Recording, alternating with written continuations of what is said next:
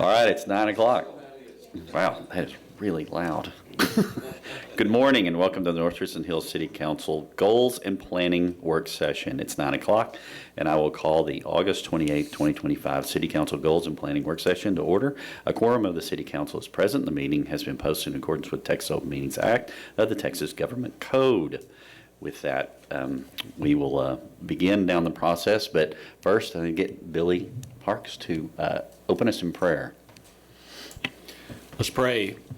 Heavenly Father, we thank you for today and for this opportunity to gather together and to do the business of this great city that we live in, North Richland Hills. We thank you for decades of wonderful blessing. We thank you for just the way that you provide for us each and every day. And Father, we ask for your wisdom as we strategize and plan for the city's future. We thank you for our city staff. We thank you for our city council, for all those who serve and make life better for those of us who live in this great city. So we thank you for today and ask that you bless it in Jesus' name. Amen. Amen. Shall I do my opening comments? I have 683 words that I'd like to say. Or at least that was according to what it told me on the numbers, right? But I changed it up some, sorry. So just kind of speaking generally about strategic planning, I wanted to get started, kind of roll back from last year. I know we're doing unusual. We're doing 2 years in a row, but we've had such a changeover in council again that thought it'd be a wise decision to do that. You know, last year, I had it pointed out to me by a few people that I waited to be the last to talk. You know, I like to listen and I like to learn and be last to speak most of the time just because I want to hear what other people have to say. You know, and I tried very hard in my mind to build trust with all parties because there was a lot of, you know, turmoil and change and things that were going on. You know, I always get the risk of speaking when I say something because we were at the policeman's banquet last year and I got up, started talking, and I made the comment during that. You know, I said I was very excited to see the policemen writing tickets to slow people down. And I sat back down and I didn't think about it. And Dana leans over to me and she goes, you know, you just kind of basically did a policy speech direction for the policemen to write more tickets. And I went, it's kind of okay. But and then yesterday, as I was thinking about it, I was driving, I went through 2 or 3 school zones and I saw 4 different of our officers giving tickets to people in school zones, in which I really like that when they're doing it in school zones because people need to slow down in those. You know, it was just my honest feelings that I was saying because we were a little on the short notice on the police thing last year. But, you know, overall, I feel like we've successfully navigated this last year. I feel like we've got a lot done and kind of pushed a lot of things out really quickly. You know, if I think of one of the first things that I do is restaurants, you know, it's been on the resident survey year in, year out for many years that it was the top thing and overwhelmingly the top thing. But we unleashed Paulette, Craig, and the economic development team. And I think we've really come through for that. I'm ready for some groundbreaking on some stuff, and everyone's already ready to go to, you know, that already know that it's, you know, the Blue Goose. They've already talked about that multiple times and said, and they keep telling me, when's it going to open? I'm like, I said, social media was the one that outed it, okay? You know, we drove transparency. I like people to say words like cover up or secret this or hiding stuff that. You know, there's nothing you can hide in all this stuff. I mean, everything is public. So when they say that, it's just people making stuff up, trying to stir pots. And to get something for themselves. It doesn't have anything to do with what's going on here, because it's not possible in our current environment. You know, I'll just say this, kind of an honest feeling. I was sold the idea that, you know, there was some sinister behavior going on behind closed doors around here all the time. And it's funny because when Billy and Danny and Cecile were running, the one thing that y'all repeated a lot of was that we can agree to disagree, because there was a lot of disagreement, bad disagreement going on during that period of time. And the other was, you know, disagreement was healthy and we can have joy in disagreement. I think that was one of the words you said. You know, I expect I expect the council to continue to communicate publicly because I think that's great to get out there. We just have to always be careful to not comment on each other's stuff. Just again, because of the current environment we have. But I think our road's getting a little tougher. I mean, we're in a good spot because I think we have the A team, both on the council and the staff, and I really like that. It's just, I think the state legislature is making it very difficult. They can't get the big, I finally kind of encapsulate it down to, they can't get the big thing done, which is eliminate property taxes, and Lord knows what they're going to, change it with, which would be like some VAT tax that would put 20%, I think is the number that it has to be, on sales, which would absolutely just destroy sales in the state of Texas. Or it has to be a personal income tax, which nobody wants to bring up if they get rid of it. So they're going around these edges and doing things as if buying a fire truck will go away at some point, or putting in roads will go away at some point. So they are going to make things a lot tougher. I mean, we did achieve one more year of below the no new revenue tax rate and no due debt. We've performed efficiency audits in multiple departments, and we plan to do 2 more. I look at these as learning opportunities for restructuring, really, and change.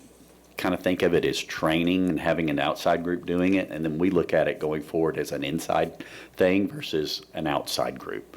Because it's not cheap to do these, both from a resource perspective and from a consultant perspective. Going forward, kind of looking at it is maybe we take those on ourselves and kind of always do an introspective look. We're also undertaking the Comptroller Stars program, 4 stars between now and mid next year, to focus on financial transparency. I think that's important as well. And then don't forget, one of the last things we did is we got term limits to be voted on November, and I do continue to get good feedback on that from people. I believe we built a foundation last year that's carrying over to this next year, which is the Lean Six Sigma training. I think that's a cultural introduction. I don't think, and the tools are great. I love the tools. I love the process.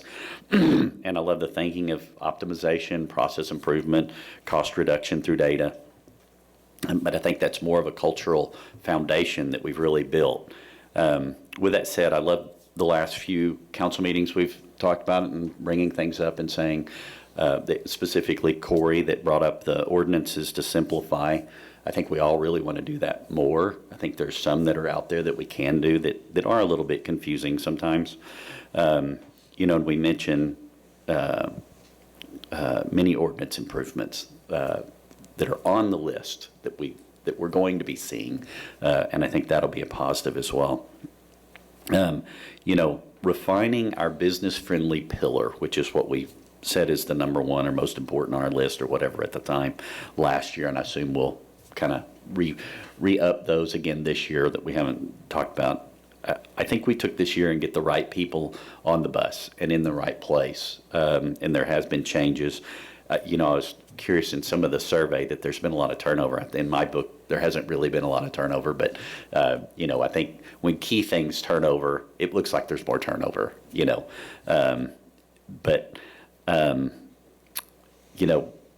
And I'll give an example of, we're talking about ordinance changes, and I know also in the surveying, we'll get to more of that, is the permitting. People talking in here saying, we can do the permitting easier or redo it or whatever. When we look into those things, I don't know any of y'all that had used contractors before, but I've struggled to have contractors always tell me the truth. So, versus the person that's actually being told that, saying, wow, this permitting's taking forever and it's the city. And then you kind of find out possibly it maybe not. So I think there are some refinements we can do, and we've got the efficiency study going in there. And we have to remember, sometimes efficiency studies mean you actually hire more people to service people versus less. It's not always about cost savings. But I love strategic planning, but it comes with a responsibility. And I think that was probably one of the biggest rubs last year when we were finishing out our year the last few months. And that was, once that we create a path, I like to stick to it. There's nothing worse for both employees and your resident audience and however the patients may have and whatever they're looking at. But going down rabbit trails doesn't help anybody. And it may be something that's really important. And if it is, it's something that we need to think about then for the next year. And oops, we missed it on this strategic plan. And unless it's an emergency, we're really trying to stay with that, because it constantly changing something discourages people.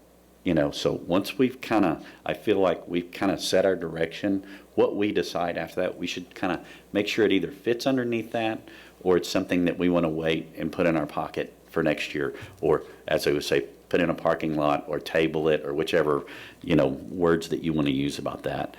One item that I'd like to think about is utilizing and leveraging a little more is AI. I read some stuff about AI and cities' use of AI, and there's an AI out there called Greenlight, and it reduces red light idle time by 30%, and it was like in St. Louis or somewhere. I forget where it was. That could be meaning that was really poorly managed beforehand, or it really has really optimized some stuff. I mean, there's a few lights that I'd like to change, and Lord knows if that AI could do something about the train stop on Davis, I'd be all for it. But also showing gains in AI from shared services like admin, HR, finance, and planning, each with all solid ROIs, and how they just, and they were also saying using AI for transparency, but customer service, which is where you're seeing the application in the private industry, is in customer service a lot. And I have seen a lot better, let's say, auto attendants that I've always disliked up to now, because I feel like when I finally call in, it's not an easy thing, because I've tried to figure it out already online. We can't forget really our main goal, I think, is for us is making sure the services stay up, but keeping the property taxes down as much as possible, and keeping those same services kind of for the residents a best-in-class situation. Safety and security is at the top of our list. We need to know that we also do things that we should be focusing on protecting property values and not doing things that destroy property values while we're talking about them. And want to decide today that what we're going to do is we kind of stay on track with what we've decided in going forward, but it empowers the employees to be able to do their job versus kind of sending people on, I call it the signal versus the noise, instead of focusing on the noise that happens a lot of time. I think you mentioned we can't manage by social media or, because that is a smaller percent. Certainly it points to bigger problems that you look into. But want to focus on extending our pillars and what we've already set out, and say, how do we service and stay in our direction for extending our pillars that we've already created, which we're going to go over again, make sure they're the ones we still want again, and then go forward. But for today, good luck. I think we're ready to roll. Good. Good morning. Before I jump in, council, anyone else have something you want to say? The bar's been set up to 683 words.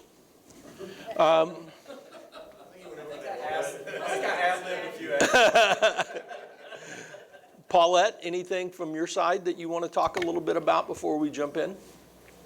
Yes, thank you. I agree with the mayor. I think, we built a lot of trust really right from the beginning after May 24 election. I think that is to the mayor's credit. We had immediate conversations the night of and the day after the election, and I was actually in Orlando for a cheer competition, but we met in person as soon as I got back. So I think that set the tone for trust. I think we had a very successful strategic planning session last summer where we all continued to build that trust with each other. And so I agree with the mayor's comments about, I believe we have the A team on council. I believe we have the A team on staff, and we cook with gas around here. Our saying lately over the last year has been, we do all the things all at once, all the time. However, we'll talk about this as we get more into it. I do get concerned about burning our people out, because you also have the type of people that they will keep going until the job is done, and they will burn themselves out doing it. And the more things you add to the list, they'll just keep trying to get it done. And so being cognizant as we go through the process of listing out issues and projects we want to tackle, of the resources that are required to accomplish those tasks, and resources meaning time, energy, and money. We're willing to do all the things. I also want to make sure that we retain this A team, and so that's one of my concerns. As far as a culture shift, we're going from a good organization to a great organization. And I believe all of the leaders in this organization, and even, the frontline employees, have fully embraced that. But yeah, our staff is adjusting to different management styles. So I worked for Mark for a number of years. He will also tell you we are completely different managers, and I think those of you, Kelvin, that worked with both of us will admit that. And so that's an adjustment for the staff in a lot of ways, and then we're also going through a culture shift in terms of what the mayor spoke about, making sure that we are focusing on not just being business friendly, but also being more transparent. And one of the things we've learned in our Lean Six Sigma training is focusing on the voice of the customer, and that's kind of a theme in everything we do now. We focus on the voice of the customer in terms of how we're providing the service, and any changes that we make, how that impacts them. When it comes to permits, my motto has always been, and I've been over that area since I came back to work here, is that we work for the people who live in the houses. Our primary customer in that is the resident, not the contractor. They are a secondary customer, but our primary concern is that resident. And so what does that mean? That means it does take a little bit longer to review permits, plans, especially for constructions, remodels, that kind of thing, because we're making sure that whatever they're submitting is going to be up to code, but also be built in the right way. That sometimes makes contractors mad. I'm just going to be honest. We have focused on trying to make sure we are also including the owners on communications with contractors. And we haven't always gotten that right, but we try to make sure we're doing that. So those are some reasons of why, sometimes from the perspective of the contractor, it takes a little bit longer. But from the perspective of the resident, we work for them, and that's our primary goal. In the utility billing area, that has not gone well.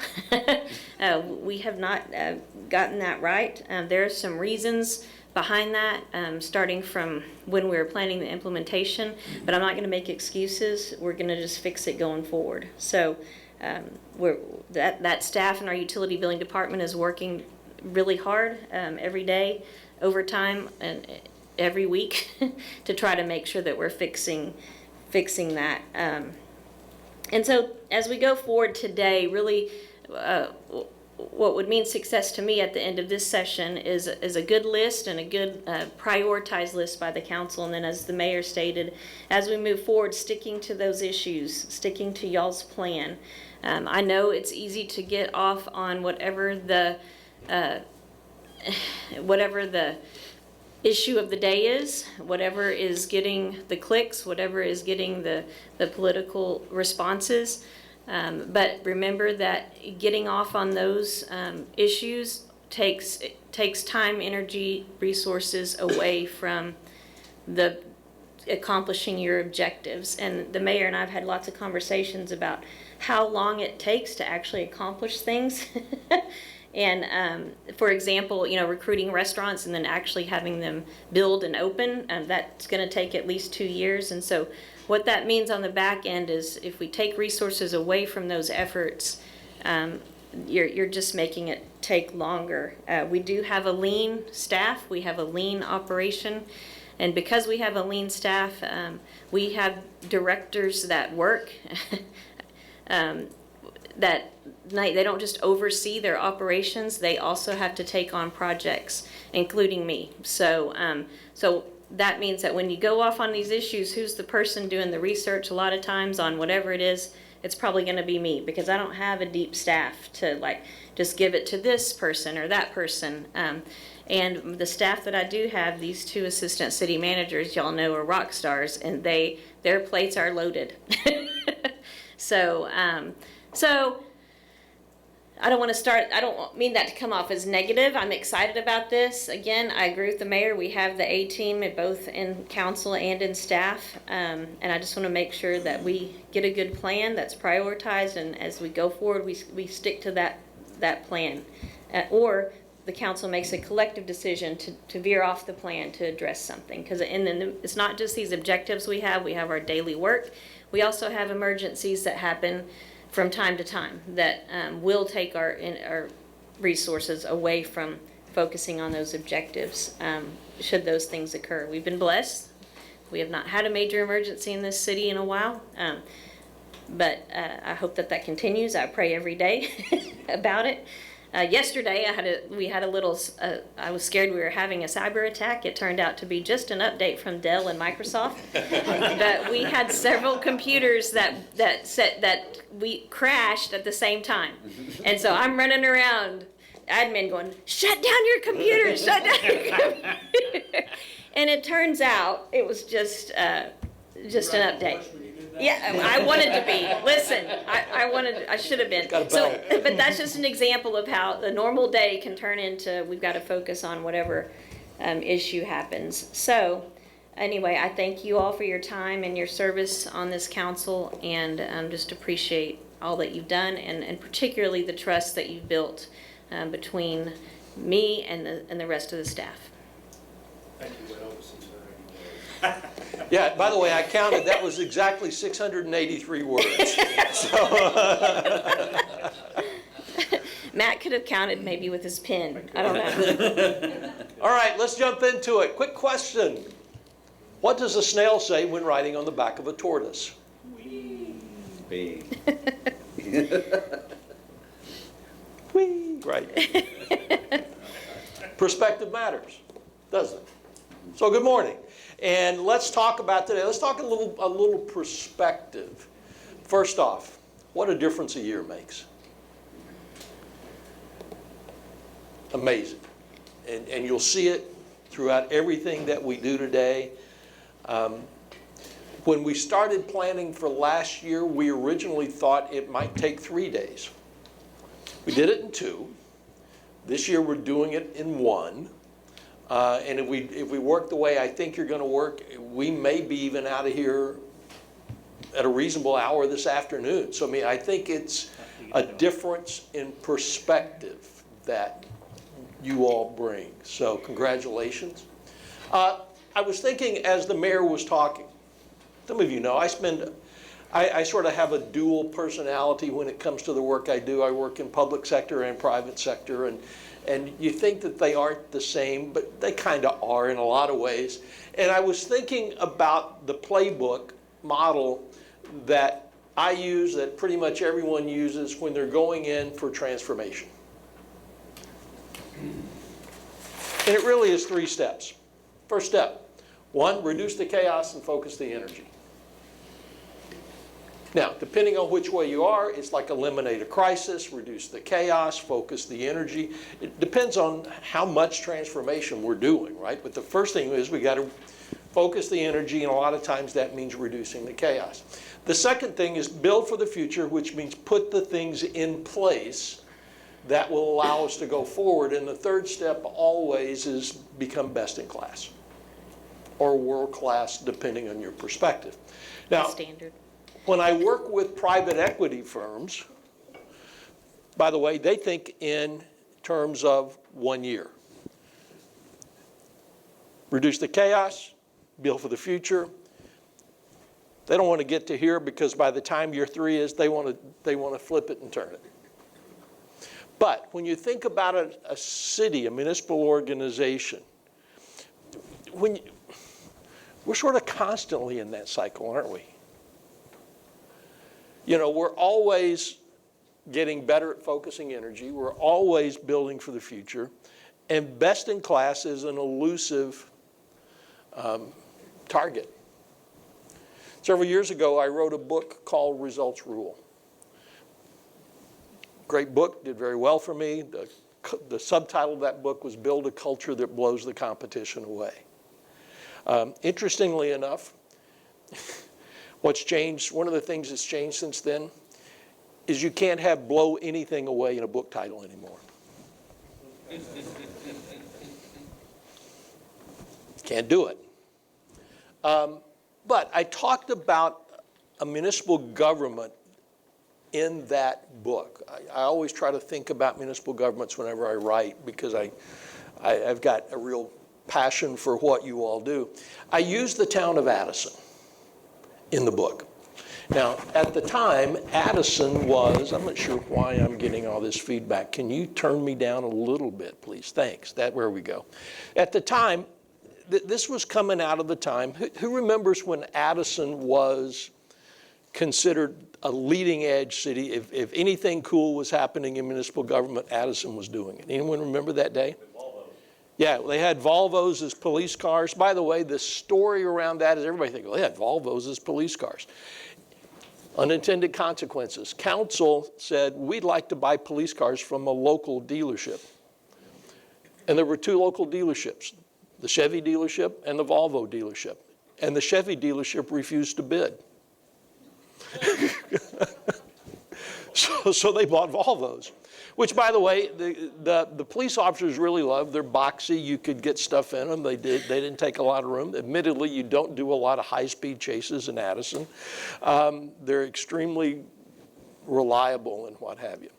But, you know, a few years back, someone who was running for the mayor of Addison came to me and said, took me to lunch and said, is Addison still Addison? Is it still that mystique? And I said, in some ways, yes.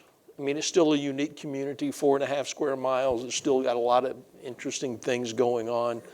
There's still 180 restaurants in 4.5 square miles. And I said, but in many ways, no.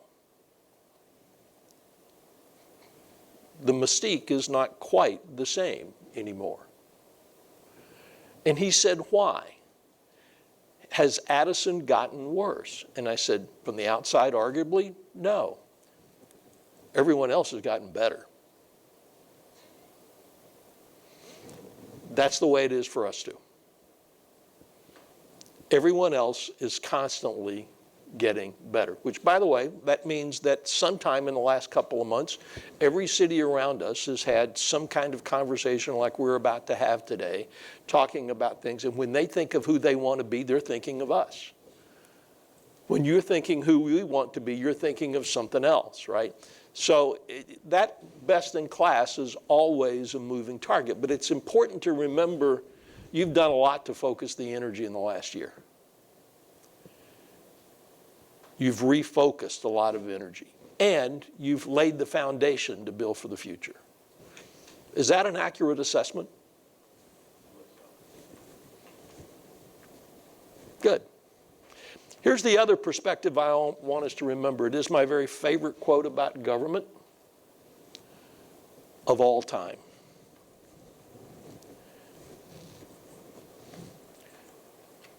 Government is a trust. The officers are the trustees, and the trust and the trustees are created for the benefit of the people. So those of you who've been through these before, we don't do team building. We don't fly paper airplanes around. We don't do that stuff. We do the work of the city. You become a team by doing the work of a team. Now, periodically, we'll stop and talk a little bit about how you function and how you're working together. But this is designed to be a working agenda.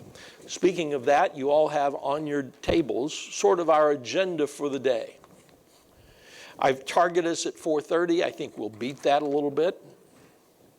Knowing that if I set the goal of that, goal-oriented people that you are, you'll work to be out of here by 2:30 or 3.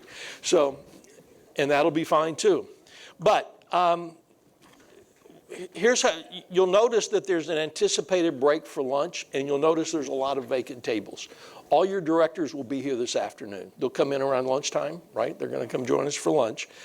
And so this morning, we're really going to focus on some things about how you want to operate, some things about what you want to accomplish. This afternoon, we'll really focus on what are the priorities that we set, and that will be a joint effort. Today, when we get to that part, I really want you to focus on not how we do it, but what do you want to accomplish in the next year? And we'll talk a little bit about the role of council and the role of staff, and just as a reminder along the way, and we will go back and review the pillars. So that's sort of the roadmap for today. We'll stop. I'll ask if you want to take breaks. I'll check in every hour to hour and 15 minutes to see where you are. If you want to keep going, we'll keep going. If you want to take a break, we'll take a break.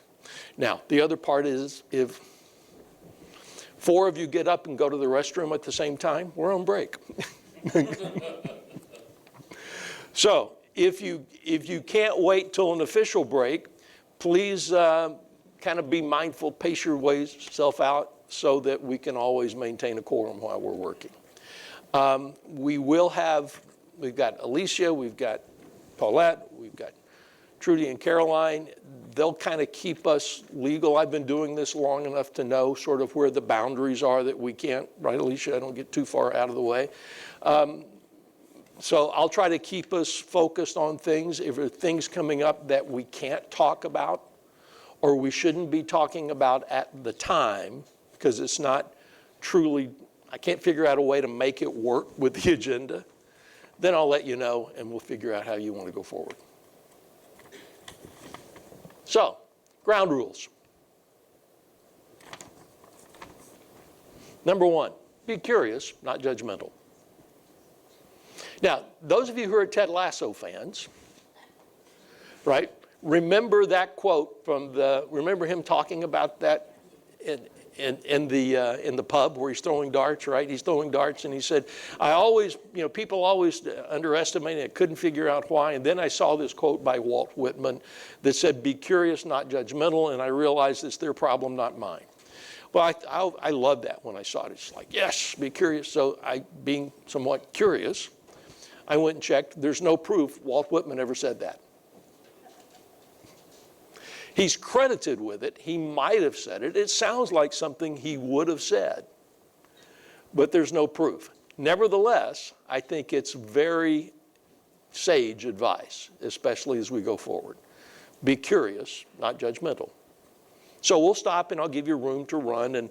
And the mayor talked about, chasing rabbits, and I understand that. Honestly, there are times my rabbit holes have rabbit holes in them. So I have been known to do that, but I'll try to keep us focused today on doing that. The second is this: the present should be guided more by the future than the past. We have literally turned the page. So there are some things that we can refer back to in the past, but to be a little cliched, there is a reason why our windshield is larger than our rearview mirrors. So we'll try to keep focused. We'll look back when we need to. Why is today important? I love what Eisenhower said. Plans are worthless, but planning is everything. And while we want things to always be able to work the plan, Microsoft does an update in the middle of the day and computers crash. Or somebody hits with a cyber attack. Or, right? So Mike Tyson had his version of this same statement. Everyone's got a plan until someone hits you in the mouth. But the process of planning is important because it sets and defines where north is. It keeps us moving in the right direction. There will always be things that come up, and I'm always reminded, does anyone remember what George W. Bush was doing on the day of the 9/11 attack? Reading to children. Did we ever see him read to children again? No. That was his signature program. It was what was going to usher in. And then, oops. You know, when we were doing, I don't know that we did one in 2019. Did we do one? Yeah, we did one of these in 2019, I think. You know, it's amazing. Nobody in the entire group said, there's going to be a pandemic next year. They're going to shut the world down. Nobody said that. So there are always those things. We have to be able to adapt. When we get to the priorities section, I will be asking you to say, what are those really important ones that we want to get done? We really need to get this done. What are those kind of next level that we'd like to get done? And then what are those that we want to get them done, but if something falls apart, these are the first to go? And again, that'll be more guidance for the staff than for you, because Paulette is right. Your staff will do all of them. They'll find a way. And sometimes we end up not doing everything exceptionally well. So, we're going to focus on big policy issues. We're going to appreciate what we've done since 2024. You've done a lot. We're going to talk about what's next to fine-tune toward your vision. By the way, I've shared your vision with other cities around, and they all look at it and go, well, that's interesting. That's a big vision. That's not something that you see cities normally say, and you'll understand why in a moment. And then we'll hopefully look for what are the key actions to move us forward rather than a to-do list. So that's the agenda and the structure. Kind of from a deliverable standpoint, we'll check this at the end of the day. We are going to reconfirm our mission. We're going to talk about course of action. And then we're going to make sure not only to give staff guidance on priorities and urgency, I want to make sure we talk about what's the follow-up counsel you need to make so that you're comfortable that things are happening. That's one of the things you told me in the interview process as we were talking to each of you, that you want to make sure that things we've started are actually being done. So I want to make sure we talk about how you're going to follow up on that. Fair enough?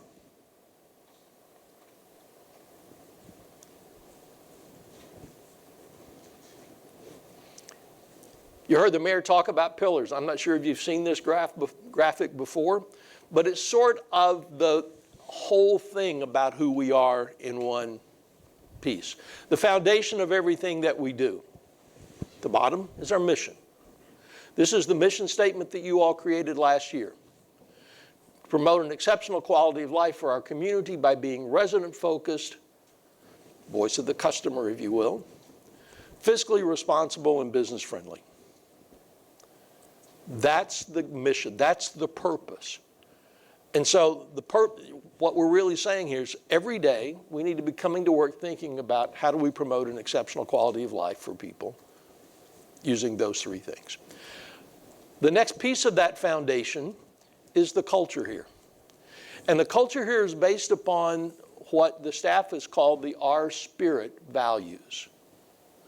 Respect, service, productivity,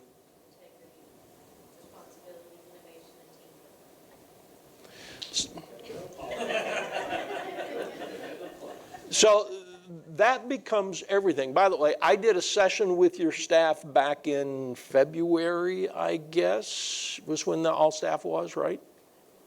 Yeah, and we talked about change, but we also talked about it in the context of the R Spirit values. It's something that your staff talks about every day, all the time. So those things form the foundation. The pillars across the way are what that foundation builds on toward the vision. So let's go all the way to the top of the house, if you will. Here's the vision. to be the standard for transparent, resident-focused, fiscally responsible, business-welcoming municipal government in Texas.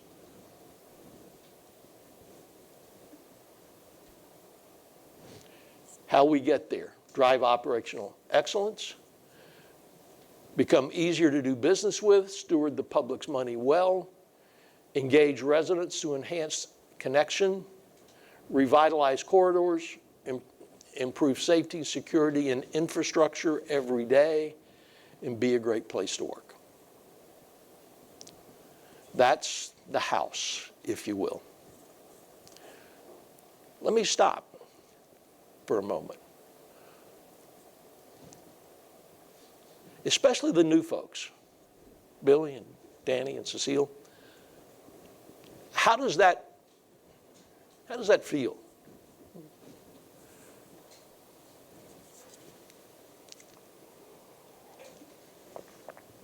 No pressure. Doesn't matter. Ladies first. Yeah, ladies first.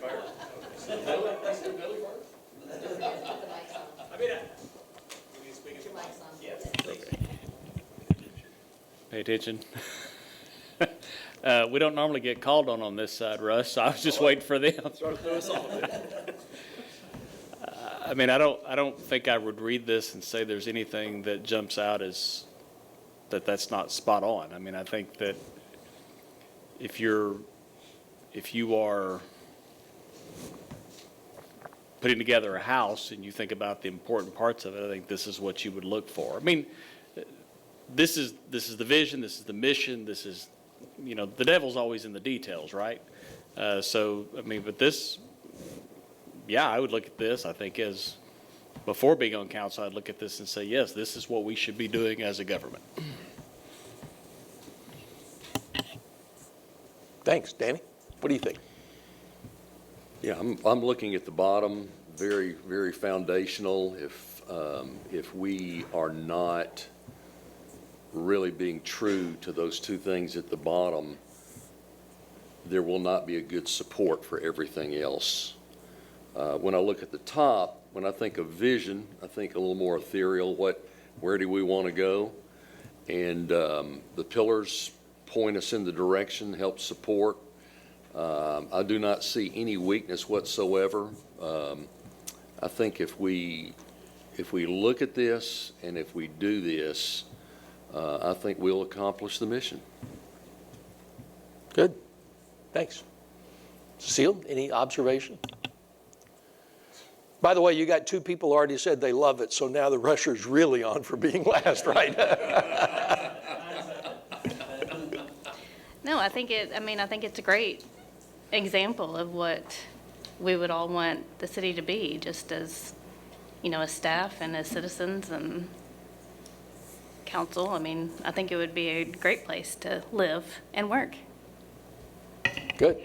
So now we'll let those of you who had a chance for a year to sit with this for a while.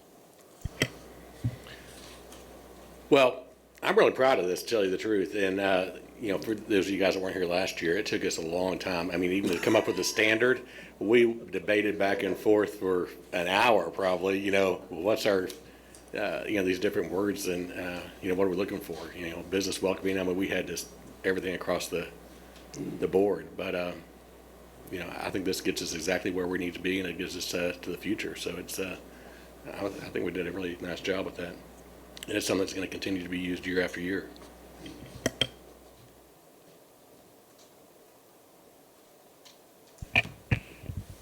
When I look at some of this, after we've had some time together, get to know each other better, we look at all these, and there's several things here that I think we've really pivoted over to, which has really been a big help. But I think with the foundation that was already here, I think it would just made these transitions easier, and the staff here has made it so easy to transition in. And I think that's made a huge difference as far as going forward. There was some, I mean, just take, for example, the revitalization area. We see that on a regular basis now. It's more, I see it as more focused, and I guess it was one of those things that I was really interested in more than anything else. But I know going through budgets, we steward money very, very well. And when the city staff comes to us and said, here's our budget, here's what we got, here's what we got to figure out how to do it. And you hear each person from a department step up and say, this, we're going to do this, we're going to do this, and do this. So it's been easy in my mind. It hadn't been for y'all, but it has, in my mind, I'm thinking, boy, these guys really got their act together. And especially the more I get to know people, especially sitting next to Trudy, and she tells me when to say something and not say something. So that's even made it easier. She does that to the rest of us too, so it's okay. But to me, it's been great working with these guys. So, Hey, if I could add something, I recently retired and basically was in charge of a planning session for our staff at the church twice a year. And we got into a rut where we would come in and we'd have calendars and we would just, it's almost like copy and paste, the same thing over and over. And finally got to the place where we said, do we really expect to have a different result if we're doing the same thing over and over again? And so we started looking at why do we do these things. Give you an example. This may seem kind of silly, but we would have a fall festival. Okay, we do a fall festival. We get a bunch of people in there. What did that get us? What did that buy us? Nothing. I mean, we handed out candy. Does that help us accomplish the goal? No. So guess what? We didn't do it last year. So I think this gives us a good template by which we can determine what we need to do in order to move the ball down the field. Yeah, you're exactly right. I think it's amazing to me how well this has been adopted throughout the city. And it's real easy for us on the council to say, look at this amazing vision and stuff, and we're all dedicated to this. But really, we don't have a whole lot to do with it. I mean, it's real easy for us to show up at the meetings and say, no, this is our priority. But the speed and efficiency at which the staff has adopted this and put it into everything is astonishing, from social media posts to the budget to our agendas for our meetings. It is very impressive how they have taken what we built together, because it really was collaborative last year, and just moved ahead full speed. And so really anywhere we've improved, I mean, sure, we give some direction, some comments, but anywhere we've improved, whether it's being easier to do business with or attracting the right kind of businesses, it's really staff that deserves the credit for getting it done and adopting this stuff, because we can sit at our normal jobs or our retired life and talk about how great these are, but they live it and work it every day. And it's just astonishing to me. And I think they're a really good set of guiding principles to get us starting from the bottom, moving up to where we want to be.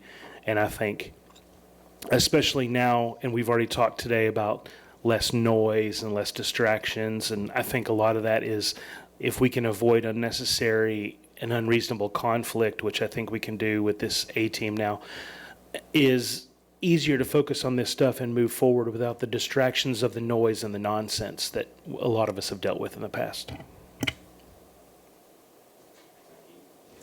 I guess it's my turn. I was trying to make this move fast. No, I think looking at this again makes me think about, we started from scratch last year, to be honest. We've had, and this has nothing to do with staff whatsoever, I think you guys are great. But we started from scratch because of what the citizens told us for years. And then we built this from scratch, focused fully on the citizen. And to tell you the truth, and of course you're going to have negative Nancys out there no matter what you do, but 95, 96% of the people's attitude, they've come to me at least and said, Ricky, the city's different. It's positive. And so I believe that, of course we had a massive turnover last year, first time probably in 30 plus years, and we've revamped this to focus on citizens, business, and transparency. And I'm even hearing from business owners like, I'm going to look at North Richland Hills again. We stayed away for a reason. Okay. And I've heard from citizens saying, hey, all of a sudden we're seeing social media posts more every day. I'm seeing from you guys every day. We're actually having town halls. We're having budget road shows that we never had before, or at least wasn't publicly put out there too much. So I believe that, seeing this again, like I said, we revamped, and Calvin reminded me, it was 2 days worth of this. We really, and I kind of forgot, we kind of went over for like an hour or so just for the mission statement alone. But I think the council has bought into this as well, and I think the city staff has bought into it very well as well. And the citizens have noticed it, is what everybody's been telling me. So kudos to everybody, and we have a great team up here, great staff behind me. And I look forward to the city keep going in this direction. Good. So, kind of just generally speaking, and then there's some of those that I actually would tweak just a little bit, just a couple of them. But if I think about the... By the way, you'll have a chance to do that in just a few minutes. I know. I think that's a little bit of one of the one things that going with the term limits. And I know that kind of speaks as an overall broad brush, but the idea of kind of getting a fresh look at certain things. And look, let's not get confused. We stand on the shoulders of everybody that came before us, and this has been a real well-run city for a very long time. And I think there becomes a little bit of complacency in some things.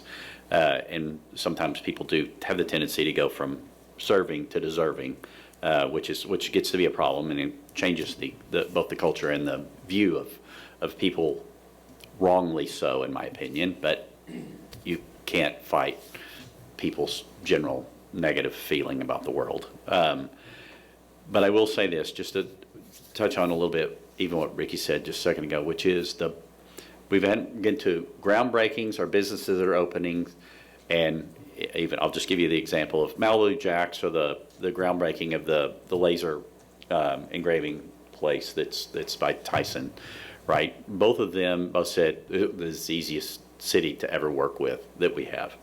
Caddo said the same thing to me. I had lunch with the CEO of Caddo just a couple weeks ago, and he said, man, I'll tell you, we're trying to get one opened in XYZ place, and he goes, y'all were just so much easier to work with.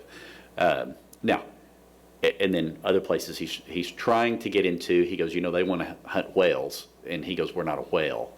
And he said, so they don't have an interest in us because we're a smaller entity, and y'all were more than embracing of kind of an entity that wants to focus in a local sense versus a national sense.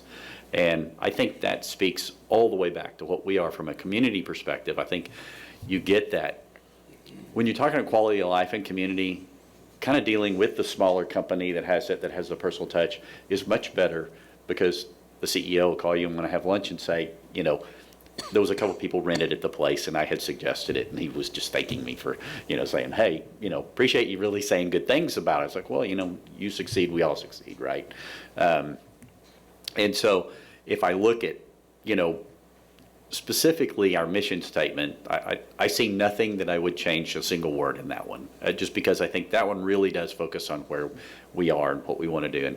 And like Danny said, that those two bottom ones, I mean, those are kind of clear, concise, and straightforward, and I think they're a great foundation, just like, the culture of excellence, and where did we plug things in to accomplish that. The one that I would, and I know we're going to get into this more, that I would challenge the council to make sure that I think that you should carry the burden on, and it's the one in the very center, which is engage residents and enhance the connection, because we're the ones that have to be out there. And I'll say this, when we go, and I'll just give the ribbon cutting for Mullendore Elementary as an example, everybody showed up, that obviously could. I mean, there was extenuating circumstances for one of us. But everybody else was there, and I can't remember the last time that the council showed up for a ribbon cutting at a school And trust me, I've been to many of those in the last few years, and thinking, well, if I got one person there, it was actually good from the council. And kind of seeing that and feeling that we're working together in the community. Again, that center pillar, I think we should shoulder a lot of that communication out there to say we build trust with the community back to the staff. We build trust to the community back to the council, right? And I think that's one thing that, I mean, where Matt's right, a lot of this happens, in a black box for us. That one itself, I think we should shoulder that one in a dramatic sense, so.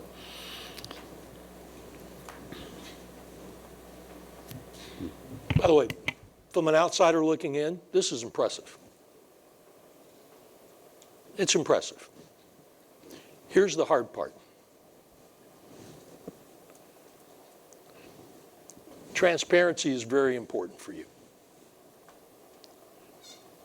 And for the second year in a row, we're recording and streaming this. We're not streaming, we're recording. We're recording. We can't stream from, that's right, we can't stream from in this room, but we're recording this. And the easy thing to think is, oh, we're streaming everything, we're recording everything, we're transparent.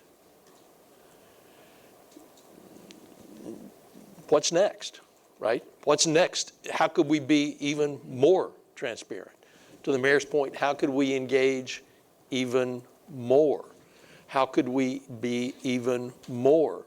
And there will probably come a point where there's very little to gain for the effort. The juice isn't worth the squeeze, so to speak. But I'm not sure that we're there yet. Being a great place to work is like, all right, well, this is a great place to work.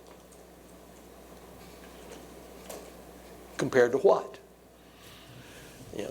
Sharp stick in the eye? Easy. And to that one pillar in particular, and where I'll disagree with Matt on its, that makes it happen here. Obviously, from a standpoint of the hierarchy, that makes it happen, and it's a tone at the top always, that sets that.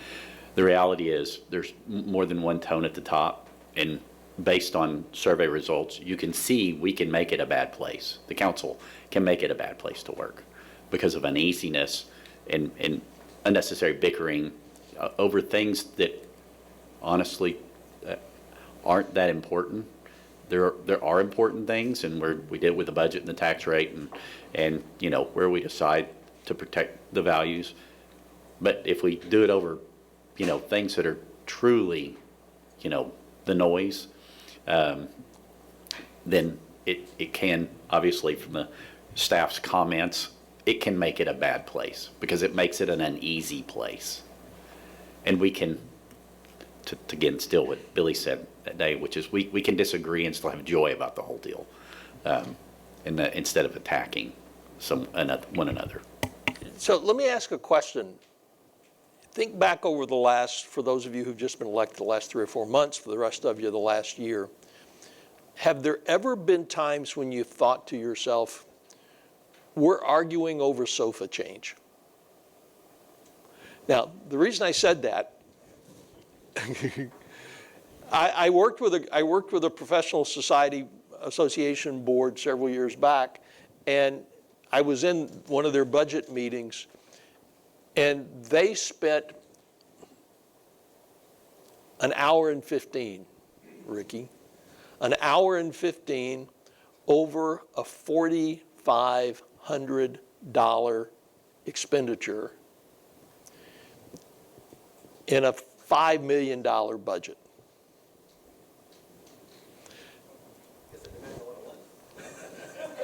Yeah. It was over, yeah. Yeah, this wasn't a moral issue. This wasn't a philosophical issue. This wasn't a vision. This is, should we use one vendor or another? And the staff recommended one, and they were like, I could get it cheaper. By the way, here's where it happens in budget meetings. How long does it take to get a budget for a new fire engine approved once the decision is there? You can get through that conversation pretty quick. Yeah, but I mean, if the money's there and everyone, right? But does anyone ever say, arguing, wait a minute, we're spending $1.2 million on that fire engine. I can get it at Home Depot for $975,000. No, we don't say that. On the other hand, lawnmowers, you know, the staff will say, I want to spend $300 on a lawnmower to get something that's high quality and that lasts and what have you. How often do we have the equivalent of saying, wait a minute, I saw them on sale at Home Depot for $225 last week. That's sort of arguing over sofa change. And some of them, you're right, Ricky, they're moral issues, we need to take them. But that's always the challenge, isn't it? So some of these things we got to continue. So I'm going to continue to think about, for the theme today is, okay, you've done this, you've made amazing progress, what's next? So what? So let's talk about your survey responses. We sent them all out. I'm going to go through the high points. You have the entire survey response, including all the comments. And again, this year was the first time, I think, Paulette, we've ever done this. So thank you to you and to the mayor who recommended that we do both of these, the city staff and the elected officials at the same time, and we share the results. That's transparency. So I'll start with, here's the observation that I came away with after a day and some change of sitting with you all. You're in a much better place than you were a year ago, not only with the staff, but with each other. Consistency is the immediate challenge, before us. How do we be consistent in all this? New members are integrating very quickly. And I'd like to, I sense that there's a desire to move to vision and goals 2.0. Same vision, 2.0 on the implementation. Same goals, 2.0 on the implementation. Now, here's what you told us. You'll be interesting to know, the green is excellent, the blue is good, the yellow is fair, the orange is not sure. I just did the numbers are all in your, if you want to see the actual breakdown. But just a reminder that since only 5 elected officials filled it out, 1 is 20%. Right. Right. So one person said fair, and one person said excellent, and the rest said good. Now we had 15 staff people fill this out. Gives you a better number.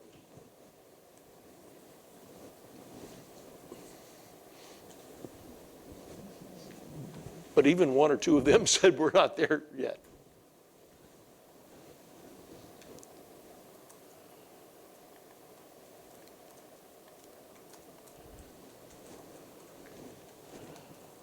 Being easier to do business with. That's probably one staff member said not sure. A couple of them fair. Mostly good. I'm curious, when you look at those numbers, is that a net positive, net negative, or net neutral in how you react to them? I mean, I think everybody's always in their own perspective. I mean, people are in different places, so they actually mention based on where they are in a either new or they've been here a while. Some people don't like change, they do like change. I mean, it's I always view these things as kind of benchmarking in my mind to think we should look into some of that, but it doesn't necessarily drive an opinion for me because I have my own already. I look at that and said, I'm actually happier to see more good than more excellent.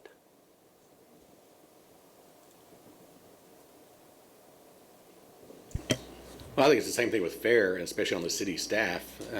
So I think the city staff holds themselves accountable, and they think, well, we have more room for improvement.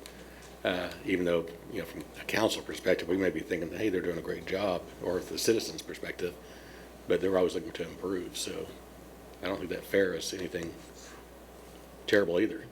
No. Billy? My philosophy is a little bit of you strive for excellence so that you achieve good.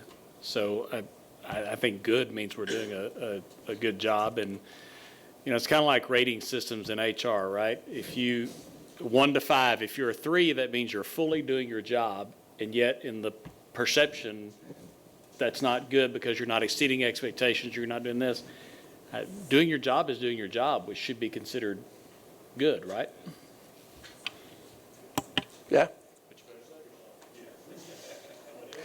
Yeah, nobody really wants to be fully competent when it comes to their ratings. Yeah, but the reason I said good, part of it is that I like the fact that not everybody said excellent, because it's, in my mind, it means, yeah, we're doing a good job, but there's at least an area or two we think there's an opportunity with. When somebody says fair, there's like, I don't think we're hitting that bar exactly where we want to be yet. Now, especially when you think about your staff, don't you want the staff to be always thinking there's more?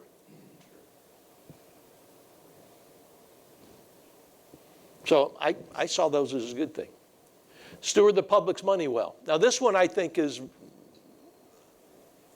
a really important one, right? So this is one you want people to go, yeah, we're doing our job.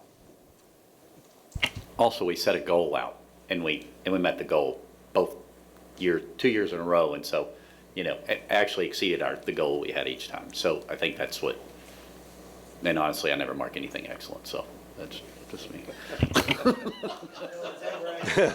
If you go back, we beat it, but not by enough, right? well, if you go back to the prior slide, so when you look at the city staff, right, they rated themselves overall higher in excellence than the elected officials did, right?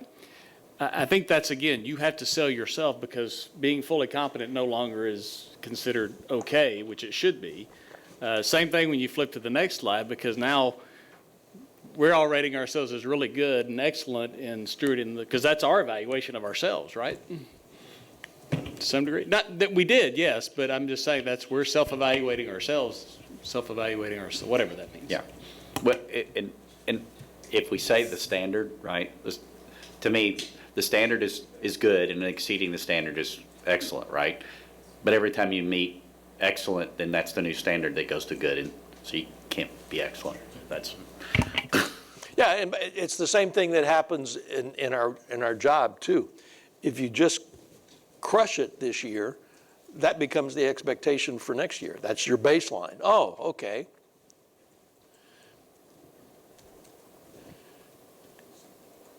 Be a great place to work. This is an interesting one.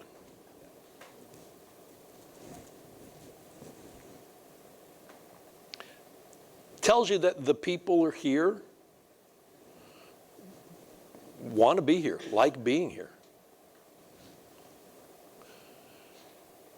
Now, we did this at the director and above level, so we didn't go several layers down.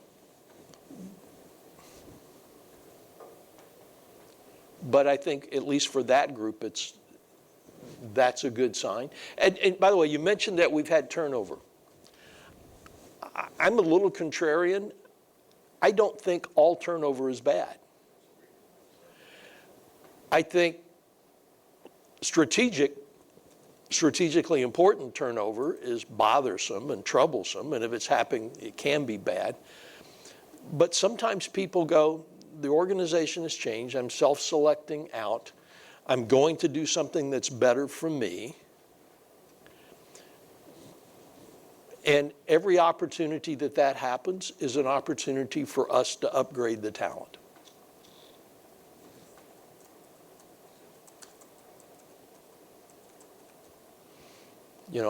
I'm doing an interview with a client for their new HR director job. And they've asked me to help be part of the interview group. I'm going to talk to the finalists and kind of help them think through it and what have you. And my biggest fear for them is that they are going to choose the people who are the best available over here's what we need. And that's always the balance, right? I mean, you've got, you can't hire true rock stars because you can't pay them, what you can only pay them what you can pay them in some places or more. But there's always that balance, right? And then the other piece is, are we hiring people with altitude that have a lot of headroom, have room to grow? My high school basketball coach always used to say, you can't teach tall. Which is true. And he said, but, we can help you play taller. Danny, regarding Luca, you can't teach fast. But we can help you play to minimize that. And if you get somebody with the right altitude, they have that. Here's an interesting one, because this is one that you talked about, it was a big deal last year. Revitalizing neighborhoods and commercial corridors. Again, mostly good. There are some fares in there.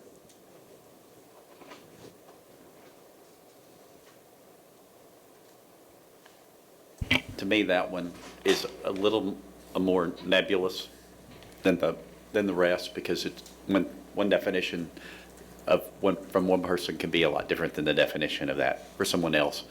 And what are you doing behind the scenes can also not be seen necessarily as you're moving things along. I mean, projects take a long time, but this is the one I kind of think, gosh, I think there's a lot of opportunity, I guess, is how it cuts. And I think the easy streets deal that's in place, and that was mentioned in a lot of the, survey wording and responses, mention that because it has given the opportunity to make things noticeably better. And people do notice them, and they do say things about them and say, wow, a lot of it doesn't take that much money to kind of get it Right. looking nicer.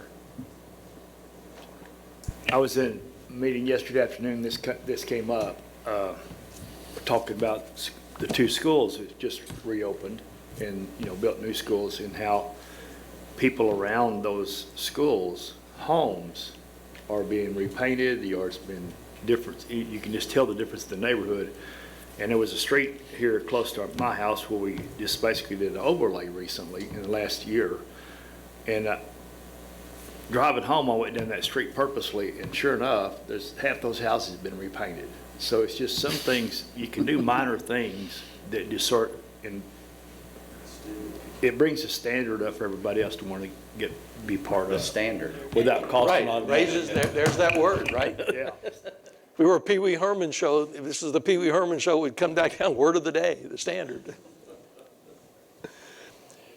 So several years ago, the city of Garland, Texas, said, we want to help start revitalizing neighborhoods.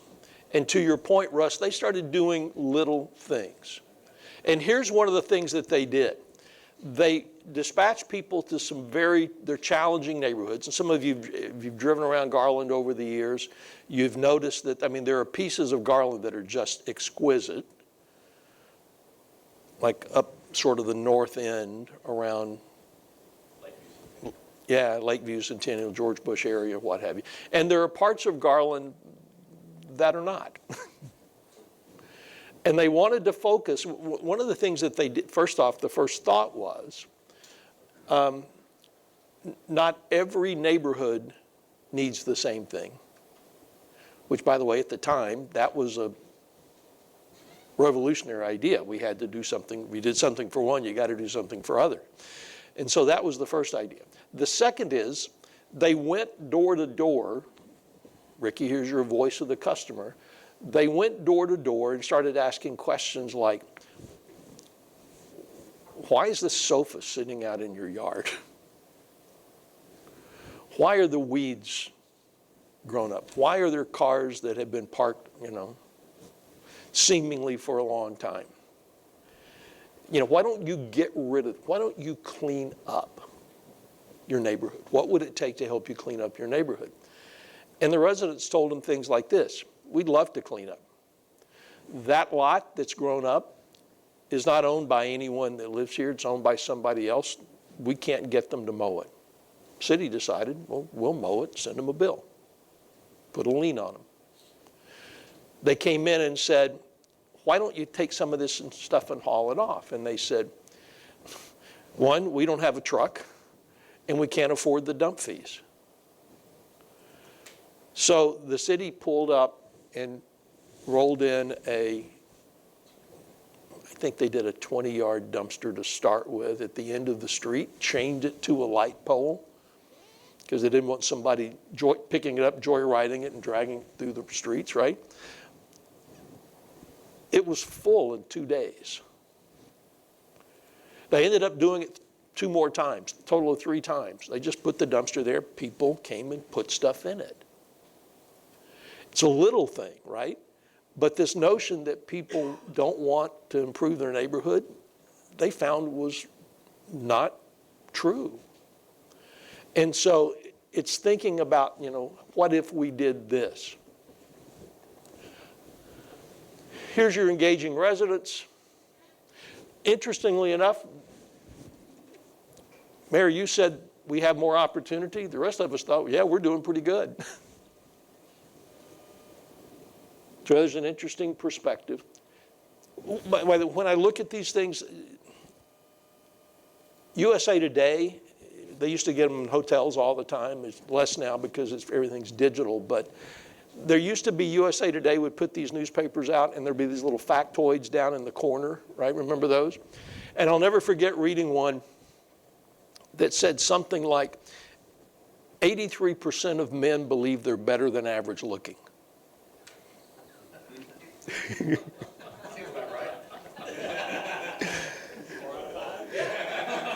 Yeah. Now, first off, statistically, it's impossible. But it does sort of go to that belief that, we tend to look at ourselves through one lens and look at everyone else through the other. And then the last one, improve safety and security. One staff member said they weren't sure. I think that's probably, I just don't know. But you got a fair there.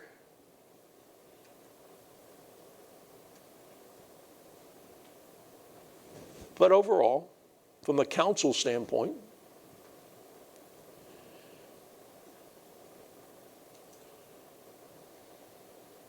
And that's a pretty big area there because, safety and security, I think we're doing a fantastic job. But you start throwing that infrastructure and, just from the cost of streets and, sewer so lines here and was everything like that. here was the thinking behind that last year. I went back and looked at my notes as I looked at this. The thinking was safety, security, and infrastructure, those are core services. Make it safe, answer the fires, make sure the streets work, make sure the water works, make sure the sewer works. That's the core service. And so you could say improve core services every day if you wanted to say that, and you'd be okay. But the idea is those are the core things.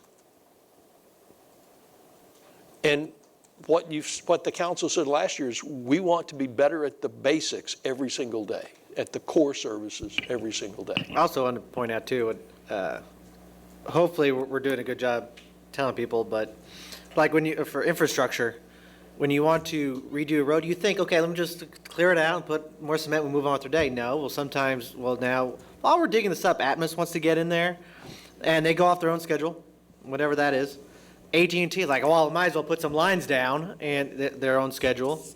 And then water's like, well, we can actually update these iron pipes and put in plastic, whatever. And so it becomes like it should, to the residents, like, okay, I should only have to worry about this for a week. Well, now it turns into a year, 2 years, because you're waiting on 10 different entities to finish off a road. So, like Glenview, just throwing out, it'll be done in September, right? September, I would imagine. A September of some sort. But it just, if the resident out there is not they only see that type of thing, it's just realizing too is that there's a lot of stuff that plays into doing one thing, which is redoing a road. Right. So, but I feel like we're staying focused on that goal, improve safety and security as well. it feels like the improved safety and security should be its own thing. The infrastructure is its own other separate thing, but that's my 2 cents. Well, I think the decision was made to put infrastructure in there because that also leads to safety and security. And we also include our IT network as infrastructure now because it's so relied upon for city services. So, I mean, one of the times when our internet went out, I mean, we kind of had an mini EOC operation going on because that shuts down a lot for a lot of people if our network is down. So anyway, but to that point, yeah, they are each big areas, but also infrastructure contributes to safety. I want to come back to this later, but a great friend of mine for 30 years, a guy named Joe Calloway, wrote a book called Be the Best at What Matters Most. And his whole point is organizations don't have to be the best at everything. We just got to be the best at the things that matter to our customers, what matters most. So when we look at this, come back in a little while after we take a break, I'm going to come back to you and ask us to help sort of refocus. What matters most, right? What matters most from a resident perspective? So really quick, I went through this. I just picked up, these are all the council responses to things that make you most proud over the last year.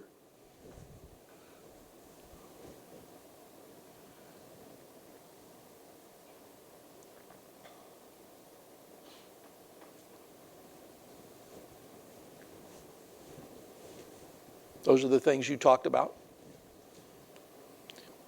When I said areas where we've missed the mark, the water slide delay was one. Permitting challenges, right? By the way, if I was Steve Harvey and this was Family Feud, and I said top 3 answers are, those would be the top 3 answers right there. As far as, I don't know about everyone else, but emails and communications and being up here and seeing a line out of the water department door, I would say the third one should be the first one because I've certainly got plenty of feedback on that. Right. I mean, the water slide I thought that was going to be open this year, you know. Right. Why haven't I gotten a water bill and why is this so hard? How come my phone number was wrong? How come that list of complaints was seemingly continual. The other communication about issues on social media popped up, development opportunities. I think that's more of there's always more work to be done. There's some development opportunities. Continue to be more proactive. It's really, the goal is we want to be more proactive. Tendency to be managed by social media.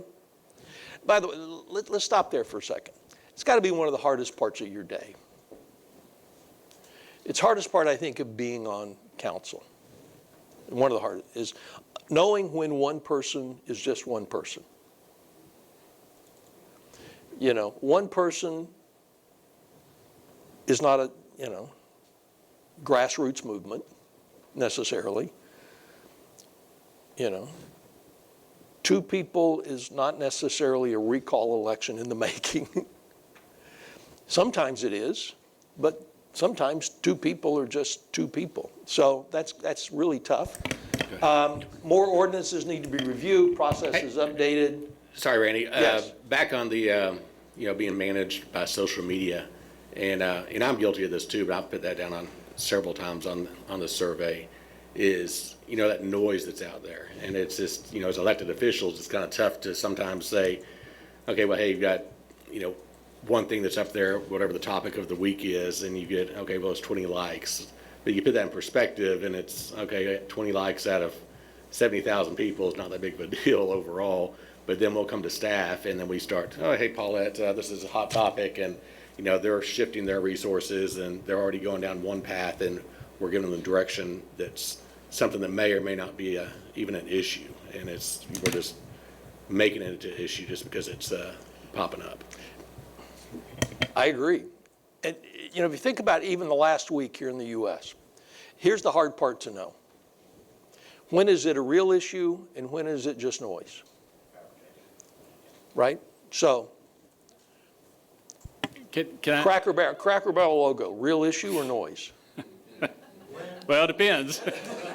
And that's the problem, right? That's the problem. There you Right, go. right. On the social media thing, and I've thought a lot about this because I don't say a whole lot on social media anymore because I don't have time to argue with people. But it does seem like there's a collection of people who are the same people that are repeating this over and over again. And my thought on that is if you really have a problem, yelling about it on social media is not doing anything about it. If you really have a problem, you're going to come talk to the city. And that is just a bunch of noise. Not to say there's not occasionally something that comes out of it that's legitimate, but in large, it's just people who may never be happy. Well, and to back that point up, you know, how many times, I'm going to be up there at city council and I'm going to talk about this and it's, nobody's there. You know, do we have anybody to speak? No. So. And I know one of the things y'all are talking about is mosquito. We stopped mosquito spraying, and basically after looking at it, I had gotten a lot of, you know, I'm kind of in the homeopathic crowd, you know, that has in touch with me, but they hate the mosquito spraying because it's a poison going in the air. It's all that. All the mosquito spraying, it never helped anyone's backyard, ever. Back when, except when we used DDT. If we go back to that, we can use it again. It'll kill mosquitoes and everything else, you included. Well, we got to bring back bicycles to ride. To ride behind this. To ride behind it. I know, I'm still alive. I can't believe it. But that was the one. It's like it raised to a fever pitch, you know, for one or two people or three people, right? That brought up, and it's, you know, like, hey, it's the worst thing in the world. And Matt brought up to me, which I thought was a very interesting comment. Oh, yeah, oh no. And he said, you know, I looked at their Facebook just to see, you know, because they're, you know, probably clothed in bikinis at the whole time because they were, you know, saying how bad they couldn't get outside. And they said, had all these pictures of them in the backyard at their swimming pool playing and having a good time and saying, you know, but in that instance, they hadn't been able to go out the house. They wear long sleeves. It's, you know, all that. But their pictures were something different. I'm not saying that's right, wrong, or different. I'm just saying that that's one of those that I didn't react because I wasn't interested in reacting because I already know it doesn't work. So why would we continue to spend the money and do it when actually there is proof that it's actually probably not good for the good bugs that exist. So anyway, it is trying not to react to those things, even though, and you can reach out and try to talk to those people. This is where I think that's our job, to try to reach out and talk to some of those people. And I spend time talking to some of those people ad nauseum, you know, from the standpoint trying to say, I hear what you're saying. I want you to understand what we're doing, but, you know, and some get there and some don't. So it kind of works out. Yes, Matt. I had an interesting comment. I saw an interesting comment to a post that I saw on social media 2 days ago. And it said, for the most part, the vast majority of all social media posts are an individual's desire to make something about them. That's probably true. And, you know, by the way, I started thinking, you know, it's like when somebody says, it's my birthday, well, make it about me, right? You know, it's my anniversary, make it about me. So, you know, I'm on vacation, make it about me. So, but the comment was that, you know, why are we getting spun up on all these things? It's all just an individual attempt. On the other hand, I think we can all realize sometimes there is that one nugget, right? And that's where the wisdom comes in. So I just wanted to add, Randy, I do think it's good if you can respond to people when it's appropriate. I think one of the things I would clarify what you said, Billy, is that it's not just if they've got a problem, they'll contact the city. If they want it solved, they'll contact the city. Sometimes they're just putting it out there to put something out there you know, I don't know. But also, before you respond, if you have a question, I would encourage you to reach out to me, email or phone call. Really, I would prefer a phone call, because if you've got questions about what they're saying and you do want to respond, always feel free to call me on my cell, and we can go through it. But I would also say, and I say this to the staff a lot because they see all the social media stuff too. So is the loudest voices are usually not the majority of the voices. So we learn to tune a lot of that out. But if there's something that you want to respond to, I just would encourage you to, unless you know, because we've just talked about it or something, but reach out to us, and then also be careful, like the mayor said earlier, because everybody responding to something, because that can be an Open Meetings Act violation. So, yeah. I don't respond to anything. I just post the positive stuff, that's it. Get in and get out. All right, so would you all like to stop and take a break? We can keep going. You want to stop and take a quick break? Good, because the next couple of sections we're going to move through very quickly. We're going to just do a quick refresher on role of council and staff. I'm going to ask you all about sort of house rules if you want to pursue that this year or not. And then we'll spend the time on what do you want to accomplish next year. You've laid the foundation this morning. Thanks for a great conversation. How long do we need? 7 minutes? 10 minutes? We'll come back at 40. 40, 9 minutes. And So you're recessing at what time? 10:31:14. I will research the city council goals and planning work session at 10:31. There we go. And 14 seconds. All right, let's go in. Let's talk a little bit about just a quick review, role of council and staff. And for those of you, this is a refresher for those of you who have been here for a while, and a new maybe perspective for those of you who are just here. But in general, it comes down to this. Council sets direction and policies. Leadership steers the boat, staff drives the boat. Now, the two ends are the easy part. Council sets direction and policy. Staff rows. The part in the center is the interesting part.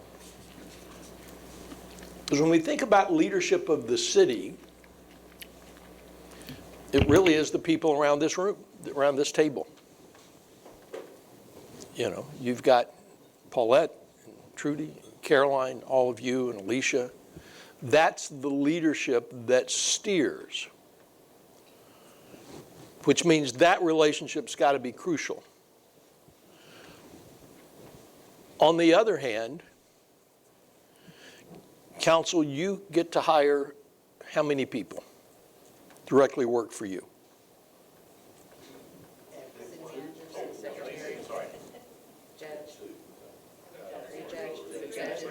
Yeah, city attorney, city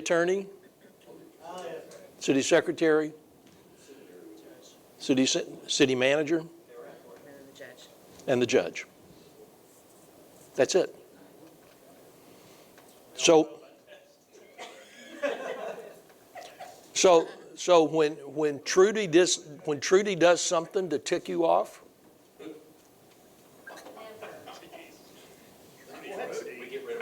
we get rid of Paulette.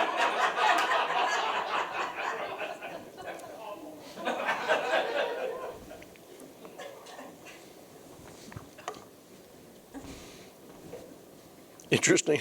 I had a city manager several years ago. Yeah, I had a city manager several years ago that they had some staff that weren't doing what they said. And the staff, actually a staff person said to the city manager, look, I'll be here long after you're gone. And the city manager said, yeah, he said, here's what I promise you. If I might get thrown out, but I'll be the last one out the door, not the first. So, I mean, this is the part where it's got to work well together, right? And this is where the communication, that's why you staying in touch with Paulette, you all being connected, and through Caroline and Trudy too, and that they're there as to help with that. But that's really important to understand that she can steer it this way, she can steer it that way, and you really do want your leaders, your senior staff leaders, to be part of the steering, because they can tell us when we're about to run this thing right into a rock. And so that becomes really important. So using them in that role is crucial to help them say, are we headed in the right direction? Paulette? Well, I'm just nervous because you left that hanging out there, that you never finished the sentence as far as if Trudy did something to tick them off. Well, by the way, that other city manager retired after a very long, successful career. I'm not sure that the staff person, I doubt that they did. I doubt that they did. But I think the end of that sentence is, yes, we work as a team, and all of you kind of, even if you want to work, you need to work with Trudy or Caroline, y'all go through me on that, and I appreciate that. But if they do something that ticks you off, you should talk to me, not to them. I did. I'm like, hold on, wait a second. I don't need, yeah, yeah. Well, I think this is a really important slide. What? If they You said it was okay if we talked to them? going through me? Go through her. Yes, Yeah. right. Yeah. Yes. Yeah. Well, Good or bad, I would say talk to me, I won't complain at all. and then I can talk with them, or I might can offer some explanation. But anything that you're just wanting to work with them on, ask questions, yes, you just go through me. So send the email to me, maybe copy them. I don't mind that. We tell each other everything. We work together. Our roles are very clear within our team, so I don't mind that. It's just if they do tick you off, which I kind of doubt, I'll probably tick you off before they do. I was trying not to say that, Yeah. Paulette. So. Yeah, I know. But this is a really important slide, I think, because, we're doing policy and Paulette's doing the operations. So, I know in the past, maybe a couple of years, we've had some folks that have been, hey, we're going to be setting the policy, we're going to be, talking to the people, and even an innocent comment to, Cecilia at the library. Oh, well, hey, I think it'd be great if we did this. Well, she may take that as a direction from me, as opposed to, it was just a kind of a happenstance type of thing that I did. So anyway, yeah, I've learned very quickly everything should go through Paulette, and we shouldn't be trying to dictate what folks are doing out on the streets or anything like that. One's the right tickets. Other comments on this?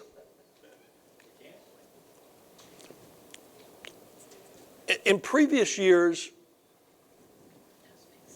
NRH has had a council code of conduct that was codified and written and became sort of how you police yourselves and how you hold each other accountable. Last year, I raised the question of, do you want to have that again? And you, the council, basically said, no, we got this. Biggest oversight of the year.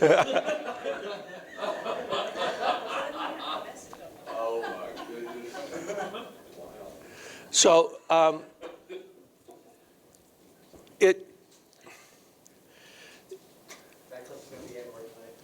let me ask you, without taking, we're not going to take an hour to work on this, but council, is this something that you would like to look at and pursue going forward?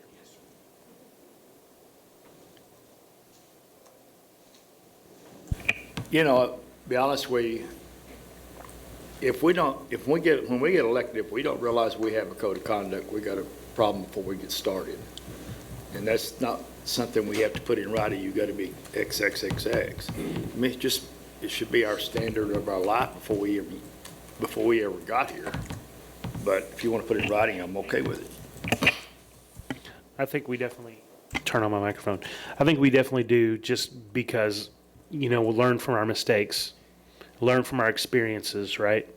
And I think we've learned that we need some guiding principles that we can not only point to, but also hold people accountable to going forward. Not that I would anticipate a problem now with the A-team or anything, but you never know what's going to happen, or what kind of issue is going to come up where we have some kind of differing opinions and people start to get frustrated at each other.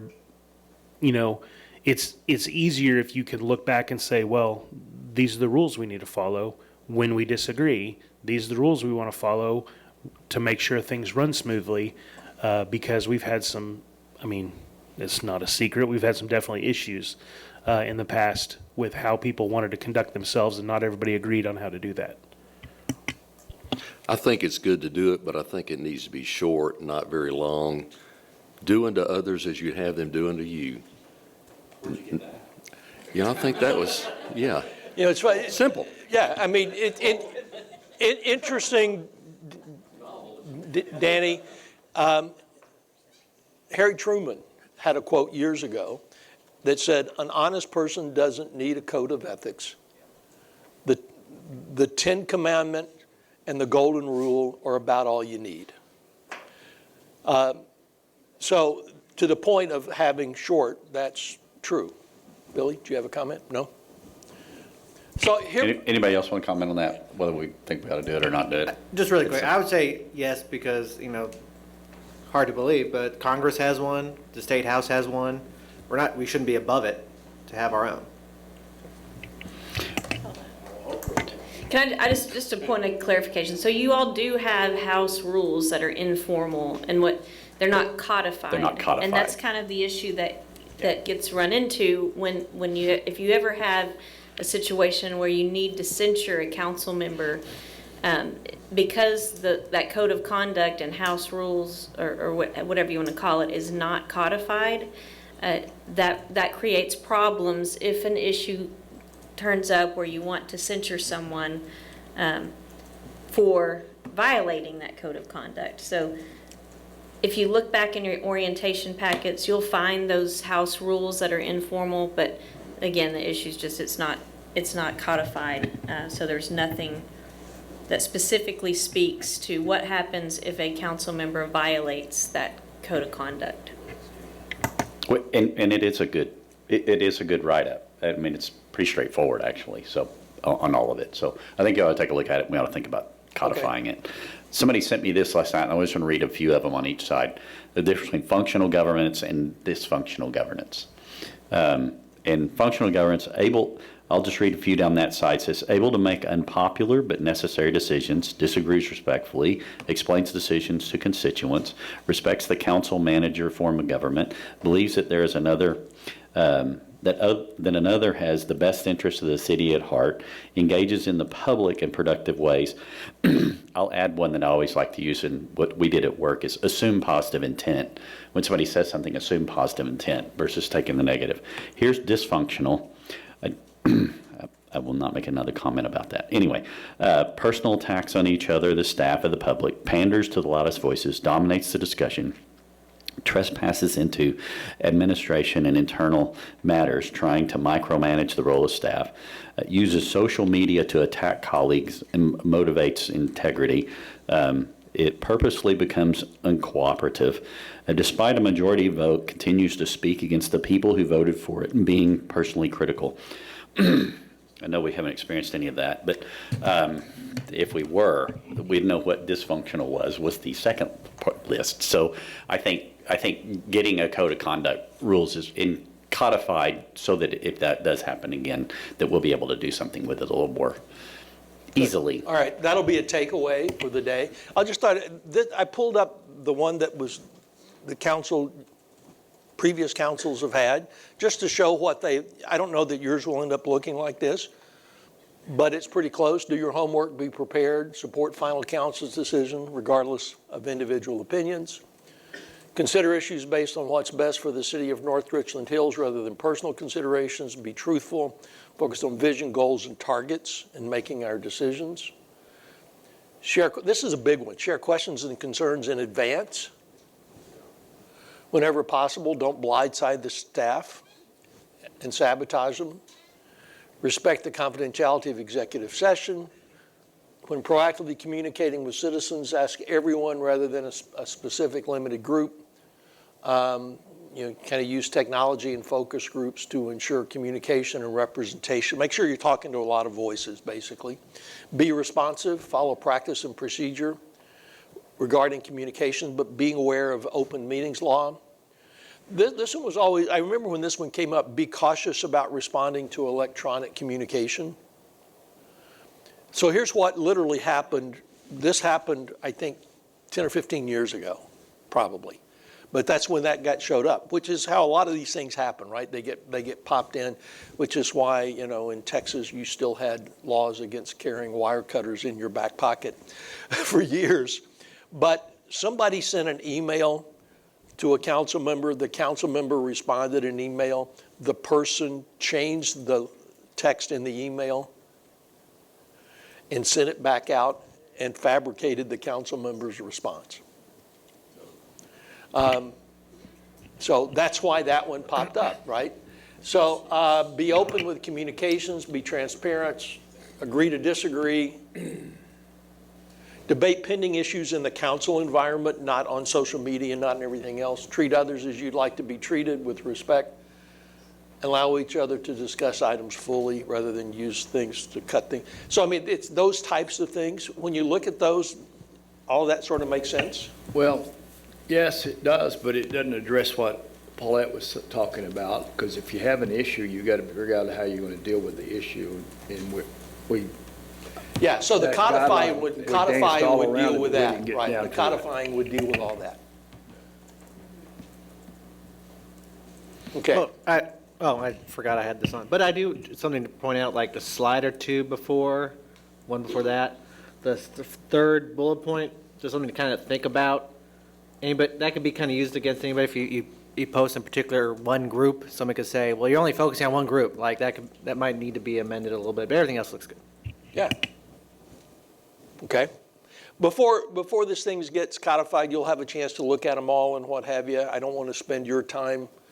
We're not going to spend an hour talking about what's the best word for standard today, like we did last year. But last year it was important. I think you've got a working relationship now that you all know, and we can bring that back to you. Fair enough? Here's the real issue for councils. Are you a team, or are you just a group of individuals elected to come and do the work of the city? But by the way, either answer is okay. A team, diverse people united by shared purpose and values to deliver results by multiplying their efforts. And everybody thinks they want to be a team. On the other hand, sometimes we're just individuals coming here to do our job. My wife was on the council, did a term on council in the city where we used to live. And at one of her early meetings, she came home and said, I think I just offended the mayor. And I said, okay, it's only your second meeting, so congratulations on using some restraint. And I said, what happened? She goes, well, we were debating this issue and they were going all around and every council member was talking about the issue. I support it because of this, I don't know what this and whatever. And I didn't say anything. And the mayor said, Councilmember Pennington, do you have an opinion about this? To which my wife said, I do. And the mayor said, would you like to share it? And she said, you'll know when I vote.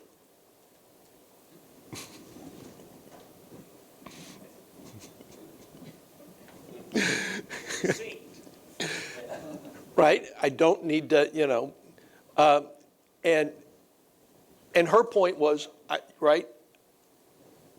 She's pretty much a get-to-the-point person.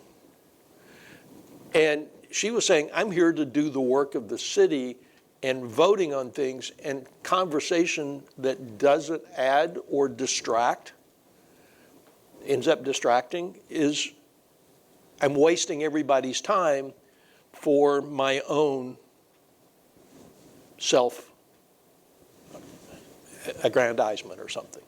Now, on the other hand, you don't want everything just automatically, all in favor say aye, no discussion. You know, historically, I'm sure it wasn't that way on the school board you ran, Mayor, but historically, school boards are noted for not having a lot of dissension. It's pretty rare that you see a 4-3 vote on a school board. You might see one outlier, but it's a lot of unanimous votes. We dissented during COVID frequently. Right. And I'm sure, right, those are the kinds of issues where you would, but aside from that, and that's because there's so much discussion that goes into things before it happens. On the other hand, there is value in citizens hearing the discussion. You know, if everything is, we have a motion, we have a second, I mean, if you're approving the minutes, fine, but on substantive issues, if no one said anything, that's what leads to the perception of, well, this is all a backroom deal, it's already decided. So there is that. So when you think about how this group want to operate, because you've got 3 new members, are you more where you want to strive to be a team, or are you more where you're just here to do your job and vote for your? I think the makeup of this group, and I think we've already seen it since we've been on council, is everybody speaks their minds. They're willing to offer their opinions, to engage in discussion, and I agree there's value in that. So I think this group is not, nobody's, and there's nothing conflicting about it. We all are, there's a team aspect to it, but we all Right. have responsibilities, but we all speak up. I think it's a great group. Yeah, by the way, teams disagree actively, but they argue about principle and application and implementation, not about for the sake of arguing. To your point, there's joy in conflict. But I think to kind of go off what Billy said, I agree with that. I think, you know, it's kind of, I don't want to say it's too early to say we're a team, but I think we do have the shared purpose. And it is to do what we think is best for the citizens of North Richland Hills. And whether we agree or disagree how that's going to happen or where that needs to be, you know, prioritized in your process, I think I think overall that we're not here to serve ourselves. I don't think there's anybody here now to serve themselves. I think they're all here to serve the residents. Yeah, I have one client, I won't tell you where it is, but one of their council members does a podcast. And the podcast drops the day after council meetings. And the whole purpose of the podcast was to talk about all the things they disagreed with at the council meeting under the guise of, I'm doing it because my viewers want to know. Needless to say, that group struggles. So, good. So we got direction on that. I just want to, we're going to click through these very quickly. We were all good with the mission statement, right, as I recall. We were all good with the vision statement.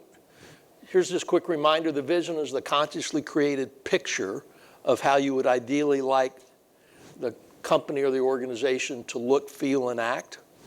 That's how we want to be. We're good with that. Last year when you said, how do we want to, what are the characteristics? What does this place feel like? This is what you said.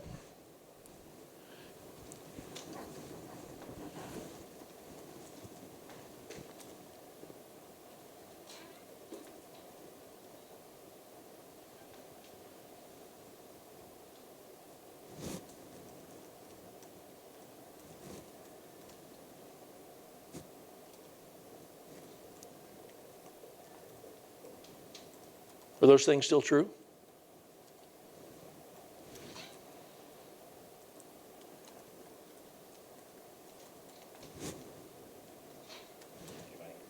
Good. Let's continue to move on. So you're perfectly aligned, structured, and operating to achieve exactly the results you're achieving today.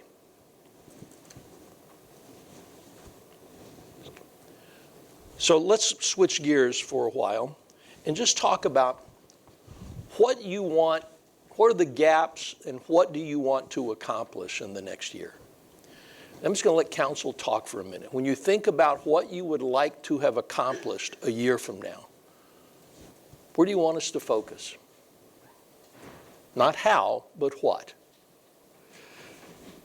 And Mayor, you said something about enhanced engagement. I really think that engaging with residents is something that it's going to perpetually be a thing you're working on, but I have no idea how, so I won't talk about that, but I think it's something we should improve more on. I know it's something we want to focus on, and I know we've already said today, that should be the forward-facing, the council should really, that's a place for us to work. But I feel like we do a really good job of engaging with a very small group of people who work to stay engaged already. How we reach out to the rest of the residents and make sure we engage with them and get their opinions and find out what's important to them. I don't know how we do that, but I do think that's the next step, moving to where we are regularly engaged with a larger group in our city.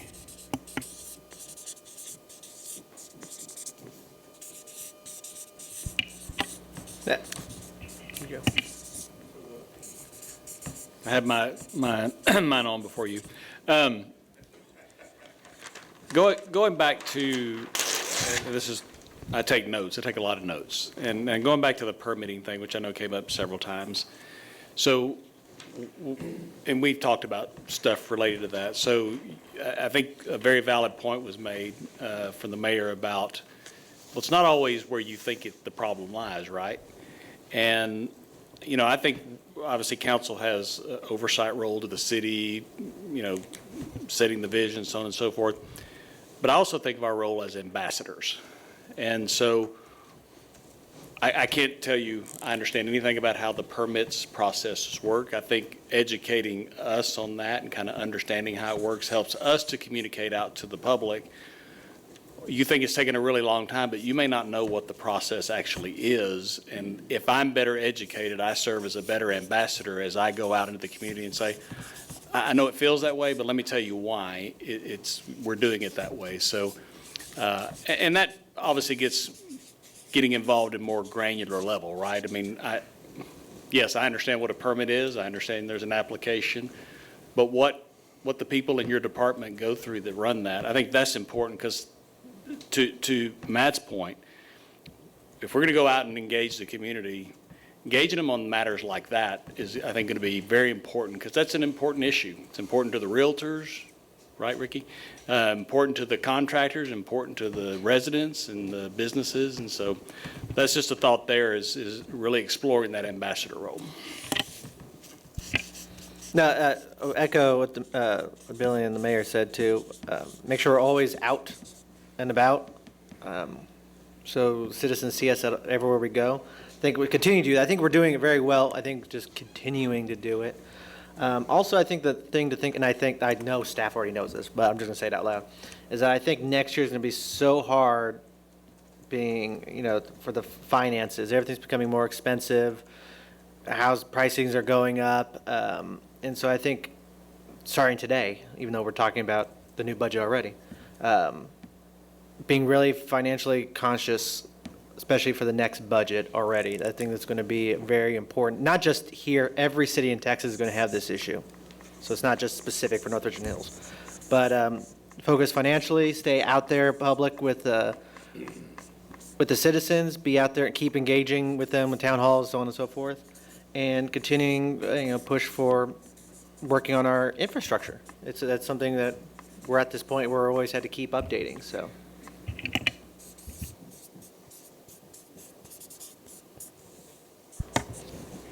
On the educating the council on the processes and that kind of thing, I agree totally, but I also, and this came up one time when Ricky was approached by a resident about the hill of North Richland Hills, that's what we call it, that neighborhood being developed and the grading permit, and a citizen had contacted him directly with questions about it. There are some things that the best thing to do is have them talk to me or Caroline or Trudy, because there are some things that as a council member, y'all shouldn't be expected to know, like how a grading permit goes through FEMA or whatever. You know, that's not, we can explain it. And I also think it helps build trust with the citizens if you say, hey, the best person to talk to is a staff person, connect them with this. But yes, we can do a better job on educating on some of those processes. The problem with permits, like I've said before, is it depends on what you're talking about. One permit is different from another permit, and it also depends on whether we're getting the information we need from the contractor.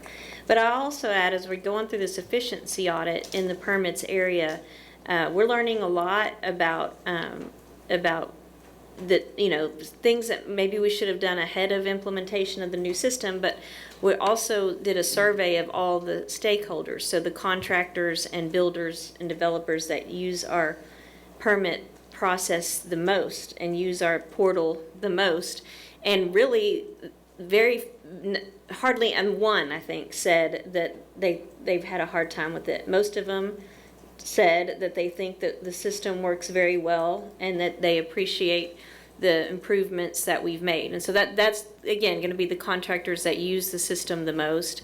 So that doesn't mean we don't have problems, and we recognize those, but understand that we are making changes as we go along as well, before the efficiency audit comes through. At the same time, we're wanting to make sure we get feedback from everybody. But as far as education, we can do a better job. It's difficult with permits because there are all sorts of different kinds of permits, and honestly, the process can take longer depending on what permit it is, you know. And I should clarify, I think you're talking about the thing on Davis Boulevard, Yes. the hill. I like that. No, I'll speak for myself personally, but I don't want to understand things at that granular of a level. I'm just talking about at a very high level. I don't want to micromanage, nor do I want to get that deep with it. I think just in general, if you're just talking to somebody in general, like I couldn't tell you anything other than a very, very simplistic view of it now. But no, I don't want to understand grading and all that stuff. So I think that's one thing, Paula, you had a great point on there. I mean, we all get emails from somebody and it's, hey, what's going on here? And, you know, really the best thing, I think the citizens appreciate it too. They don't necessarily want us to regurgitate what the solution is. They want us just to point them the right direction. And, you know, there's somebody recently, you know, worked with Caroline on, and, you know, it's on drainage and the number of, you know, rainfall and, you know, all the stuff that I'm never going to be an expert on. And, you know, they are the experts, and the citizen came out, you know, totally satisfied afterwards. But, you know, we're not the experts. We're just pointing them in the right direction there. So.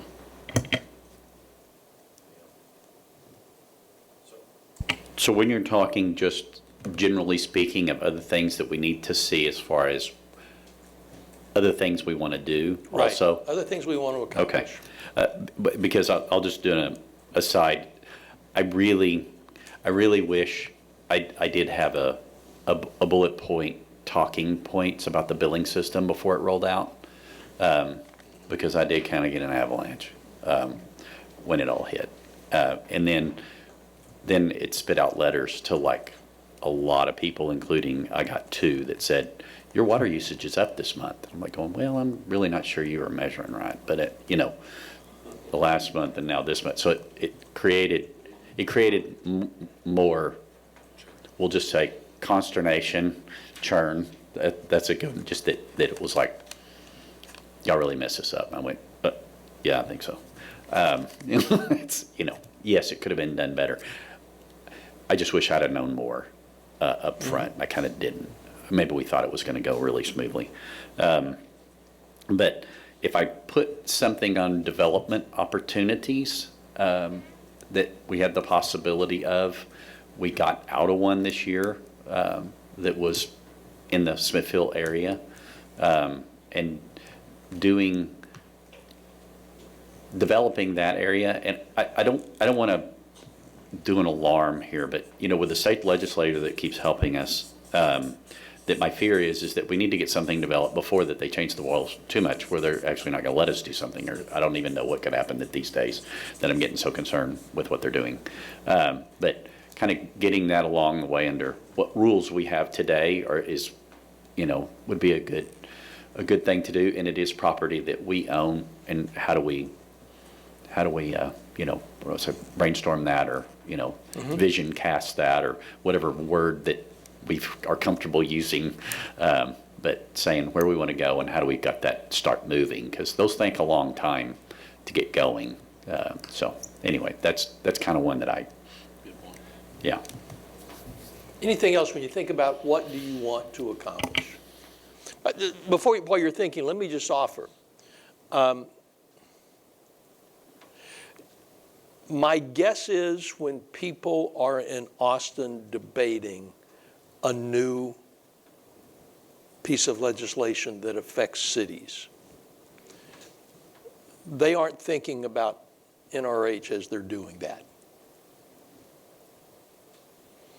I think they're debating it in most of their cases based upon the worst case they've heard from the most people. Now, that could be NRH in some cases, but I think in general, I don't expect the state representative from Bryan College Station to be going, I'm getting a lot of calls about North Richland Hills.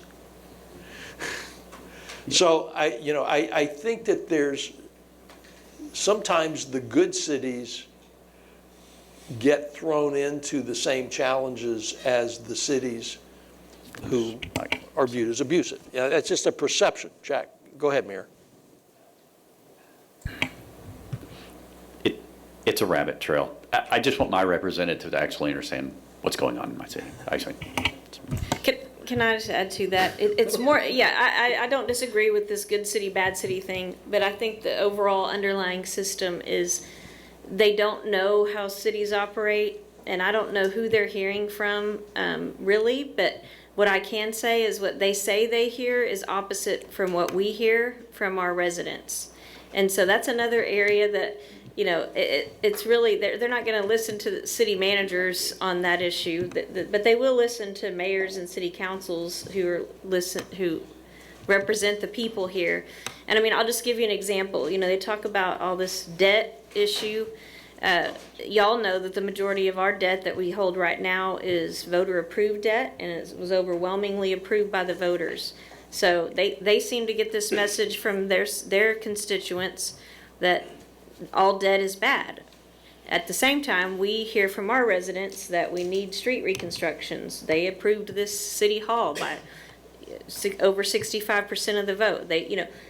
So I think there's a disconnect between our residents and their constituents, who actually should be the same people. So engaging not just with the citizens, but engaging more with not just our state representative and senator, whoever that's going to end up being, but engaging with kind of the delegation in the area together with other cities in our area, because there's just a real, when I look at it, there's a disconnect from what I hear from our state legislators and what we hear from our citizens.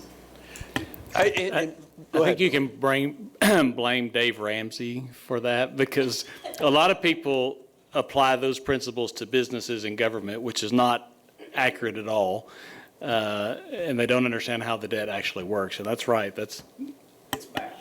It's a math problem. I know. But I would even argue on the property tax issue. Yeah. I know. On lower property taxes, do we all appreciate lower property taxes? Yes. However, we also hear from our citizens that there are no services they would like to see cut. And so right now, to the mayor's point earlier, if you want to get rid of the property tax, how then are we going to fund these services that our citizens rely on every day? And that's where I think there's a disconnect, because and also that the cities are always made out to be the worst ones in that regard, when actually we're the lowest amount on anybody's tax bill. So, Yeah.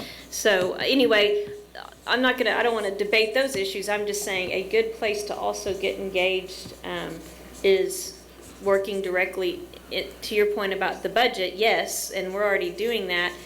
Also, in anticipation of future sessions, it's good to have constant communication, not just with our people, but the entire kind of Tarrant County delegation. By the way, I wrote down, because I think that's a good thing for us to maybe work on this afternoon, how do we educate even more?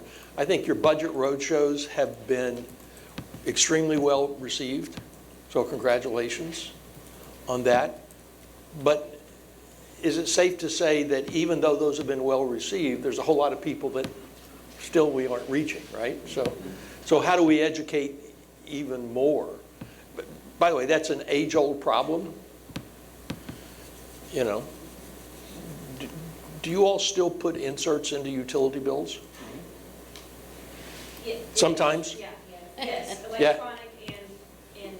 Right, yeah. And so everybody says, well, we communicate with people all the time. We put inserts into the utility bills. I promise you, most people, you know, the inserts are what gets in the way of them going straight to how much do I owe this month. And really what we're doing, if we're doing that, is how do we increase the time, the length of time between their hand and the bottom of the trash can? Because that's what's happening. They're not reading a lot of that stuff, except the people who have time to read. So, I mean, it's an ongoing issue. It has been for decades, but it's something we can work on. I'll go back to this question of being the best at what matters the most. What do you think matters most to the residents here?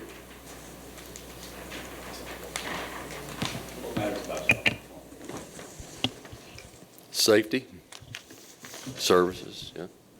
What's that? Safety. Roads. What was it? I took the low hanging fruit. Roads? I think it depends on what side of town you're living in. Right now, it's roads, especially south of the freeway, because we're trying to get the roads fixed. So over here, you hear roads, roads, roads. You go up north, there's not as much construction, so you don't hear roads, you hear more safety. Or you'll hear more of, you know, park or whatever. So I think there's a difference here in the way our city has got that freeway run right between us, so there's different visions on some of this stuff. I don't think either one of them wrong or right. It's just Glenview Drive, which I drive down, is my concern. It's beautiful. It's getting to be. It's getting to be exciting, so. But the other side of town may think safety or something is more important, so. I want to be a little bit different, say whatever matters to them that day. Because their trash didn't get picked up, that's the most important thing for them today. I had a big pothole, that's the most important thing today. I see people driving too fast in the school zone, that's the most important thing today. So there isn't, I think what you guys said is all very important. I think it's just what is important to them is what's more important to them that day. Anybody else? I'll say this with ignoring what Russ said. If you drive northeast or you drive one of those that are over there, it's still roads, and that's in the north part. I mean, that's probably one of the oldest areas too, actually, about Holiday Heights Elementary. And then it's still even roads, whether it's people are driving too fast or they're not stopping at stop signs or they're, you know, whatever. It goes back to roads. I'm telling you that out of my emails that I get, it is roads. And right, I'll just say rightfully so in a lot of cases. If you look back 5 years before these last 2 years, we certainly did not even remotely spend enough money on roads. Our budget was woefully inadequate. Is there something around that you as the council would like to accomplish next year that's more than what you're doing now? Well, I think we're already doing it now. I mean, we already kicked that off with the capital budget process, and they're in the process of reviewing that. They're meeting twice a month, and they're meeting through June. They're to come back with recommendations. So this time next year, we'll have recommendations on what the high value items that we need to work on, whether it's streets or buildings or fire stations or what. And we'll send that up to the voters to vote on, and we'll see, okay, y'all said roads were important. Let's, are you gonna vote for it or not? Okay, if I ask a little different question where we're sitting right this minute, from our perspective, we kind of hover around the black box that's the city, right? The citizens' perspective is they have, I think what Ricky said is what's that day bothering them on the street. From the staff's perspective, what's the gap? Because we've got the library issue, and we've got the fire stations, and most people go, well, those fire stations are fine. How come we don't meet? This is going to go back to education again, obviously, but the fire stations we have seem to be fine. They look good. Why do we need another one? Or a new one, an upgraded one, whatever, right? Is there something that we don't know on our side that says, from y'all side, it goes, boy, it'd be really nice if we had X, right? Okay, so when we're talking about specific bond projects, well, first of all, that's something that's already happening, to Kelvin's point. So that was something from y'all's list last year about having this bond election. So yes, so when you think about, maybe it's what matters most next. But from that standpoint, yes, as we go through the projects with the committee, that's what we're gonna be presenting to them is everybody knows why streets are needed, okay, but fire stations, they're gonna look at the possibility of two not new, but reconstructing fire stations 2 and 3 is what it is. And they'll hear from the chief about why we're asking for that, what we think the needs are. There's also a redo of what we call our service center, public works area. So they'll hear that. So then the education piece really comes from that committee, and it helps. And then once the council decides what you want to put up for the election, then the education piece comes from the city in terms of what those needs are. So it's a process, and we're getting there. But that piece is already in the works as far as streets. So there'll be more street projects looked at, and then those other infrastructure projects. But from staff's perspective, if you're going to talk about a gap in terms of infrastructure, right now the biggest gap is catching up on technology and our network, and getting the implementation of our enterprise system completed, which the final piece of that was the utility billing part, and so we're almost there. But now there's a lot of other technology related issues, and then AI, as the mayor brought up, is something we're exploring before we can implement AI really in the areas to assist. We've got to make sure we have good policies and procedures, because it's a good thing until it's not, when it comes to AI. And so that, I would say, is kind of the biggest gap, if I had, thinking just off the top of my head in terms of what matters most to our city operations. I don't know, Trudy or Caroline, if y'all would add anything to that. If we're talking about capital expenditures, I think, Paulette, you've definitely addressed that. We, there's always going to be operational considerations, and certainly we're looking at AI and also complying with new state legislation about the use of AI, particularly for government, just because we're different, than the private sector in that use. So we have to do a lot of disclosures and other things with it. But we are, we are working with a very small staff relative to the projects that we have going on as an organization. But in terms of the capital needs, I think the bond committee is going to see and hear what are the pressing needs for us. I think the only other thing we'll probably end up really delving into is, we used to issue debt for certain fleet. So when you start talking about a, $1.2 million engine or $500,000 ambulance that we buy every year, if we're using reserves for that instead of debt like we've done in the past, it just becomes a conversation about how we're going to fund that over time. But otherwise, I think we brought everything forward for the CIP. No, and I'm glad that you brought that up, because that is, one of my top concerns is this legislative, state legislature disconnect. Because y'all asked the question during the budget session about, did to the directors, did they feel like they had the money they needed to do what they need to do? The answer is kind of a unconfident yes for right now, because to do what we do today, yes. But we also are tapping into some reserves in order to do that. To do what we need to do next year with all of the legislative changes that are coming down. So to me, a critical issue really, and it does fall a lot to the elected officials just because they aren't going to listen to us, like I said, is having those tough conversations with our legislators about really the impact of these of these decisions, some of which they've already made, but it will be impossible. And I just had this conversation with former Mayor Scoma at the Budget Roadshow the other night.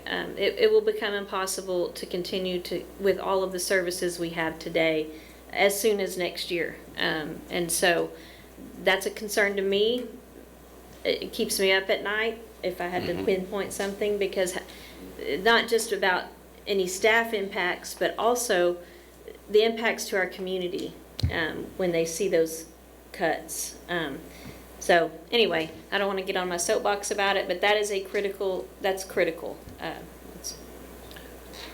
Well, one other thing I neglected to mention before on accomplishing next is, we approved a senior board, and we've seen how many people that are currently, seniors right now in the city, and we're continuing to get an aging population.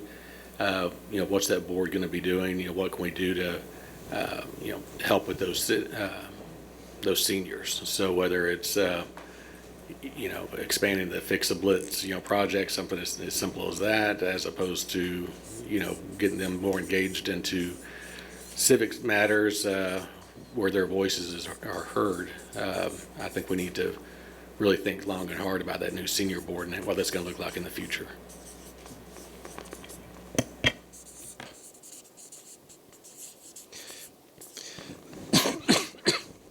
Paul, let me ask a question. There's something you said. Do you think it's the fact that the legislature doesn't know how cities operate? I mean, you made a comment that we had a bond election to approve this. 65% of people said, yes, we want to do this, which means 35% of people said no.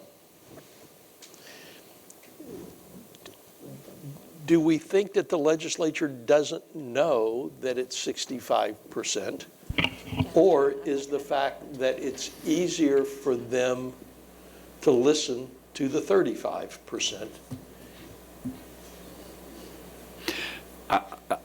When I opened, I kind of touched on this a little bit. I believe that it's an issue that they can't fix the problem that they think they really want to fix, or they back themselves into a corner that this is what we're elected to do, which is eliminate property taxes, which is a foolhardy goal, even though I know that I love it as a goal. It's what do you replace it with, right? If something's logical, it sounds great. I don't mind thinking in that term. This is nibbling around the edge of that issue. And so it's where do I keep taxes down by doing it? And I will tell you, this is the part of the rabbit trail I didn't really want to have the conversation of, but I'm going to do it anyway now. And that is watching the committee meetings, talking through this. One, they don't understand how a city works, nor do they care, because there were the Mayor Pro Tem of where'd Tracy go? Flower Mound. How my brain categorizes things is weird. But she stood up there and she did a fantastic job of explaining why what they were trying to do was bad. And if people locally didn't like us, they would just unelect us, right? And that we need to focus on that issue, not on them trying to fix it. But the testimonies were about Austin, they were about Houston, they were about Dallas. Nothing talked about anyone that was a suburb or anything that's actually doing kind of the yeoman's work on keeping the tax rates down and the expenses down.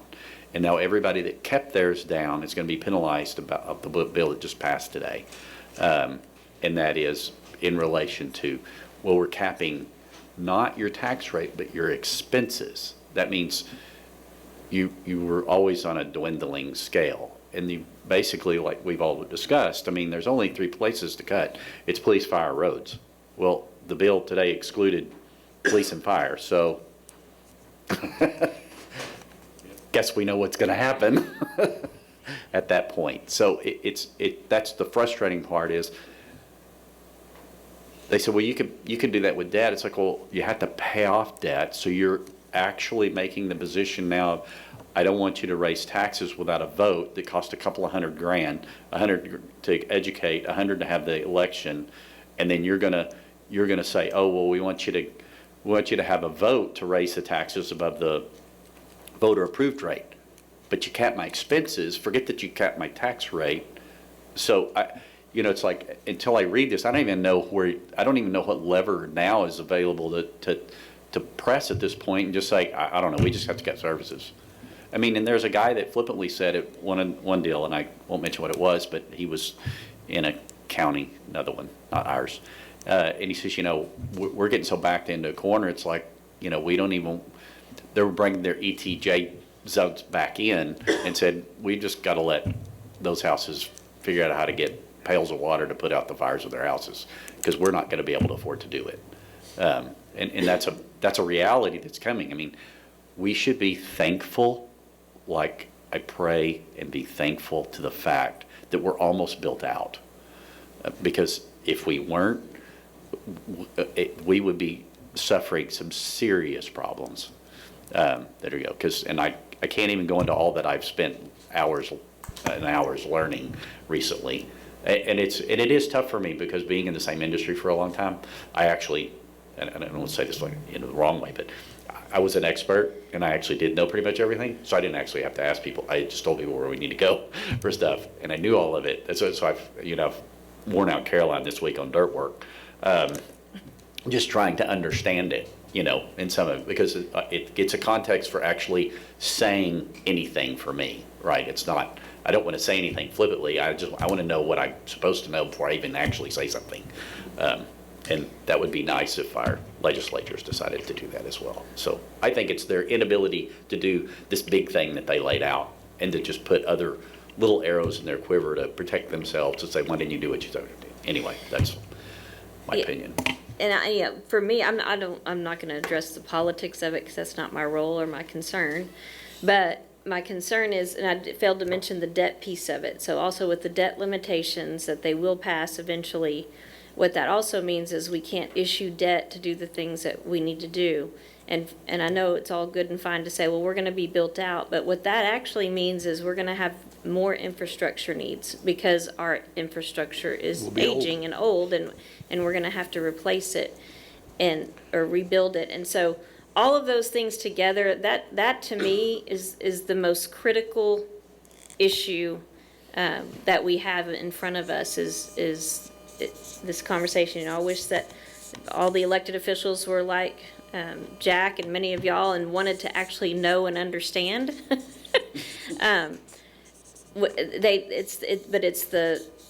They back themselves into a corner without knowing of what they speak, and so that's what I want to be able to fix. Yeah. It's math. I'll just say it again. It's math. Do we have any idea, just out of curiosity, I know somebody can AI look this up, how many people in our state legislature ever served in a city government position? You'd think that would help. It's not a lot, and I'll tell you this, and it's because I have looked at that before, and each of them say, is they're usually the worst legislatures, because they They become technocrats, is the word, because they want to make sure the bill is right at all levels versus just being popular and getting it out. And so that I've actually delved into that some, just because, again, I like to learn things before I actually say more about them. So as you look back at this list of goals or pillars, if you will, is there anything else that you look at that and go, I'd like to accomplish this around one of these next year? We've talked a lot about infrastructure. We've talked a lot about engagement. We haven't talked, is there anything, what else would you like to accomplish?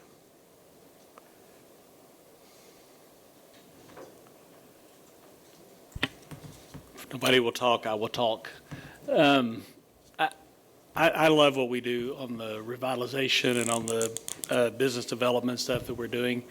I forget who told the story earlier about going through the neighborhoods. Was that you, Ricky, knocking on the doors? And was that you? Knocking on doors and asking what people needed in order to make their neighborhood nicer. Yeah, it was me, Oh, City of Garland. Sorry. No, sorry. Yeah, City of Garland did that. Sound like something you'd say, yeah. Did he also say no new revenue tax rate when he said it? He says it every time. He hadn't said it yet today, but no, I'm just kidding. I think about, and I've had one of my church members move into on my block, and I have 4 houses on our block that are part of our church. And we've got some people, and there's different reasons. Sometimes it's because people have gotten older and it's hard to do the upkeep. Sometimes it's because of a situation where they just don't, know what to do or how to get rid of something. So we've actually been talking about our block, going and knocking on the doors and finding out from people, how can we help, working with the city where we need help and guidance on how to do that, but helping people. If it's trimming trees, tree trimming is expensive. A lot of people will say, I'm just going to let my tree go. Whereas maybe a group of people could come together and help do that. So I think some initiatives like that I would like to see, because I think we're doing a great job. And if we can take it more of instead of a top-down approach, maybe a bottom-up, where we put it on us to go and gather people together and do something like that.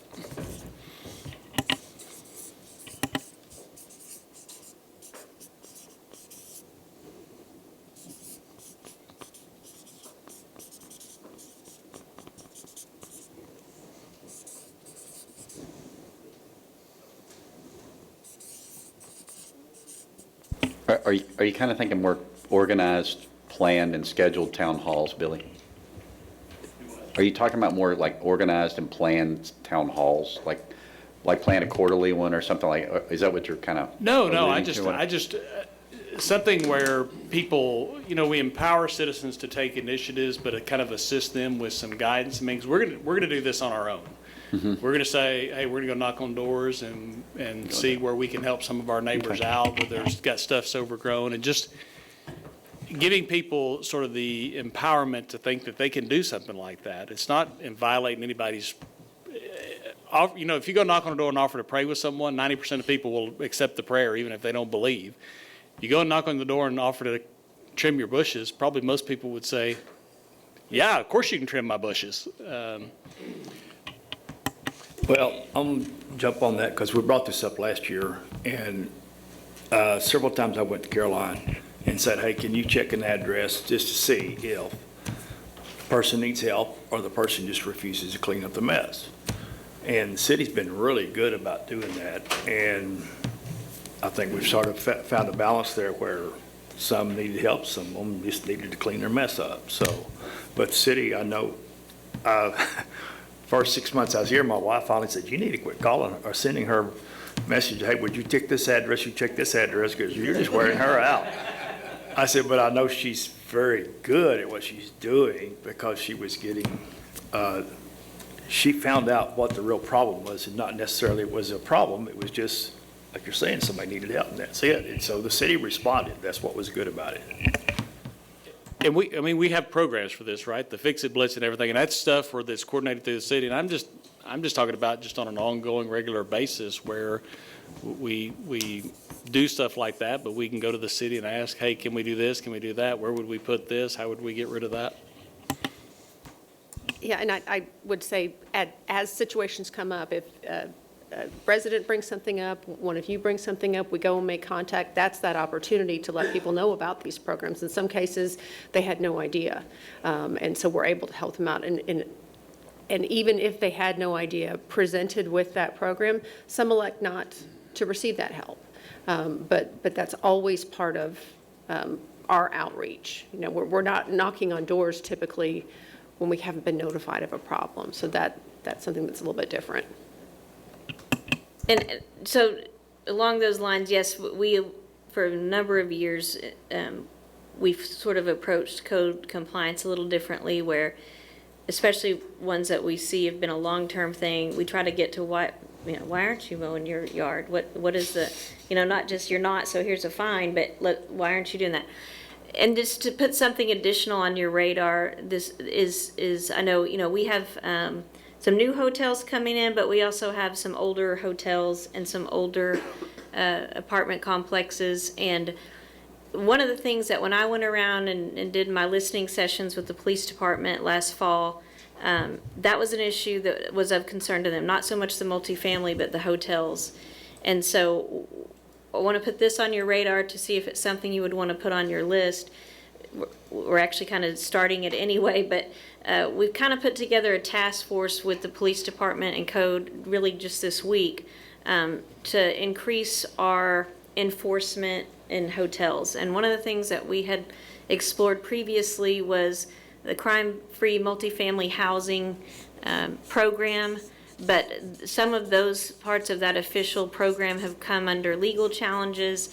So what we're starting to work on now is kind of our own version of that program applying to, we already have it in place. It's voluntary for multifamily. We've never extended it to hotels, even though some of those hotels are actually have become extended stay because people are staying there a long time.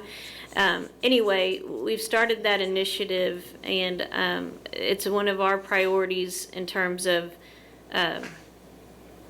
just making sure that we get the crime occurring at specifically the hotels under control. And anyway, without going into too much detail on it, that's an initiative that's on our radar, and we're a multi-departmental task force has already been formed to kind of tackle that issue. Yeah. That's a tried and true. Irving, years ago, created something called a neighborhood services team. It was a cross-functional team that meant, and the idea is, so police goes out, they get a call, they go out, and they get the same calls over and over again. And then code enforcement goes out and we're getting the same things over and over again. And then fire shows up and they're getting the same things over and over again. Finally, they said, if we can take a multi-departmental approach, cross-functional, and let's solve it one time. Let's get to the root cause of the problem and let's solve it there. And it actually works extremely well. They had tremendous success, even to the point that hotel owners in some of the hotels, it became well known in the community. If you're on the neighborhood service team radar, you better clean up your act in advance, because with what they bring, you will not win that.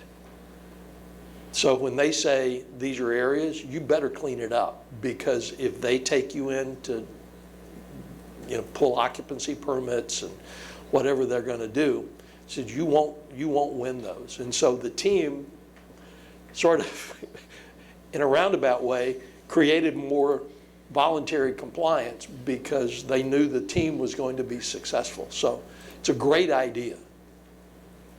And really quick, just to add on, I think going forward too, something, I know we said town halls probably about 10,000 times, but maybe with those town halls, more education on random subjects. This would probably be the proactiveness of trying to get ahead of a problem before it becomes a problem, as in, for example, I'm just throwing things out there. We do have a good population that are in apartments, and they're happy being in an apartment. Good for them. But they may not know what they can't do. Like what really, if there's an issue, other than going to my apartment manager, what else is the issue? What else can I do? And there's only so much a city could do, which is not that much. But I'm just saying, let them know, and just have like topics of that nature. So you're kind of ahead of the curve just a little bit. And if people show up, great. If they don't, they don't. We do a lot of, just like we kind of do like issues on, okay, we can work on this irrigation, come to this thing at the library, or, things of that nature of always being, being ahead of the curve. Even something about talking about what really makes up property taxes. What really makes the evaluation? How does TAD get there? It's a very complex thing. Yes, we're forced to live in that information. But a lot of people, they get their info from their favorite politician, and it's a simple one-line type thing. They think it's that easy to solve. But stuff like that, it's something to think about going forward. I know that I just said a lot in a very simple statement, but just kind of, that's the proactiveness I think of city government should be in. I like you bringing that up in conjunction with this because it's a good segue into exactly what I wanted to mention, which is changing gears entirely, kind of. But I think in thinking about things we want to do, engage residents, and thinking about other things we want to do, become more efficient, how can we engage residents and educate them on things that are happening, like conversations we're having over and over again? Like, I think the city did really well to some degree. The water department, if you wanted to figure out how to set up your new account, it was easy to go out there and figure out how to set up your new account. That you didn't have to have that conversation with thousands of people. There was a piece people could go see. And so maybe something like explainer videos, or hey, did you know about this kind of video thing, where if it's a conversation we're having over and over again, like how many people called you to ask or mentioned or emailed, hey, why is the new water slide not open? Well, we did a video that said this is why the new, and put it out there. People who had that question go find that. It's like, what could be delaying my permit? Here's some common issues. Here's a video about the permitting process and common issues with getting a permit through, or how to set up my water bill, or different things like that. And then that video or explainer, or however it is, lives out there forever. And maybe having a resource where people could just go, like we have a frequently asked questions on the website, linking some of that to video explainers, and just an educational piece that it can be shared on social media and YouTube and emails, and you can send it to people's phones when they have a question, all that kind of stuff, so that repeated questions and conversations we have over and over, we're then able to give a consistent and accurate answer to all those people without having to have that conversation over and over and over again. It's a great idea when you think about people use YouTube for everything. And Below a certain age, yes. right. And they do. They use YouTube, But it is, I think it's like the second, maybe dropped to third now, the second most popular search engine is YouTube. That's what it was a few years back. It may have dropped a little bit now, but. We did that. I had the college and university segment at United Healthcare, and we had videos for everything because college students have the, patience of a gnat, so everything had to be really accessible. And we did a page of tiles of services, right? Just, it laid out all of them and said you could just click here on what you wanted to do as far as in the claims business and customer service and their policy and whatever, and we did it for each university that we had, so, or the larger ones to funnel back through if it was very specific to their policies and stuff, so. What's your name? NRH University. NRH University, there you go, like it.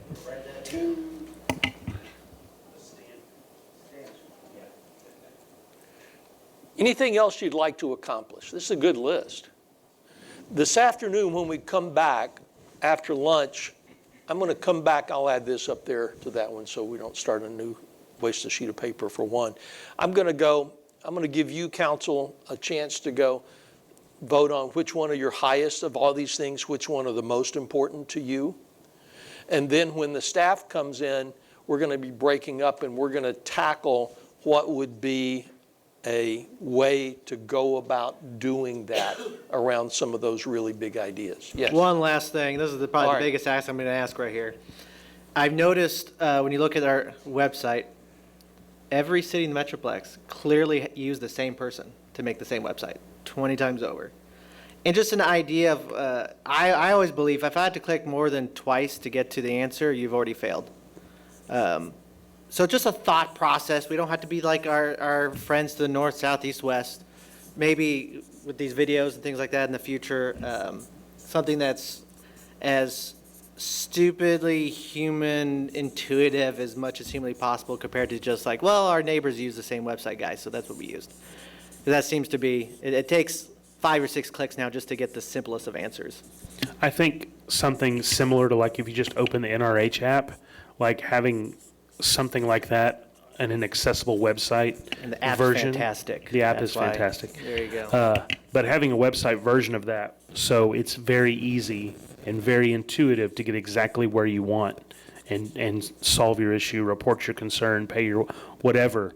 You know, a lot of people, especially, you know, the aging folks, it can be very frustrating to find what you want online, and when they can't find it, like Ricky said, in a couple of clicks, then you start getting phone calls and emails, and it's just not efficient.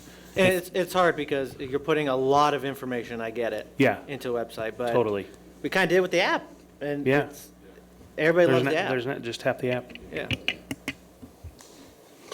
Any others? It's a good list. All right, so that's what the afternoon's going to look like. We'll go through and prioritize some of these. Then we'll break up. I'm going to let staff add some of their priorities to here as well. Okay, I just want to clarify something. That's okay. It's just that, understand that our staff, they've got also in their minds internal sort of projects, right? Which in my purview don't necessarily belong on the council's prioritization list.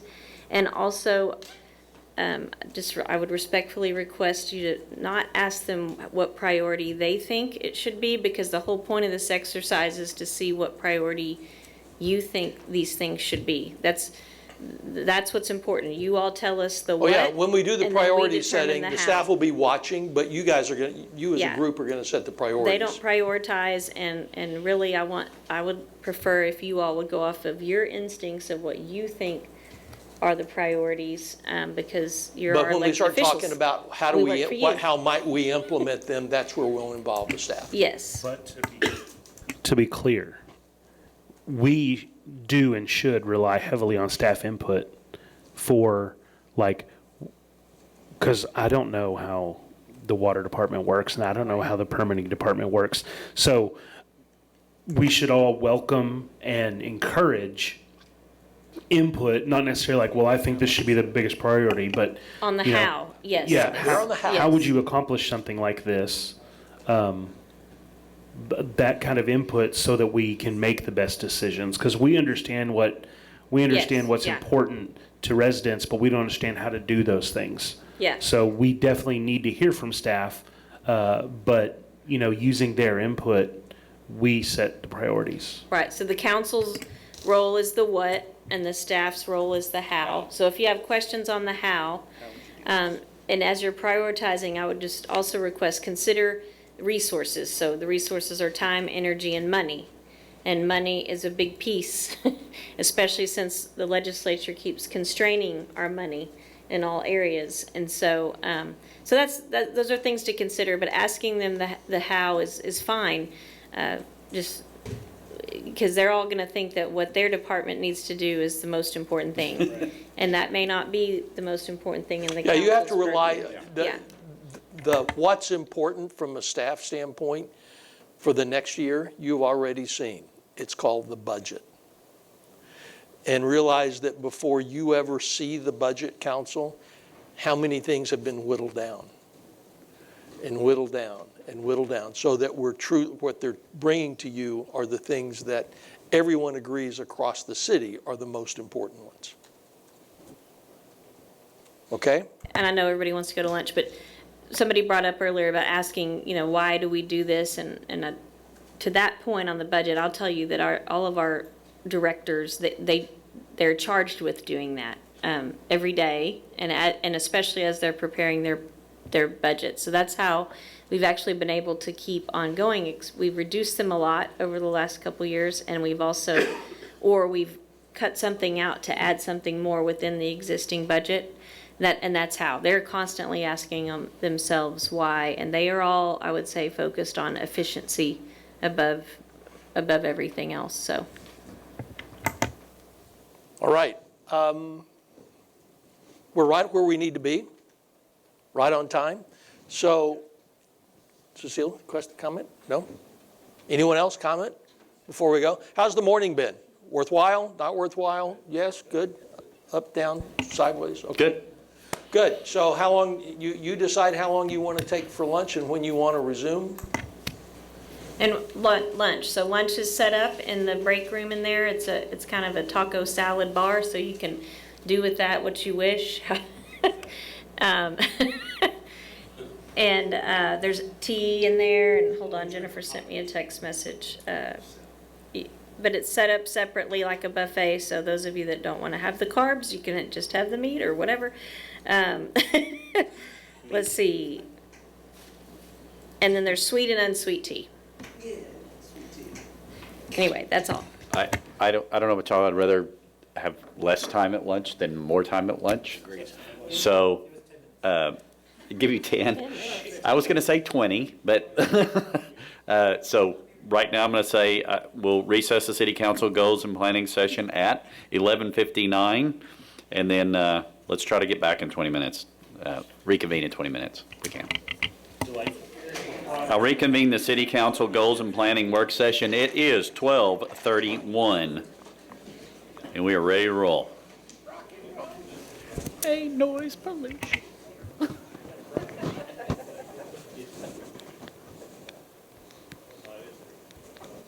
gonna tell them about the new work schedule? 12 on, 12 on. It'll be fun, guys. Yeah. That's the old Microsoft work schedule. Bill Gates said, we only work half days here, whichever 12 hours you want.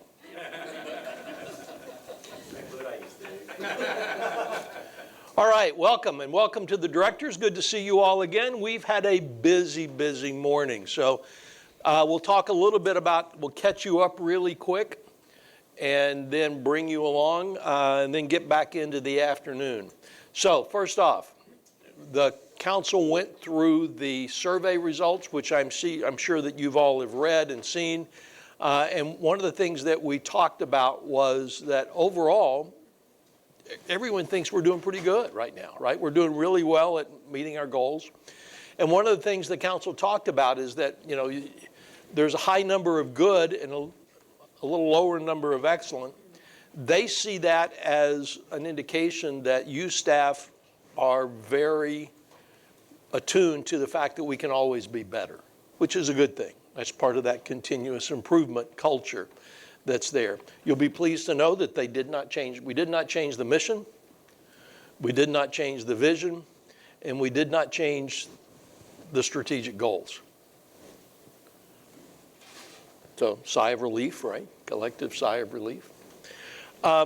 We did talk a little bit about accomplishments, and I really want to come back and revisit that for just a moment with the staff, with the directors all here. Council, I'll let you talk, and then staff, I want you to talk as well. What are you proud of from the last year?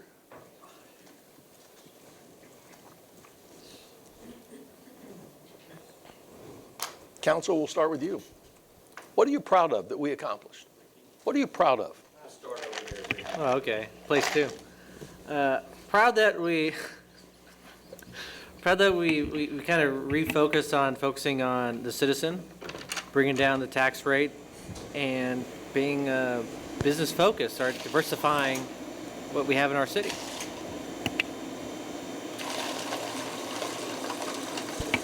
You didn't lean forward. He did. That's why I call it. Go ahead, man. I think we've done a good job of making it easier to work with the city in some instances. businesses coming in and removing some obstacles to, them opening more efficiently and kind of making that avenue easier. I think we've made some good efforts in engaging with residents. Whether it's worked or not is dependent on them showing up where we're engaging with them, I think. But I think we've done a good job there.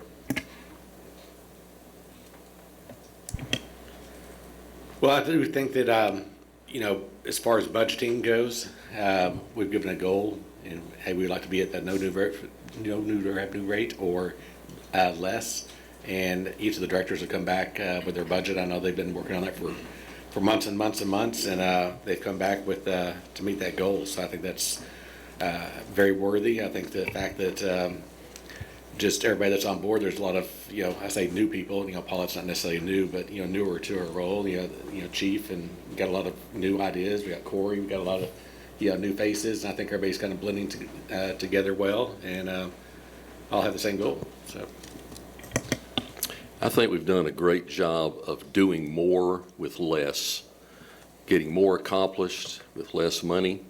I'll take this opportunity once again. I saw one of the volunteers when I first came in this morning, Susie, y'all may or may not know her. She goes to my church, and she said, have you had an opportunity to meet some of the staff, most of the staff? I said, yeah. And she said, and I agreed with 100%, she said, aren't they amazing? They are incredible people. And I'd say the biggest, not that I had a low expectation, but one of the biggest surprises as being a new councilman is how great a staff you guys are. You've done a wonderful job, and keep it up. Yeah, I would echo that. I spent 16 years in public accounting at a Big Four firm, and when I left there to go to work in industry, the CFO I worked for said, it's different here. People aren't all reaching for the brass ring. And there may be a public predisposition that government is not reaching for the brass ring. My experience, still on the learning curve, has been that's not true of this bunch. We have a great staff, great city, and lots of great things going on, and excited to be a part of it. So, Anybody else? I may say this wrong. Mayor will correct me, I'm sure. I will. As Go usual. ahead. Either that or Trudy. Yeah, Trudy. Trudy will slap me on the arm over here. But I know when we first came in last year, there was a lot of rumors going both directions. But I am so thrilled that we just sort of all meshed together. Everything came together. We all, and it really has, and I've said it several times, it's been a great pleasure to serve with this group because you guys are amazing. And when you mention something to someone, they get right on it. It's like, say, I wore Caroline out, and she's just done wonderful. And Craig, I call him every so often and say, hey, we need to get this company or whatever. Get on these message things with these steak and L's when I've been chasing. And the guy out of the blue contacted us, which was really surprising. The guy responded to me. I thought, oh, wow, the guy actually responded. Now what do I do? So it was good, but they're open to whatever you've got to talk about. And I'm not trying to tell them how to do the job. I'm just, we'll say something to them and they tell me this is how it is. And of course, we all, in DC last year, Trudy kept all of us out of jail and out of trouble. And it was really amazing. But I thought I think the group. What were y'all doing? Well, I'm not going to tell you that part. But I think it's just been one of those I must not have been with him. experiences yeah. It's been one of those experiences that in my mind, it's been very good. And I'm really just thrilled to be a part of it. We did meet Pam Bondi, too. I said that just for Ricky. I got a picture, guys. Okay. Dana didn't get to meet her. Pushed her away. We hired a new great police chief. Yes. And then, we came right in and I did chat really quickly with Paulette when we I first got elected. And one of the things we did want to focus on was transparency, and that had a lot to do with just a general feeling. I mean, that's a kind of atmospherical, kind of deal for the community, because there was a feeling that it wasn't, streaming the meetings was a big deal for a lot of people. And I know it was easy because it was already available to do, and there was just a little testing and doing stuff. And I think the idea that everybody had to do the budget road shows was a good idea. Doing the town halls, I think, was also positive. And we did some meet and greets too. And of course, we've been showing up to everything, which is also positive because people like to be able to talk to you. So just from that perspective, it's good. The other, I think that was more outward. I love that from a foundational perspective, the Lean Six Sigma training for people, whether it adds value to your resume on top of there's benefit to the city beyond that. And not to repeat the budget and the tax rate thing the last couple of years has been actually very, very positive as well. But also kind of on the side of just on the economic development side of stuff, doing the open rewards for the restaurants, I think I really do believe that's one of the reasons that our sales tax rate was, receipts were up versus most every other city in Tarrant County were not. I think it kept a lot of people in. It was able to be a positive for that. And then also recruiting and as I said earlier, that unleashing, I guess I said at the beginning, Paulette and Craig and the Economic Development Group to go get restaurants, because everybody really, really did want them in the community. And they're all very excited. Now I want them built, and I want to be able to go to them now, is the only problem. Billy, you said something that's really important.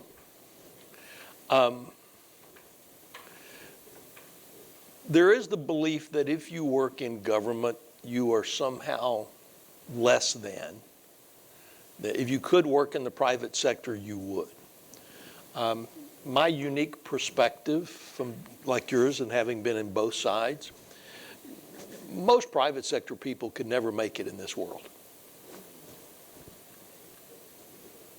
When you think about it, imagine coming to work knowing that your board of directors can change substantially every single year.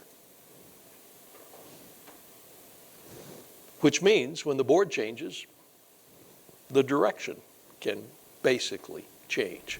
Imagine coming to work in a world where everybody driving down the street is pretty sure that they're your boss and that they know how to do it better than you. Imagine coming to work in a world where every day, for the most part, in a lot of our jobs, we see people at their worst. Water department. People come into the water department going, I know they're not this year, but in general, coming going, I just dropped by the office to tell you what a great job you're doing. No. Now, EMS, you guys got it made, right? Because the fire, hey, you got the paddles on me, I'll thank you like crazy for that, right? But even then, you're not seeing people at their best. We're seeing people at their worst. Now, when you go to the library, you see people kind of that way, right? Unless, of course, they can't find the book they want, or they don't understand why that book's not available, or, chief, where's my new chief? Yeah, there he is. How often do your officers pull somebody over and go, wow, I just want to thank you for pulling me over? Not often. It happens, but not often. Not often, right? Thank you for saving me from there was one city several years ago that literally had police officers, they tried this, police officers stopping people for driving well. And they were like, give them an ice cream bar or give them stuff like that. And they had to stop it because the citizen complaints were so high. Because, yeah, right? You see that going, and you just, hey, I just pulled you over to tell you, hey, you're doing a great job here, have an ice cream bar. And they're going like, Why'd you pull me over then, right? You know, the street guys, right? You're working on you got a water main or a sewer main out. People are just really come by and excited to see. And every time they see, you know, one person in the hole with 2 or 3 around it, they're pretty sure that what? Yeah, the others aren't working. So, I mean, that you're doing, so staff, I know that you don't need to hear it. But one of the things that I heard from council throughout this whole process is how much they appreciate you for the last year and the way you've stepped up. Now, the other part is, don't let that go to your head, right? Past success proves that we were right once. So, but here's the general question that I heard not only from reading the surveys and talking to council. Do we talk about our successes well enough?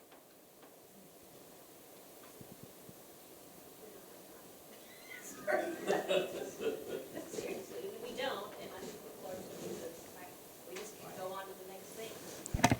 Okay, I said we don't, and I think it's largely because we just go on to the next thing because we have a lot on our plates, so. By the way, that's something I hear pretty often. We don't have time to, you know. But on the other hand, so think of it this way. You're a manager, and you have this one person that you say, hey, I just want to thank you for doing a good job. And they consistently say, that's no big deal, I'm just doing my job. We've all heard that, right? We probably said it. How often do you have to hear that before we stop and start thinking, I don't need to say thank you anymore, they're just doing their job? Now, what happens is, even though they might be saying that, there's a high probability that when they go home that night, they're kind of going, which is why it's worth it. And at some point, we just need to hear it more. After my father died, I was having a conversation with my mother, and she was kind of reminiscing. One of the things she said is, you know, when your dad and I first got married, he didn't always tell me that he loved me. And I said, really? He said, yeah. And I said, so what did you do? I said, well, I told him about it. I said, you don't tell me you love me like you used to. I said, well, what did he say? And this, by the way, realize my father's no longer here to defend himself at this point, right? And he said, did I tell you I loved you on the day that I married you? She said, yes. And he said, I'll let you know if I change my mind.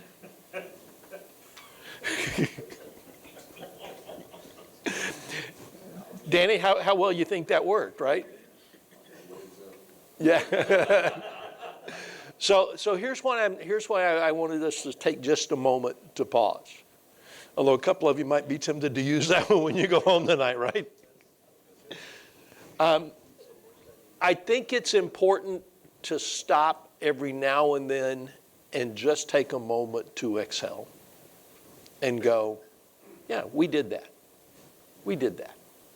We should be proud of that. Now, we're going to pick up and go on really quick, but just a moment every now and then. So good. So staff, let me ask you, what are you most proud of in the last year? If you're a director,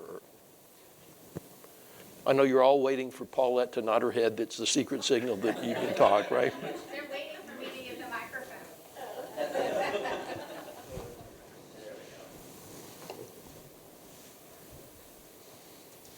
Greg, what about you?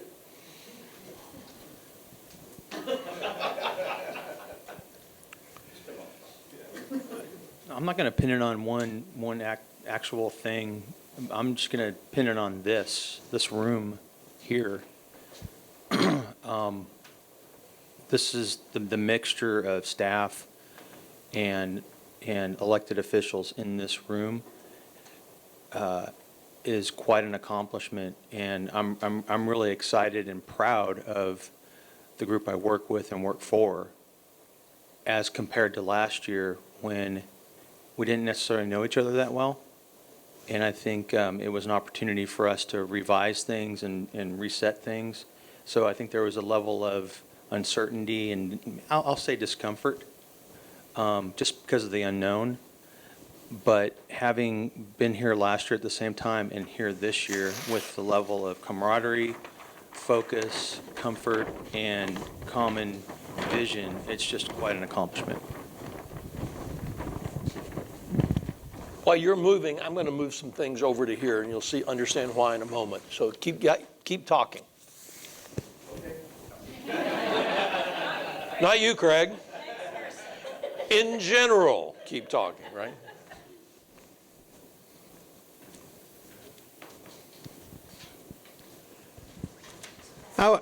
I would kind of echo what Craig's saying is one of the things that I'm proudest of is to hear you guys say that we've exceeded your expectation. You know, that is definitely our goal every day. Certainly in the fire department, I believe in every department here. Not just for you guys, but for the community at large. We work very hard with that. You know, I communicate to our people on a regular basis that how good they are and how well they perform, and I think that elevates them every day, and I think it's an important message for them to hear from you. So extremely happy to hear that, very proud that you recognize the same thing I do out of all of our staff, not just our department. So.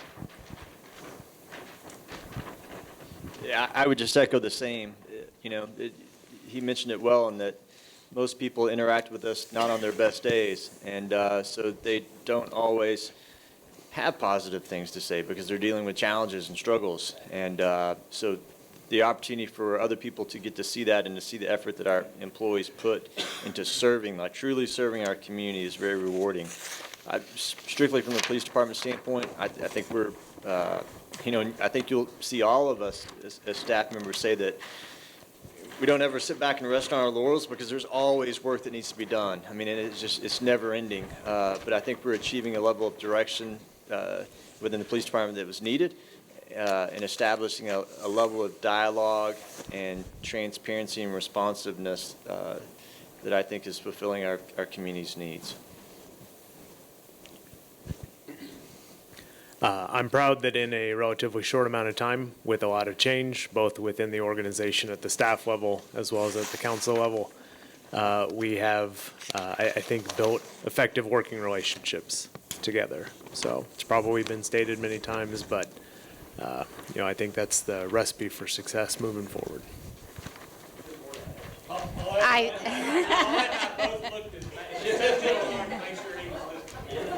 I thought for sure we'd hear something about the budget roadshows, but I am proud that we have seen more people become engaged and involved through the roadshows. The town hall meetings were well attended. There were new faces there, people that we haven't seen in the past, as well as the short-term rental town hall brought out a lot of folks. So I think that was very good.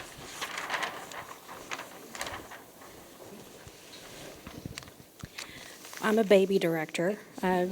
Just recently promoted, but I have been with the city for 14 years, so I've seen, you know, council and staff work together over the last decade or so.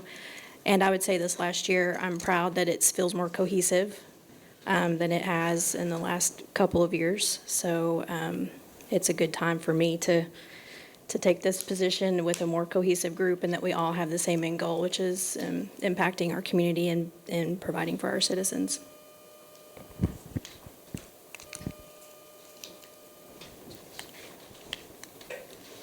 Anyone else?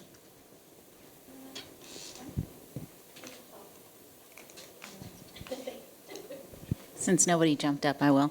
I will say that I'm proud of the collaboration that we've seen with all the department heads. I know going through kind of the leadership and the Lean Six that pulled us together. I think maybe it was just crying over the math for me, but I think the collaboration between all the directors is really something I'm proud of.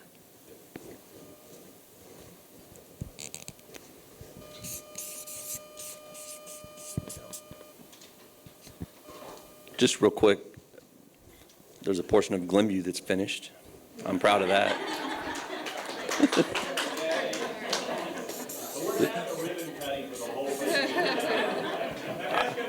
We'll be there. We'll be there. provide the ribbon. The next section should be shortly following, so, but super proud of that. But also, just, I think there's been some comments I just want to add and echo to. The Lean Six Sigma and the process kind of improvement that we've gone through this year, I think has been on our mind within Public Works for a very long time, and I think I think everyone has kind of adopted that. Just to echo what Stephanie said, I think there's a large group of directors that work well together, and this is just something that adds on to that. So there's a lot to be proud of this year, and those are just a couple of the things I'm thinking of.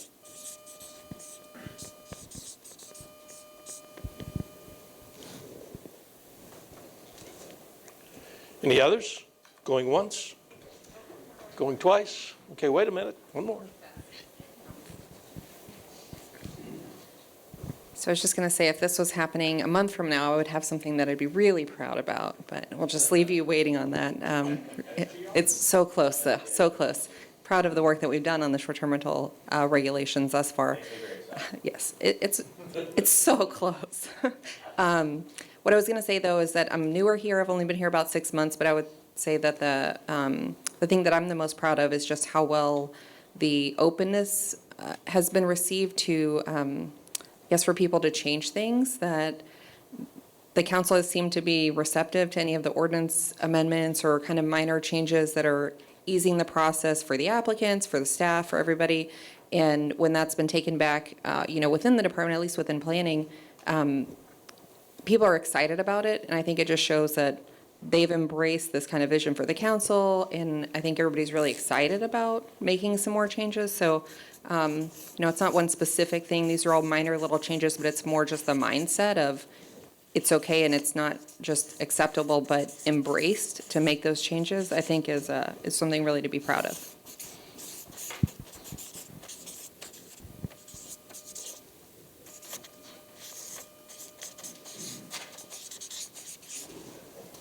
Others? All right, good. Now, back to work. We've had our moment of celebration. So this next part, this next exercise, council, this is just for you. I just added one new one over here that I wanted to make sure we captured. These are all things, council. This morning we asked the council to talk about what would you like to accomplish next. We've done a lot. What would you like to accomplish next? And here's what some of the ideas were. These are in no particular order. One, explainer videos. Like every single thing that we can think about, certainly the most frequently asked questions. If you're getting a call, give somebody a video to be able to explain it. The other question, what would it take to make our website more intuitive so the website actually works more like the app? That would be something that's important. How do we encourage more bottom-up strategies for revitalization, which could mean everything from making people more aware of the programs that are available to doing things a little differently that encourage bottom-up strategies. How do we increase enforcement for hotels and multifamily, especially around code or crime, or that's an issue that was raised to be out there. Catching up on technology, and everything that means, the network issues, the connectivity issues, artificial intelligence. By the way, that will always be there for a while, I think. In a few years, it's going to be robotics that we'll be talking about and what have you. You've done some things around senior committee and setting that up, but how do we further serve and engage our seniors more, whether it's either supporting that committee more or also looking for other opportunities. Developing a budget and debt strategy that helps guide us through what we assume will be for at least a while continued efforts to minimize our ability to take on debt, increase spending, those types of things. Start plan. These two things sort of go together. Planning for next year's budget, even though we're just now getting done with this year's budget. What do we know? What things can we start thinking about now? this is going to surprise all of you. How do we be better at permits? Now, better is an interesting observation because better doesn't just mean better as in fewer steps. You know, I mean, this is certainly not every contractor or developer out there, but there is a sizable portion for them. If you even have a piece of paper with a headline on it, permitting process, that might be too much. And so, you know, how do we maintain that? How do we get better at that? And especially from the perspective of a resident. How do we make the process easier, more transparent, so that they know what's going on from a resident standpoint? Developing Smithfield, because that's the property that we own, and you know that becomes, what do we do with that? How do we educate even more? Educating even more on budget, on operations, on how we do our business, on anything and everything. Now, some of this goes into explainer videos, could be a part of that. You'll see more town halls on specific topics. That could be a part of that. So, council, if you say educating even more, we can have opportunities to pull those in. Just trying to give you some ideas here. What are different ways we can engage residents that we haven't thought of before? You know, we do well with people. The comment was, we do well with people who want to engage. Well, yeah. You know, it's like a cardiologist saying, I do well with people who want to take care of their heart. Okay. So. And just to add on that, for everybody who wasn't here this morning, that was the charge that really I laid out for the council in saying we really need to be the ones that are reaching out and creating larger spheres of influence in the community to say, to communicate better to what's going on and all the positives, to build trust in what's going on at the city that we are, you know, focused on really a best-in-class service model and being able to streamline and create things for the community that they want, that they need, and that they're there for. Because I think there's some things that are successes that we don't talk about or don't talk about enough that we haven't been able to do that. I commented this morning also as saying that the council is showing up for lots of things now, like in whole, not just a few or whatever. And I think that's been really helpful, and everybody's been noticing it because people have been saying it to me, so they have been noticing it. So that's where I really try. I mean, I know that's, you know, not for y'all not to do that, because the library is also one that's very important in that, but that I really did say that we need to saddle that on ourselves on the council. So. And there's a piece of that we didn't really talk about this morning, but it goes with a combination of engaging residents and being transparent about being quicker when we're not doing well. Being quicker when things are taking longer. Being quicker when, you know, okay, wait a minute, we know this software rollout is taking longer. It's been, can we be quicker? That's a relative term, but there's something to be said for, we know you're struggling with this. More town halls was a specific thing on specific topics on education. For example, we're going to do a town hall on, pick something.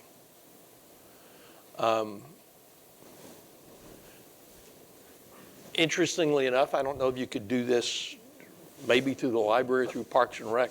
I know a community that recently did a town hall with someone from the Texas A&M Ag Extension program on what plants work well here? And, you know, just in general, what plants work well here? Well, they've done that. They do, right? sprinklers, they do all kinds of great stuff. Yeah, so it's kind of anything that you think somebody would want to know, do that. And then finally, this thing about continuing our process and ordinance review, continue to figure out how do we make things more simple. Ordinance review is an ongoing process. Process review is, you know, we don't have to wait on an efficiency audit to decide to be better. And I know staff that you're not doing that, but you know, you've got this training with this Lean Six Sigma tool.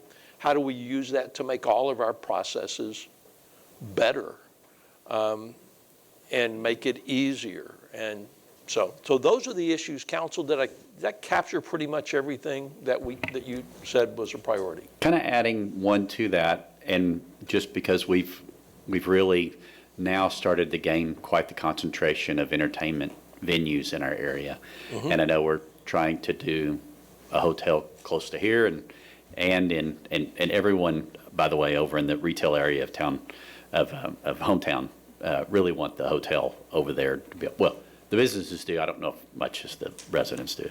But anyway, to get that hotel going as well is a destination management organization as well, to marketing organization. I mean, to attract outside tourist, guest, whatever. And you know, I think that's not only strategically a good move from a standpoint of really enhancing visitation to the parks and the things that we have that are here now, but also kind of going forward, if our legislature in not the next session or the one after this, which is now 4 years off, at least I hope, you know,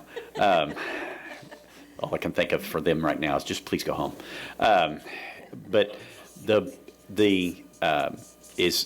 is an additional tax base issue, and bringing in things from the outside that are generated locally versus if they are going to dramatically change the property tax model too. So I think that's another hedge against that, because they're signaling that a little bit and saying you need to get businesses in your area to have more generation of revenue locally, right, versus kind of the outside. They keep saying that, so I know that's where they're going.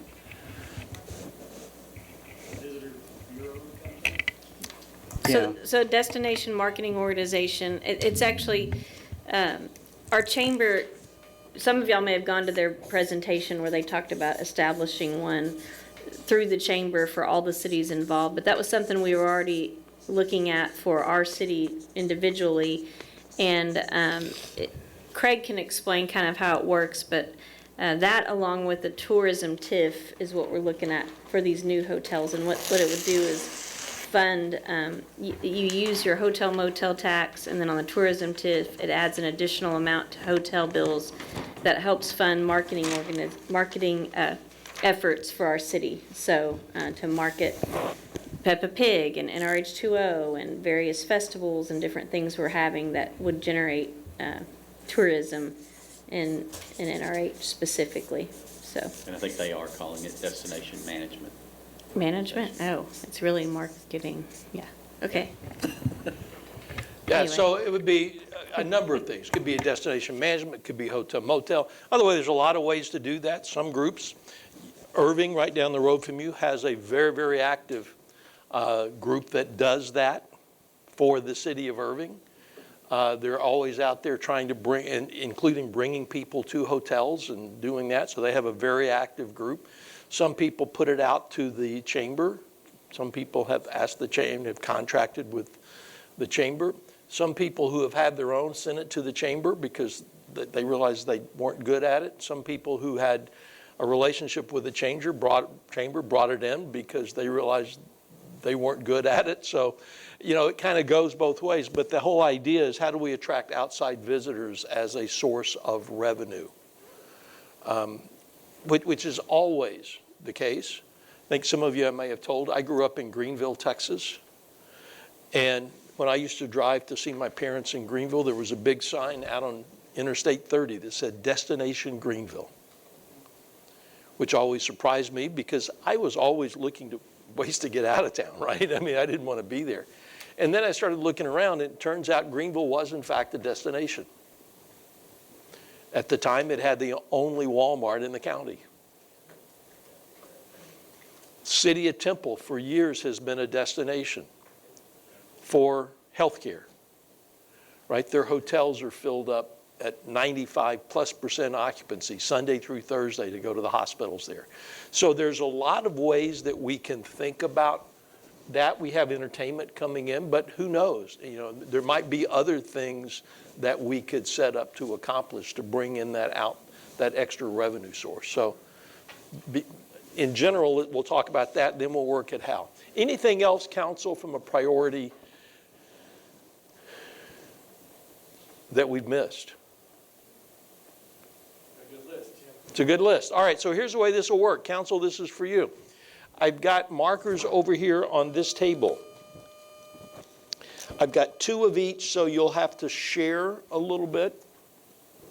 I've got 3 of each, so you'll have to share a little bit.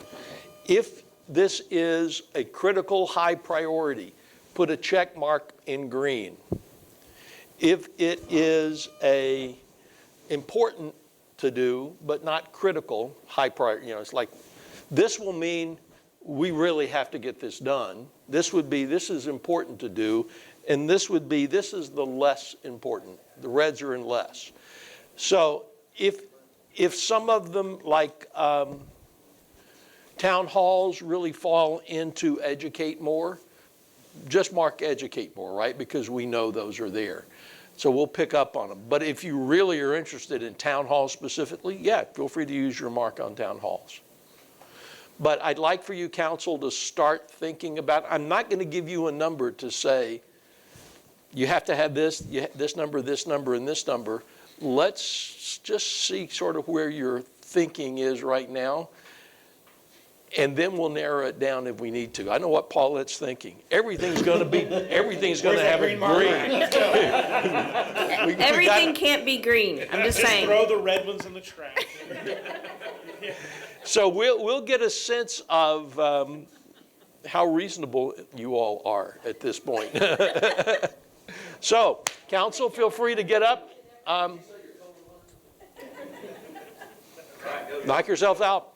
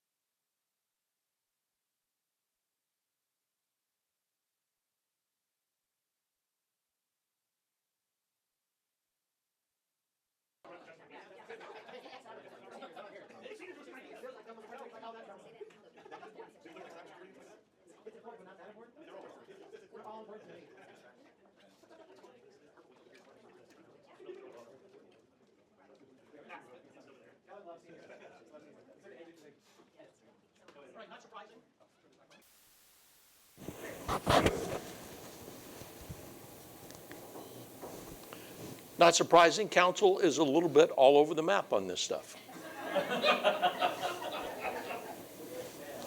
So let's start, and we'll just kind of go down. The one that everyone seemed to agree on.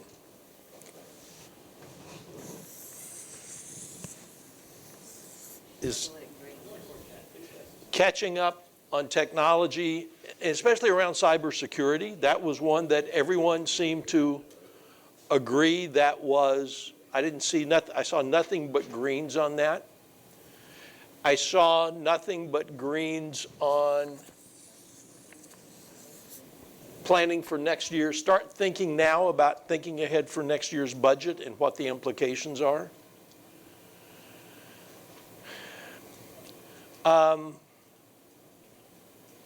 I saw the whole idea of engaging residents as one that, there's one blue up there, but if you look at all this, these are all pretty positive, especially when you look at using council members as ambassadors. That seemed to have some importance.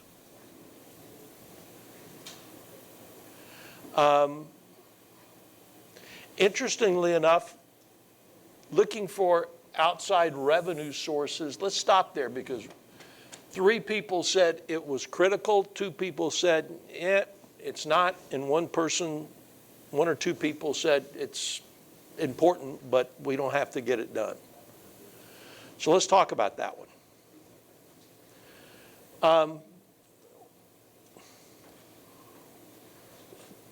Why is it important? Now, I want to go back to the example I used this morning about does it make the boat go faster? Right, 1998, the British rowing team, they came in 7th. By the way, the British invented rowing as a sport. They dominated almost in the Olympics for years and years and years. And then when they didn't win, finally they started looking at everything as, will it make the boat go faster? And they totally changed how they thought about training and equipment and everything about what they did. And it changed everything for them. But the whole notion was evaluating everything through that lens. So if you look at attracting additional revenue sources,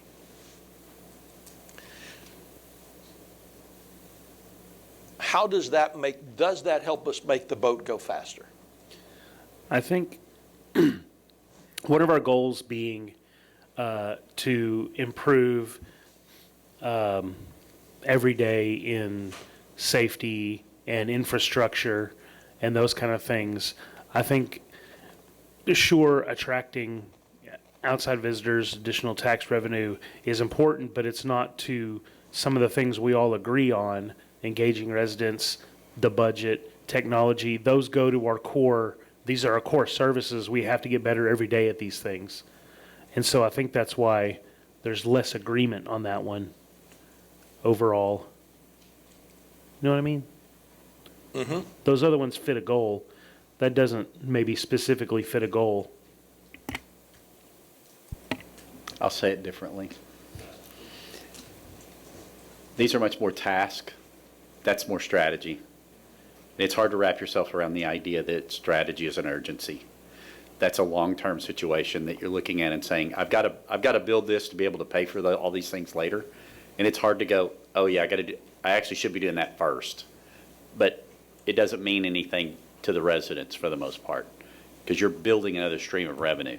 If you look at what Grapevine and William Tate did, in the 70s, Lord, he's been there forever, and he went out on a limb to build a revenue source for what they have now, so they have the lowest property taxes in all of Tarrant County, and everybody now says, wow, that was a great idea.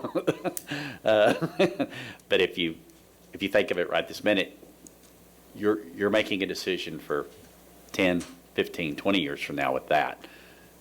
These are all what affects everybody in the next cycle. And I think what you said was everybody works off of 1 year, and then certain people work off of, shorter periods of time. And having been at a public company, I'm relatively confident that sometimes we think in terms of quarters. Yeah, I mean, that is a longer-term picture. And anyone remember the TV show Wagon Train? Oh, yeah. Sure. Yeah. Starred Ward Bond, right? Wagon Train. By the way, it's a show that would never get made today because it was about a wagon train. And the wagon train, every week, the wagon train went across the prairie. And it's kind of rolling along. And the story was really about all the stuff that happened in the community of the wagon train, or occasionally they'd get attacked or whatever. But the job of the wagon master was to keep the wagon train moving. But the wagon train employed these people called the scouts. And the job of the scouts were to ride out over the horizon every day and look for one of two things. Where's the water? Where are the hostiles? Where are things that are going to help us? Where are things that are going to hurt us? Now, you had to ride over the horizon because you can pretty much see what's coming on your side if you bother to look. I sort of look at this as an over-the-horizon type activity. It's one of those things that, it could take us to something important. How long do you think it took Grapevine to become Grapevine? Yeah, 50 years. Right. But they decided strategically to do that. Flower Mound was a great example. For years, Flower Mound was frustrated by the fact that they had high income per household, and there were no really grocery stores or retail or restaurants or entertainment anywhere around. You had to go someplace else. And the first thing that the Flower Mound Council had to come to understand is that it wasn't that they were being avoided. It's like it wasn't that every developer, that Craig's counterpart up there didn't go, hey, I'm from Flower Mound, and they go, I can't find you on the map. No, they knew they were there. But 93% of their population left Flower Mound every single day to go work someplace else. Now, Craig, in general, what does that tell you? Yeah, it's a bedroom community. And when you look at the demographic of Flower Mound, it was mostly families with school-aged children. And when you come home from work with families of school-aged children, how are you spending your time? Doing homework, going soccer. And so when they went out, even during the week, where do you think they went?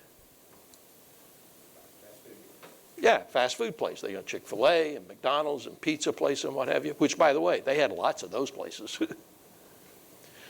So for them to make that change, two things had to happen. And the most important one was they had to decide how long will it take to create daytime traffic significant enough that it balances out the lack of daytime traffic with the night. And the one decision they made was to focus on the medical community. First decision, focus on the medical community. Doctors' offices, clinics, that kind of group practices there. Because that started then drawing other things and started drawing other businesses. If you look at what the colony did with Nebraska Furniture.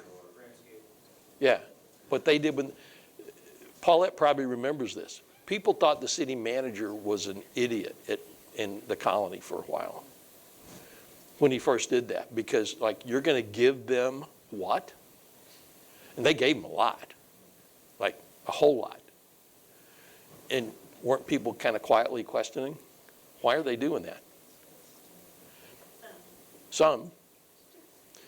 You think they're questioning that today? So it is sort of that bet on the future. Now, the reason I brought those up to you is not that you need to be thinking about additional revenue sources, but is it one of those incubator ideas that when you think about it that way, we ought to put at least some energy on? I think so. I slightly disagree with the idea that it's not a little more important now. If we're talking about property tax revenues flatlining, you're going to have more revenue sources to make up that difference because costs are not going to go down, right? And it seems to me like where we are within our H2O, with Peppa Pig, with the developments that are coming with Smithfield, I mean, we're moving towards that entertainment destination. We need the hotels, totally agree, because that would make a big difference. So, I mean, I think it carries a little bit more importance than that. So, council, is it one of those that you would look at? Yeah, I never took the red as in we're just not going to do it. There we keep staring at this bug. I always took it as it's visually, if anybody's paying attention, is that, one person's tasked in the corner to start kind of working on this, and then the closer it gets built up, the team builds, and then it's implemented 5-10 years later, whatever it is.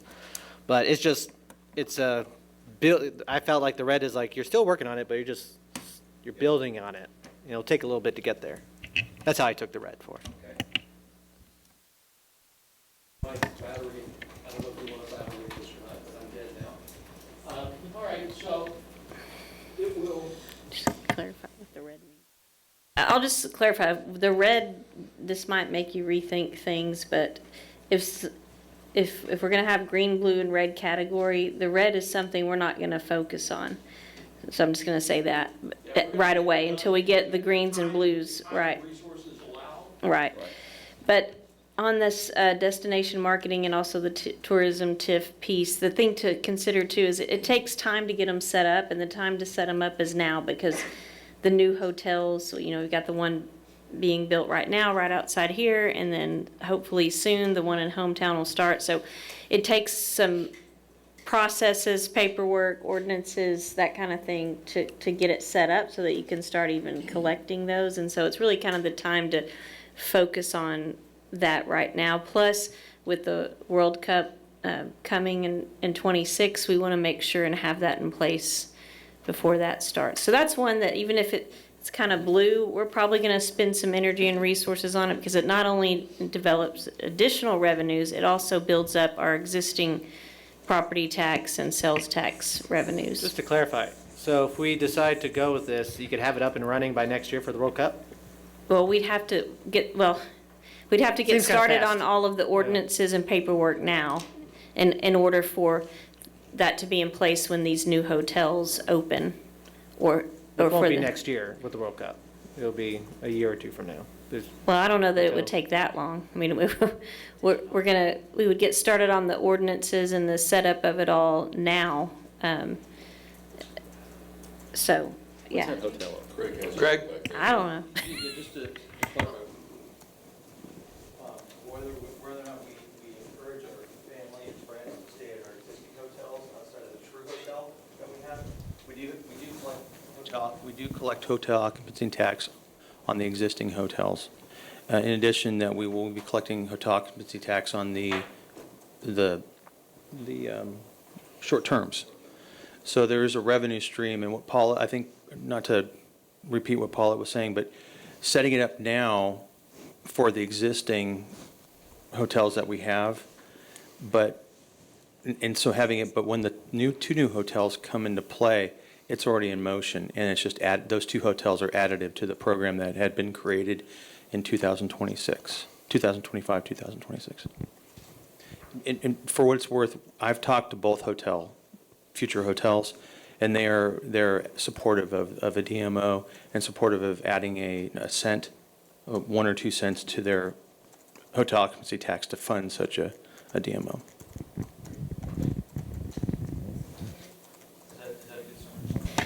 Yeah, I mean, I wouldn't say it's already in the works. I will say that Craig and I have already had kind of a preliminary conversation on the heels of, well, it had already been something we were kicking around behind the scenes, and then when the chamber brought theirs up, I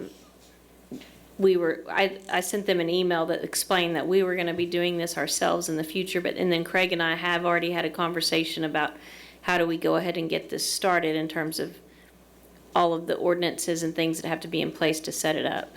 Yes.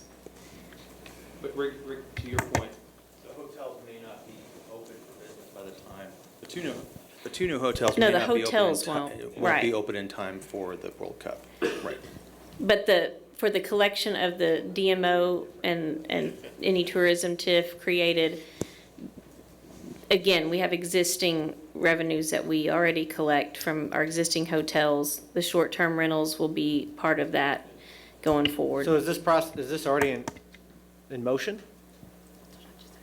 We're gonna be building the plane. Okay. Paulette and I have already started talking about this. But will take time to build the plane. Yeah. But we already have a runway, we already have, the jet fuel. It's just that there are two other planes waiting to be built, the hotel out here and the other hotel. So we can fly the plane in 2026. Oh my gosh. Can we use a sports metaphor instead? I'm trying to relay it to. Or the taco metaphor. Pretend All we're the the Dallas ingredients are Cowboys. there to create the taco. Right. But the Started to taco say- has not been put together yet. Yeah, are we building an Air Force here? I mean, you know what? But it sounds like you have some things that you can start doing right now with the existing hotel, certainly short-term rental, that will be around for 2026 in the World Cup, and then other things you can put in motion for as these things come in. Right. Make it important, not necessarily critical. Right, yeah, so it's sort of important that we do. When we average it all out, it seems like it's up there. Right, it's up there, and It sounds like if we average all the check marks, it's in the middle. it's sort of in the up middle. there. There It's you go. important, right? Yeah, it's important. All right, so the couple of other things that let's talk about town halls and education and even explainer videos. All those things sort of fall into one. Council, is the idea of increasing education of residents? First off, it seems to be important. Is it critical? I think it is because it lends itself to us becoming more efficient. Because if our residents are better educated, it will reduce the amount of time staff has to spend answering questions, answering phone calls, answering emails about those topics.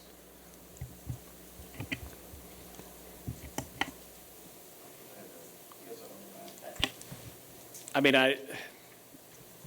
it's kind of like I agree with education. It's kind of like the video, though, that, if I need to fix something, which I'm not handy, and I can watch a YouTube video, and then I can realize I still can't fix it, right? So I still have to call somebody. That's the analogy we could probably, a lot of us could relate to. So I think it's important. My concern is, and this is, Danny knows this, it's true in the church, you can communicate things 10,000 ways.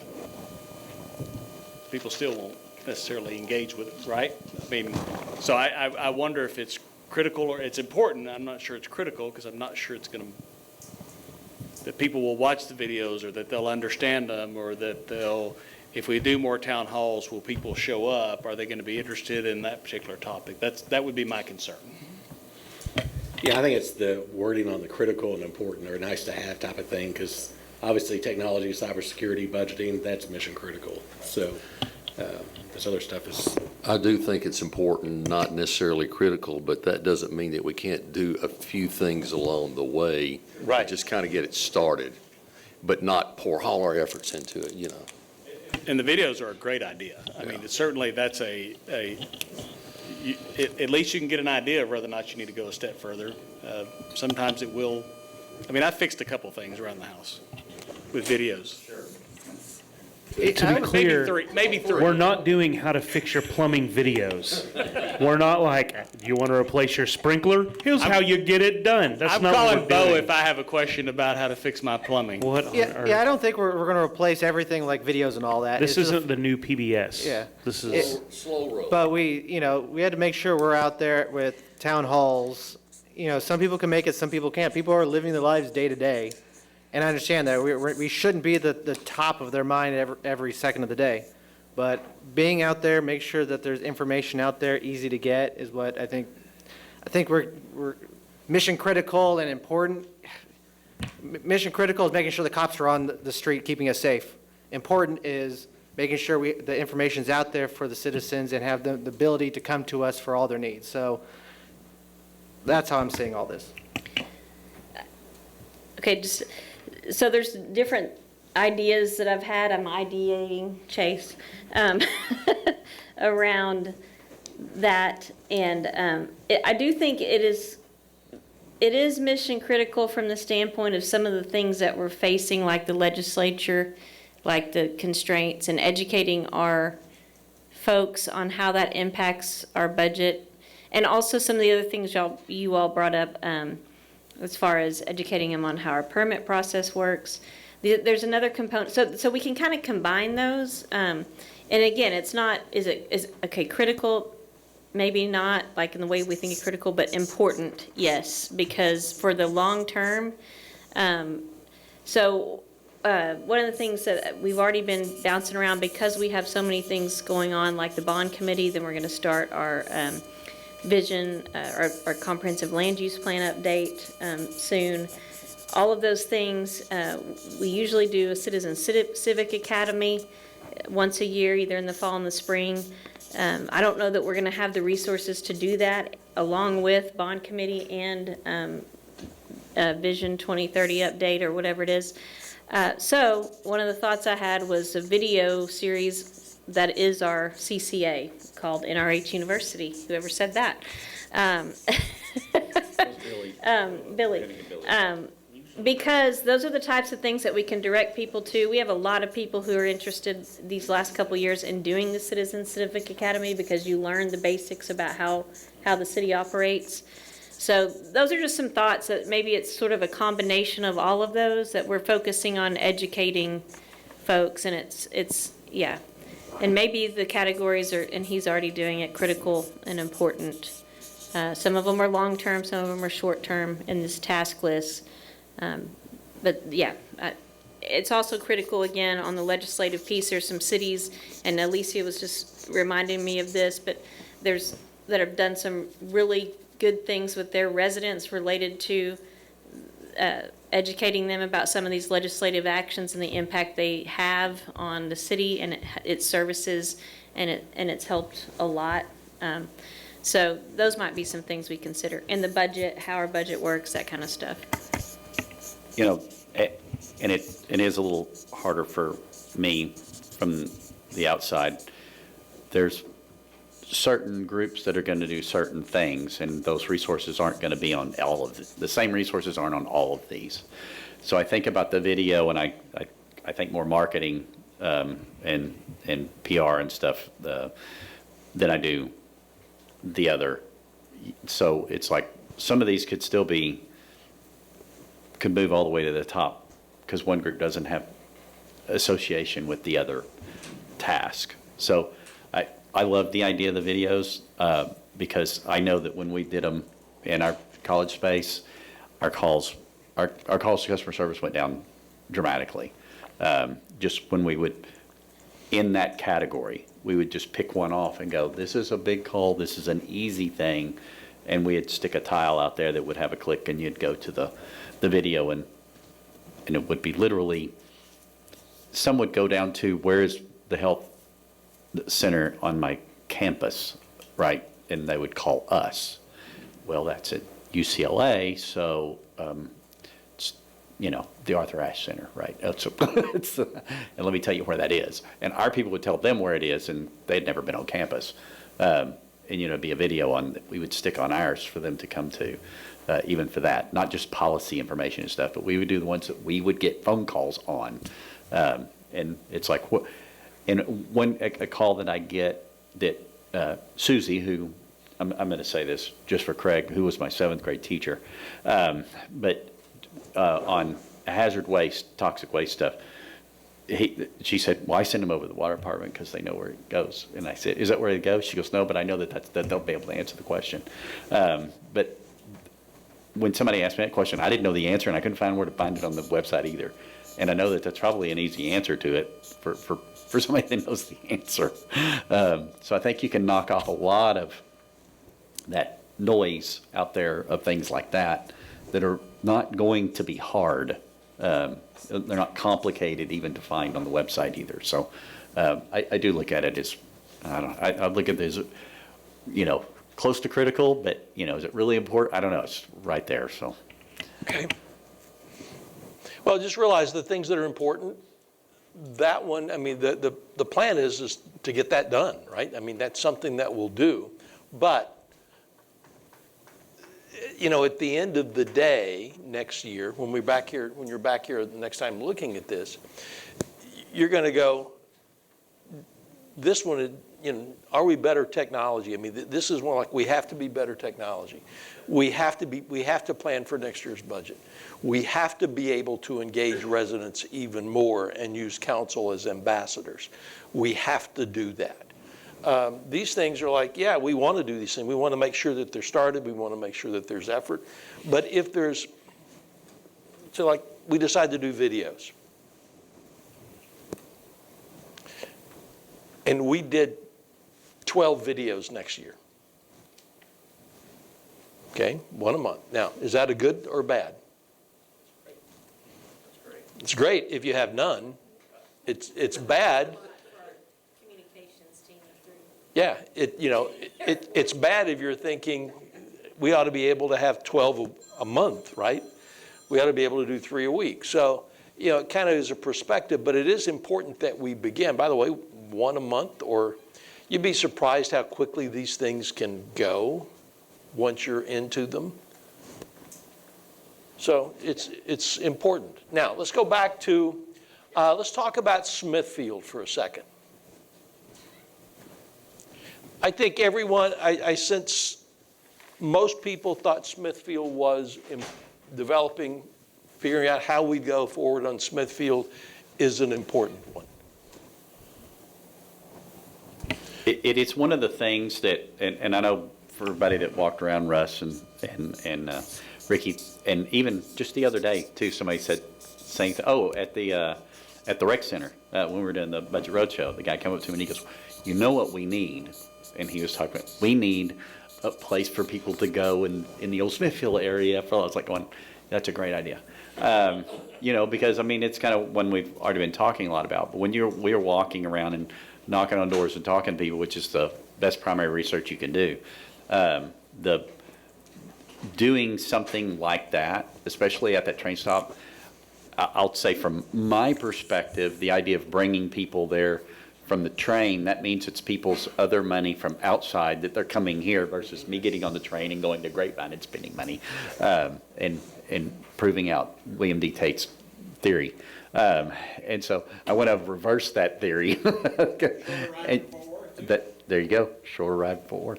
And so just having that developed and moving in that direction, and seriously at the defensive side of it, with the legislature continuing to be a big government legislature that wants to, make rules from on high, that I think the sooner that we get that started, the better off we are, because no telling what it's going to be later, The decision will be out of our hands. It'll be out of our hands. I just want to clarify, I want to clarify what you mean, because we've talked about it, but, Yeah. so you're actually, what you want to start with is the council to create a vision of what they want there. Mhm. And when you're saying the Smithfield area, I mean, Main Street, yes, but we already know there's some things that are happening that are going to start to activate that, but the land that the city owns. Yes. Where there's no longer going to be apartments built there. You're talking about specifically Say that. one more time. There's no longer I knew any you were gonna say apartments that going to once I be said built it. there. Okay, go ahead. That to visualize what we want there. But I also want to be clear that we own the land, right? So nothing can happen there unless we sell it to somebody, and we would only sell it to somebody who wants to do whatever the council would want there. So, but you're specifically talking about starting with creating a vision of what does the council want to Yes. see there? Right. Okay. And the idea of what that development will look like, so we can move, I want to move forward with it. Sorry, so that we create the idea of what that development will look like, so we can start moving forward with it. And I think everybody in that area wants that as well, and I think it'll enhance others that want to come there and do other things there. I think it's a snowballing and triggering of where we're going to go with all of it. And if we have an idea of what we want to go there, and again, it is the city's property, and we can put any kind of, plan development situations on it we want when we sell it, right? And everyone that's talked to me about wanting to buy it and saying, oh, just don't put a PD on it. Don't put it, that's their first thing they say. Then I think that'll help trigger that area even a little more. I mean, we're already doing something that's probably going to trigger the area and start helping it, but I think there's even one more thing that'll move it along, because it is still sitting there fallow right this minute, and I'd rather it be producing something. I mean, How much land is it?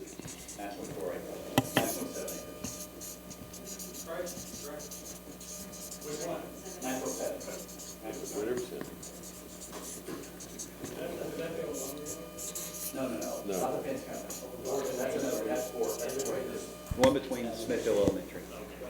Billy's about to buy it. Oh, I have it on, right on.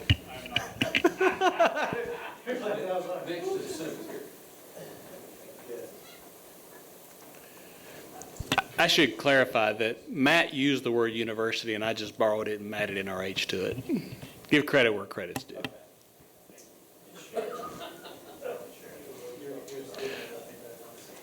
So I want to go back to your list for a second, because this one was generally, there was mostly important stuff around it. Let me ask, I mean, I can scratch it out, but council, is it important that we send the message that continually to look at processes, continually look at ordinance reviews? I mean, even if you only review 3 ordinances a year or 23, doesn't matter. You're continuing to work through them as you identify them. Well, I love that idea. I think we're all doing that. I think what Corey said, actually, it's a nail on the head. I think the staff that works here loves the idea of things that'll simplify their side and our side and the residents' side, and kind of it's kind of an all-in triple win. The reason I put it up here is you spent so much energy on this over the last year with lean training and with other emphasis. It's just important from a continuity standpoint. Okay, so up here we haven't talked about seniors. We've got a lot of important, couple of less important, one critical. Let's talk about that one. Most people said it's an important thing to do. Let's talk about it. All the seniors, just speak first. Who wants to who wants to cop out to that one, right? So tell me what you're thinking there. Well, thank you. So for me, I guess, obviously we have an aging senior population, and it continues to age. And I think that his Randy's looking at his watch. Wrap it up already? No. I'm just checking when it's time for you all to take a break. Okay. I think that there's a lot of great things that we offer the seniors right now. I'm not sure there's any like a combined area. I know we have the senior center. We've got a lot of different areas there. So is there some way we can kind of combine a lot of that information, just talking to some of the seniors, just stuff like them making reservations at the senior center. It's tied into the rec app, and they get confused on that because they, can't find this stuff on the senior center. There's that. There's the fix-it blitz? Can we, do something like that, multiple times a year? To Billy's point earlier, I think there's a lot of groups out there that are looking for volunteer activities. So can we do something like that? They have a lot of, obviously, knowledge, a lot of, real-life business experience. How can we plug them into other areas of the city that may need, some help with some other areas? So I think there's a lot of, other things to work on. Anyone else want to weigh on this one? What you were saying about helping them out on, I loved when the youth advisory went over and had their, what was it, tech day or something, and helped the seniors. That was precious. So I don't know if there's anything like that, more of that would probably be good. Yeah, there's a ton of things out there. I think it's just need to get a group of people together just to kind of focus on. And maybe what for they're their doing. water bill too. Exactly. Okay. If we were joking about the water bill. On water bill. Help them with their sign up, right? Yeah, this is how you sign up. So who gave us the presentation on all that goes on for the seniors in our community? We had that in a work session? Lisa, yeah. I think, didn't we talk about really just trying to get the word out more, which this advisory committee would do that, but that's a lot of it, just getting, I mean, I know we're beating the drum here, the same drum, because we want to educate, we want to inform, we want to make sure our citizens know about this stuff. And we're planning to bring you back before the end of September, recommendations on creating the advisory board for y'all to consider. To include, I think, future considerations in terms of what's going to be needed for the growing population of seniors, kind of that silver wave we talked about during the budget and things like that. So. Yeah. Mine, silver hair weighed too much, so it just fell out. I think, and I feel like if the people that are at our senior center were left out of that process, I think they would feel a little slighted because they kind of know what's going on already. Exactly. So I would assume that we're leveraging that group already in this idea of the committee going forward, so we're not reinventing the wheel at the same time. But I mean, I'm just kind of saying that's where I'm looking at it as well, because I think that there's a lot of services, and I don't think unless you're kind of involved in all that, you know everything that's going on already. There is a new concept floating around, not really new, but somewhat new, and that is using our seniors for mentor programs and bringing them in on a lot of these programs that we're wanting to do. They've been there, done that. Charles is a good example of that. I'm using that because he's older than me, but probably the only one in here it is. But that, to me, if we can figure out a way to blend that with us, and I think the center over there has done a pretty good job about bringing seniors in and getting them involved. So I look at it that way too. Well, one of the programs I mentioned to Alicia was adopt a grandparent type of thing where, it's younger couples that move in. I can't remember what city it was up in Virginia that did something like this. And, younger couples move in and basically are, tagged in with the grandparents, and they can help babysit, and they can just, basically give real life experiences and feedback to younger couples and, different things like that. So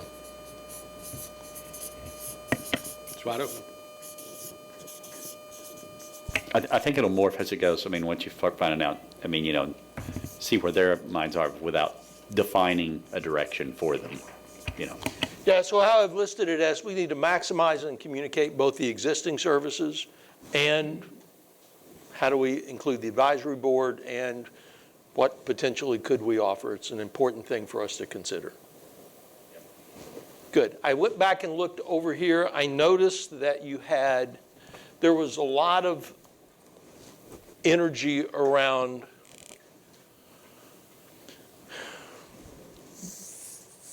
budget and debt strategy in the critical side. There was 1, 2, 3, 4, 5 critical and 1 less important. So you want to chat about that one a little bit?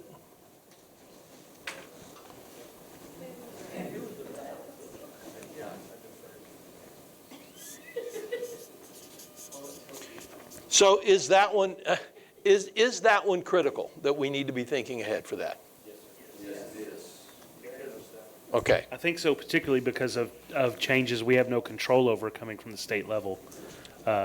We have to have a strategy to be able to still find a budget we can work with when we consider there's going to be changes from the state level that limit our ability to do things the way we're doing them today.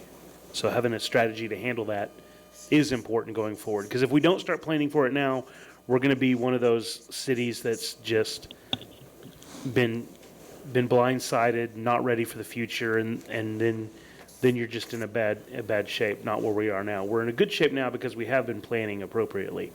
But with these changes coming, we have to now plan for a different kind of world. I think on top of that, by us discussing it, the citizens will be exposed to some of the reasons why it's going to be so difficult. I mean, we really stop and think, we have $1.9 million from reserve that we're using for next year. Well, you know, you can't do that every year. And by us discussing it, some of the citizens that watch all these work sessions or our council meetings, some of them are going to start finding out, hey, the state legislature's doing this thing. Some of those people may not really realize that. So just the education of it for the citizens would be worth it. You had listed, I took permits and sort of moved that over to continuing processes and updates because that falls under what you're doing there, if that's okay. You talked a little bit about bottom-up strategies for revitalization. It was important. One person said critical, two people said less important. That's one of those that sort of falls in the middle. So let's chat about that one.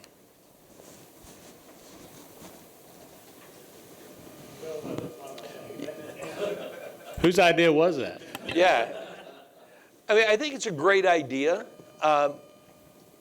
If we can, you know, it involves empowering residents and providing the resources.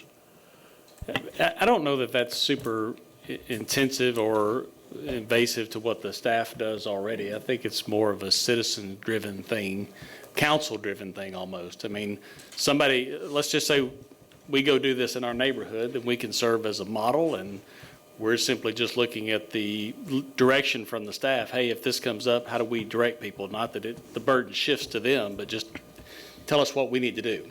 I think it's more of that. I think one example that came to my mind, and I don't remember where I heard this story, but somebody was, you know, my neighbor's lawn looks like garbage or something, and they come complain to the city, and then someone says, well, have you asked them? Have you checked on, do they need help? Have you checked on your neighbor?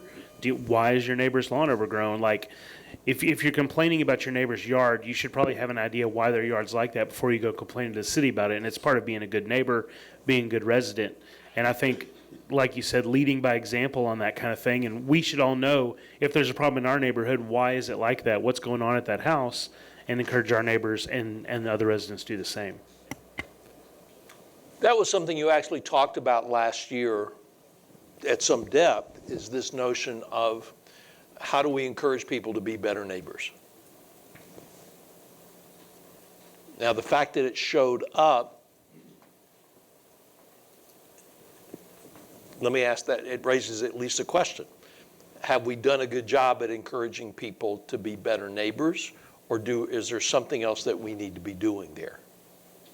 That's one of your pillars, is encouraging that. So, if you're saying we need to encourage people to be better neighbors, and then Billy, bottom-up strategies would be part of that, let me ask, if you reframe it that way, does it change the importance? I think maybe, I do remember us talking about it last year, but I think maybe we got into a cycle where we spent a lot of this year amongst ourselves being a little divisive for one reason or another, or one reason. And, I mean, elephants in the room, we know, whatever. Or it could be the other one reason. Love. Yeah. So I think maybe we have an opportunity now to kind of reset, work on how we model our cooperative relationship going forward, and set a better example instead of what's good for me, I'm against you kind of thing in the future.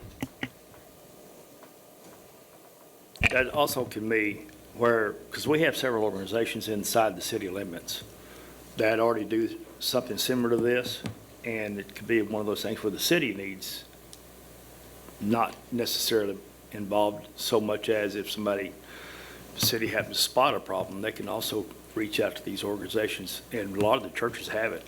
Say, hey, would y'all be willing to step up and take care of this? I think that would be a great opportunity to work together with people inside the city.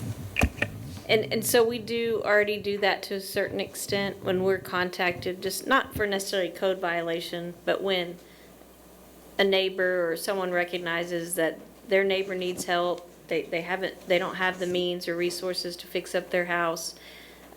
Kristen James, who's the assistant director in neighborhood services, she has those contacts of the churches and different organizations that'll step up and come help. But plus, we also work those through our neighborhood improvement program. One of the things, though, that so once people contact staff, though, with a code violation.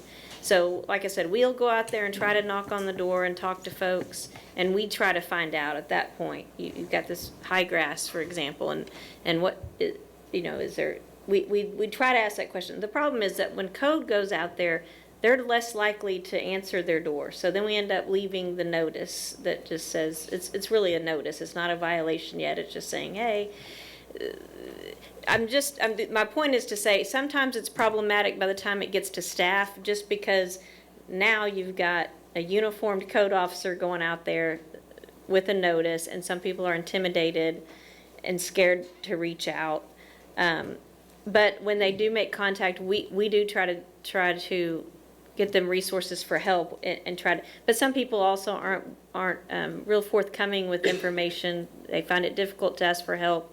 And that's okay. That I'm saying all that to say, I think Billy is right. Some of that has to come from just neighbor helping neighbor and encouraging that more. I don't know if we somehow get our neighborhood associations or HOAs involved in that effort, because, again, it's just once you have a city staff person coming to your house, then you're kind of you're not sure if they're really there to help you or not. I don't know if this is getting too far in the weeds. I hope it's not. But so could we have a list of resources on a printout that when code enforcement has to leave a notice when they don't speak with anybody, they can also leave, here's your problem, here's a list of resources that might help you address problems, something like that. We talked about that last year a little bit, because Serving Our Seniors, that organization, Susie's on the board for, I believe, they mow the largest number of people they serve. Now they're in Richland Hills, but the largest number of people they serve is in North Richland Hills, and they mow yards, take care of yards during the summer for a bunch of them. They have a certain amount of bandwidth, but they said sometimes they have a little bit more bandwidth than they currently have, and for people turning someone in or a neighbor that's not responding or is not necessarily even ambulatory, is having that literature with the police or whoever's doing the wellness check at the time, and sharing that resources at the same time, and saying, here, call these people and they'll come take care of your yard, right, for you. I remember this, Stephanie, when I was on the substandard building board, when they would even do that, they would offer all these opportunities for, now some people just will flat out not do it, but they were offered many opportunities through any number of service organizations to come out and take care of the problem for them, and some just flat out refuse. I get that, but some will take it, right? That happens too. Yeah.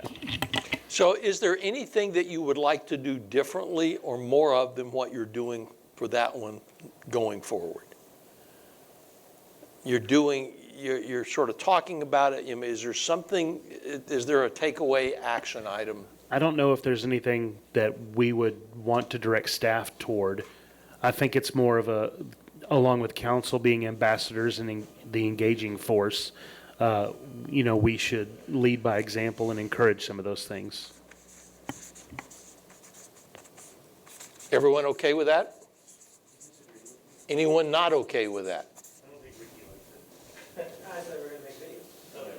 Yeah, we're going to make videos about it.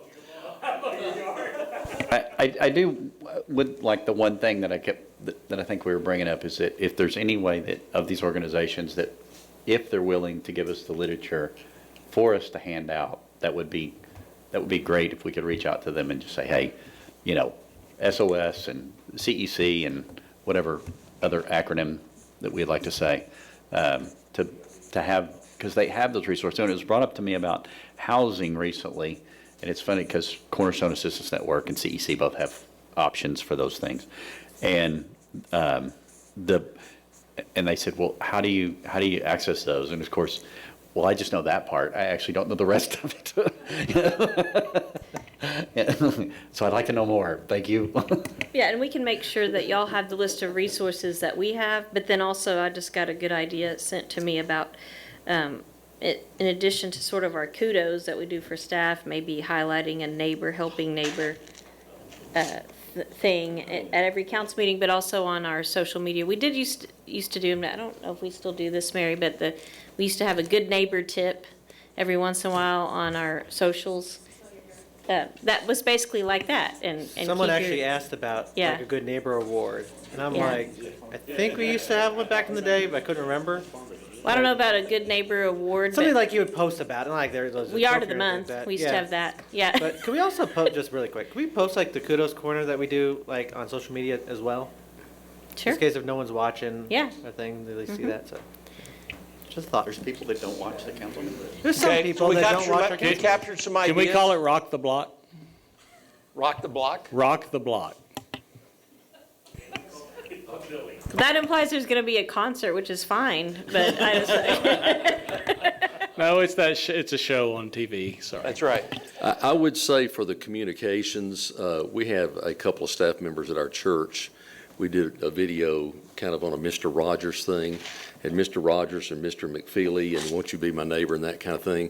We did several announcements for that. And if you want to maybe capitalize, maybe pull in a couple of outside people, might be able to talk them into doing it, and it was really good. So anyway, just a thought. You can contact me if you need it. There's two more to talk about. One is increasing enforcement around, using sort of your multi-group, multi-function task force. You're doing that right now. So is that one that you want to, that council, is that an important to continue? We're doing it now. I think so. And that's a different set of resources again than a lot of these other things. Well, I think it's important for y'all to have on your list because it just helps us as we're initiating these efforts to be able to show that this is a priority of the city council. It's not just staff going out being mean. This is a priority to enforce that. So. And interesting things that you'll find. So one of the things that they found in Irving was hotels that used to be regular hotels that are now long-term residences. And technically they were doing all the things, but what they found is people were doing things in the room that were fire safety issues. They are cooking and, and they had moved the plumbing around and they had done, they had taken things out and moved hoses around and had things connected via hose now. And, it was weird. But, that actually shut a couple of those places down. And, they were okay with that. So the last one is this one of making the website more intuitive. And the idea that you talked about was, how do we make the website feel more like the app?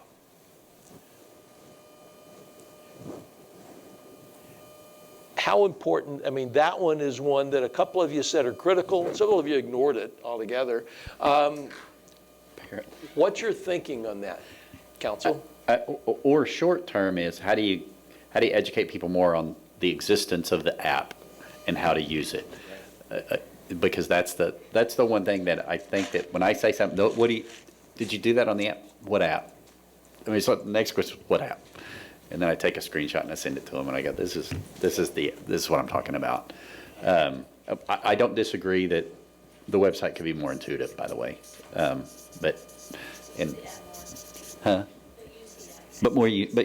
push it to the app, right? I mean, because this is the computer everybody has, you know. I mean, that's one thing, if you think about like how easy the app is. If you look at Apple, for example, their entire system's totally changing to look like the iPhone now. Even your computer is going to look, so there's something to it. So we're still going to have people go to the website. I go to the website for things. And so it just needs to be, like I said earlier, if I had to click more than 2 times to find a piece of information, you already failed. So if it's somehow intuitive or as easy as the app on the website, because websites aren't going away. They're going to stay there. Just make it more intuitive in that nature. So council, is that something that would be in your mind, is it a have to do, want to do, or nice to do in the next year? It might be helpful, not knowing how aren't there rules around what y'all have to put out there and how you have to present it, Yeah, in some cases, like for example, election information, we're required to put that in not just English, but Spanish and also Vietnamese. Yeah.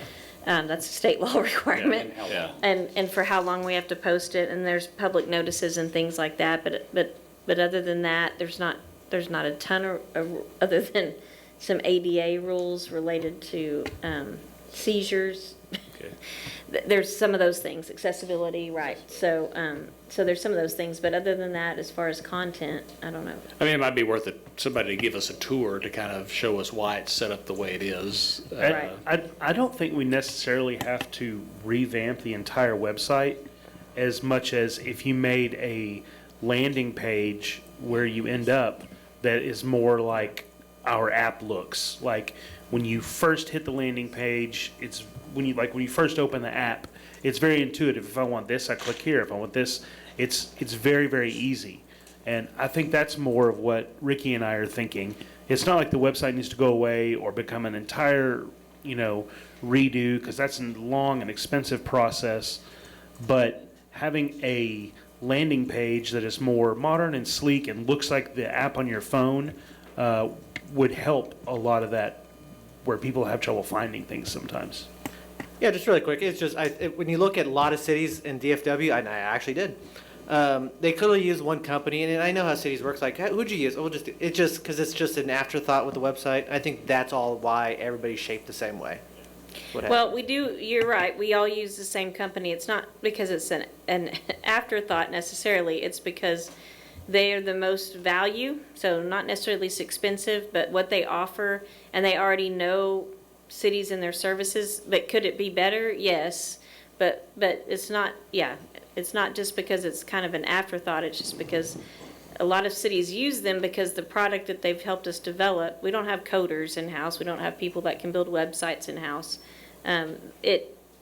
It has been intuitive, but websites evolve, and so I also hear you saying push more people to the app, and I appreciate, because I see sometimes on social media you'll see somebody complaining, and y'all are all saying, have you used the app? And you're posting a link. Mary does it now a lot on comments and stuff. She'll put, have you used the app? And she'll put it out there. We can also promote the app more, but we can certainly look at if there's a way to revamp it to make it look more like the app.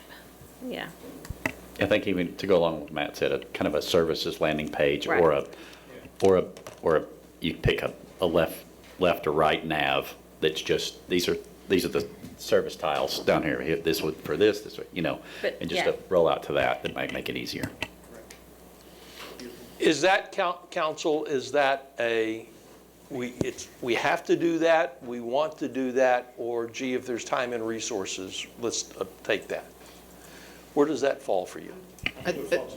Yeah, because it's not like I say we're going to take the fire chief off and make a website. We're going to go to someone to kind of work on that, but I think it does need to happen. It's a want, it's not a commitment. Yeah. Right. Yeah. Because I It's a think want to be great, I think the yes. critical or the easy is to push people to the app, which is what we already have. So.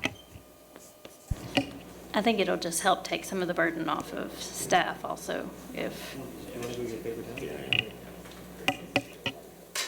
Okay. All right, so that one falls there. Congratulations, council. The good news, council, is that you only said 3 or 4 things are critical. That's the good news. The bad news is you said nothing was in red. So when we come back from break in about, can we take 10? Sure. You guys want to take 10? Back at 2:30. We'll take 12. We'll back at 2:30, and then we'll start figuring out exactly where you want to go. Which ones are most important? So I'll recess the city council goals and planning work session at 2:18. Hey. I'll reconvene the city council goals and planning work session at 2:31. Would have been 2:30, but Cecile wasn't in her place.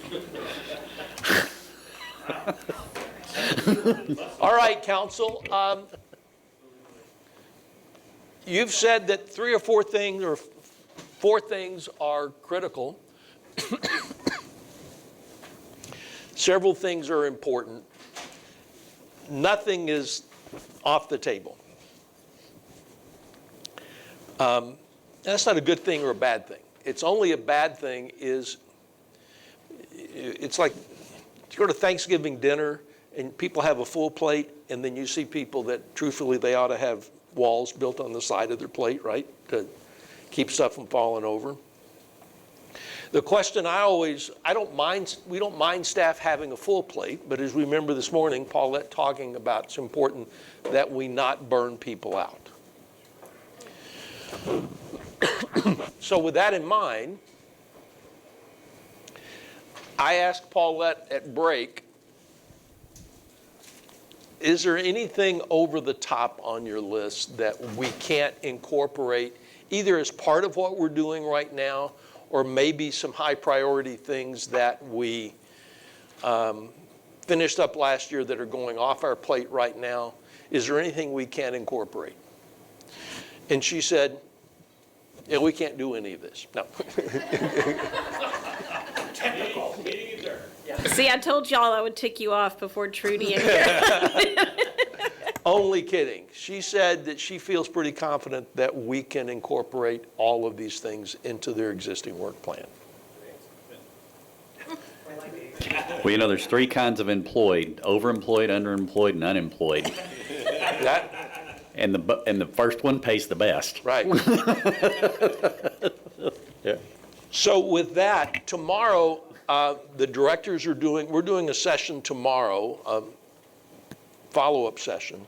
And part of this follow-up session will be to take these and start putting some action plans, some how-tos, and how we could approach this on paper so that you can start to see them coming back, and you'll see them in the work plans and what have you. Very much in keeping with the idea, council sets direction, leadership, this group sort of steers, and then the staff rows. We're going to make sure we're going to use them to do that. Is that fair enough?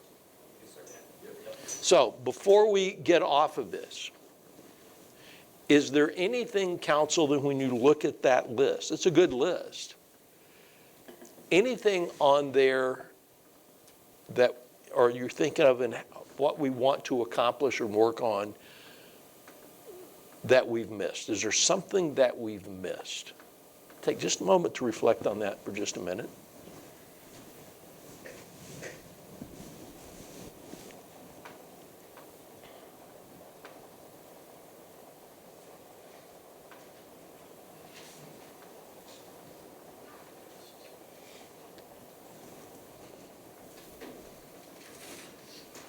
Going once?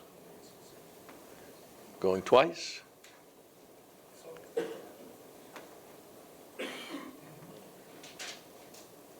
Nope. Matt, checking your list? Checked it twice. Checked it twice? Yeah? Yeah? Russ is on the naughty one, obviously, since Trudy had to keep him out of jail. So, You know, I tell you what's funny is that's not on the list that we've kind of, it's not that it's moved off anymore, but that was really going I mean, we did focus last year a lot on saying, we've got to get restaurants in. And we've really done that this year. We didn't even put it on the list this time. I mean, it's a very specific item, but it is, well, yeah, I just want them all built. But that's my impatient side. But we did talk about it a lot, and it's not on there. So I was looking at my stuff on the list, and I was going, well, that's not on there, but it is still all on there, because there's a lot still left to do. There's still a lot in the funnel. Yeah, but, yeah. I think it's mission Smithfield critical development for is actually part of restaurants that. still. I think conversation. stuff like that has become part of the, like, that's just our culture here is now we are welcoming to those types of businesses, and that's just the normal mode of operation for Craig and his team, is that's what they're looking for. So Maybe we should focus on getting them open instead of getting them. Like I said, it's Like you just were talking time about now. earlier. I Yeah. wish I was going tomorrow. All right, let's move on then. Well, okay. Hang on. I want to add this because, again, I know everybody wants things, like the mayor keeps saying, he just said, I want to go into Jake's like tomorrow. Okay.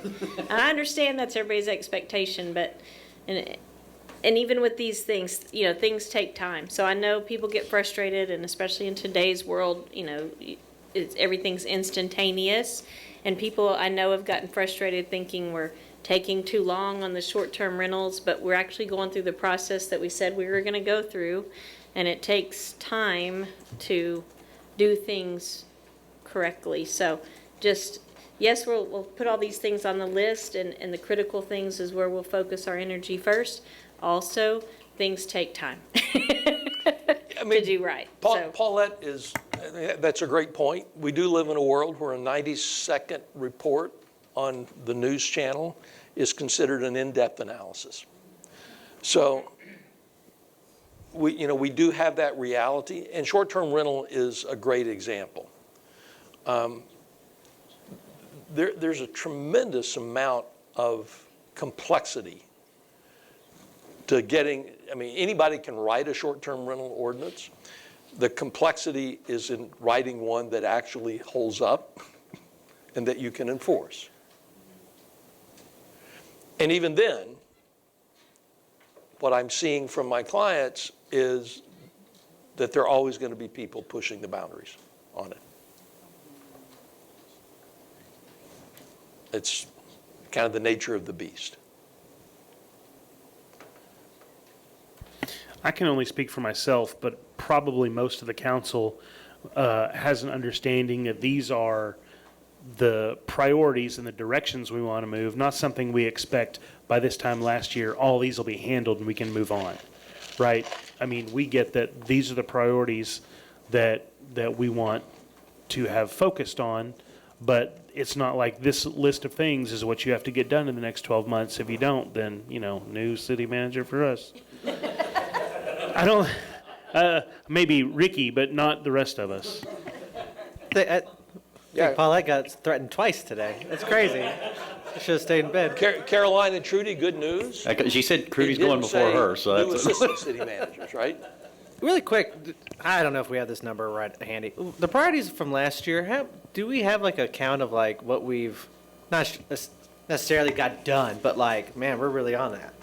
I don't have it in front of me. We are going to talk through that tomorrow with the directors, and I can also provide that to you. But what I was saying to Randy at the break was most of those high priority items that you all had said last year have been completed or are ongoing, or they're a focus area. So for an example, restaurants and recruiting restaurants. So I don't have a count, but I do know that most of those have been addressed. And a lot of these can be incorporated kind of into what we're already doing in some of those Because I feel like a lot of them were like, well, man, we got them done, and we're like, we're in it. Yeah. It's one of those things. Yeah. All right, so let me just walk you through real quick, because I'll have to read them. I don't have them on the sheet. But here's the first one. Create and reinforce a continuous improvement mindset that seeks to drive efficiency and effectiveness. Yeah, check. Implement continuous improvement tools and techniques, Lean Six Sigma, Yellow, and Green Belt certifications. Check. Equip team members with tools and training to measure and improve effectiveness and efficiency. Conduct performance outcome measure training with directors. I don't know, we didn't really focus on that too much, but if you noted the goals and objectives in the budget books or the budget materials that you got, all of those have been revamped under that process. So they're real performance measures that will be utilized in real life, not just to Which have goes in a into the next one is every department serviced area establish objectives and measures for efficiency and effectiveness and implement those. And those showed up in your budget process this year. So those were all the high priority ones. Let's move on. Evaluate resident-facing processes and regulations, create a list to be revised and improve or eliminated. The list exists, and Corey is working through that. Right. We've already started doing something. Right, and we've already started doing some. Some Right. ordinances have already been changed, and processes, yes, you're right. Streamline application processes for all resident-facing functions. Started work on that. Provide a follow-up survey after each customer interaction.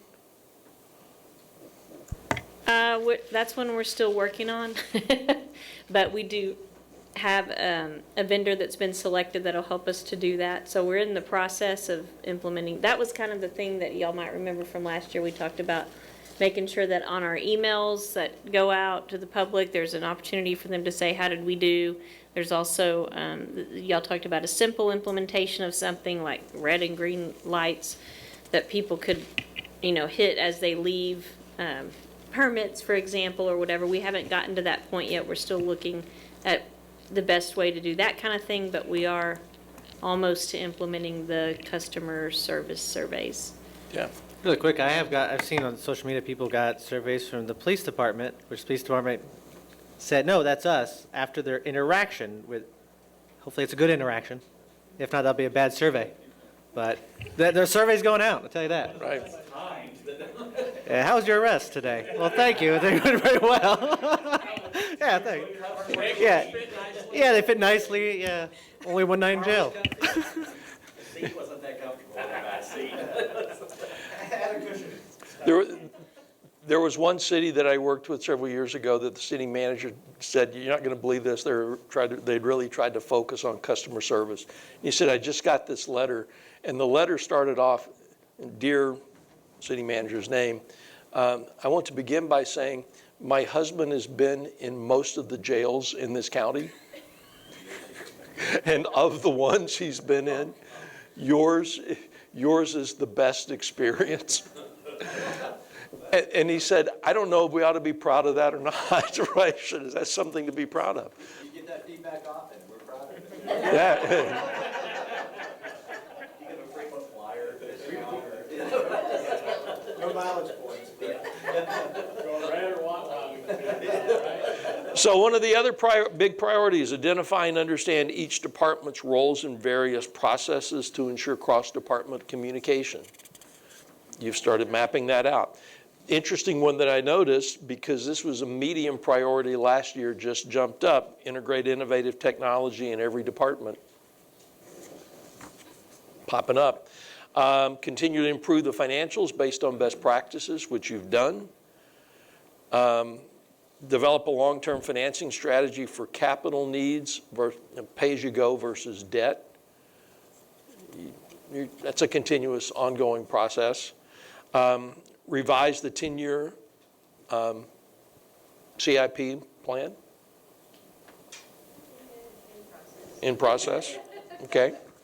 And I'm only hitting the high ones here. You utilize technology tools for recruiting candidates. We're doing that.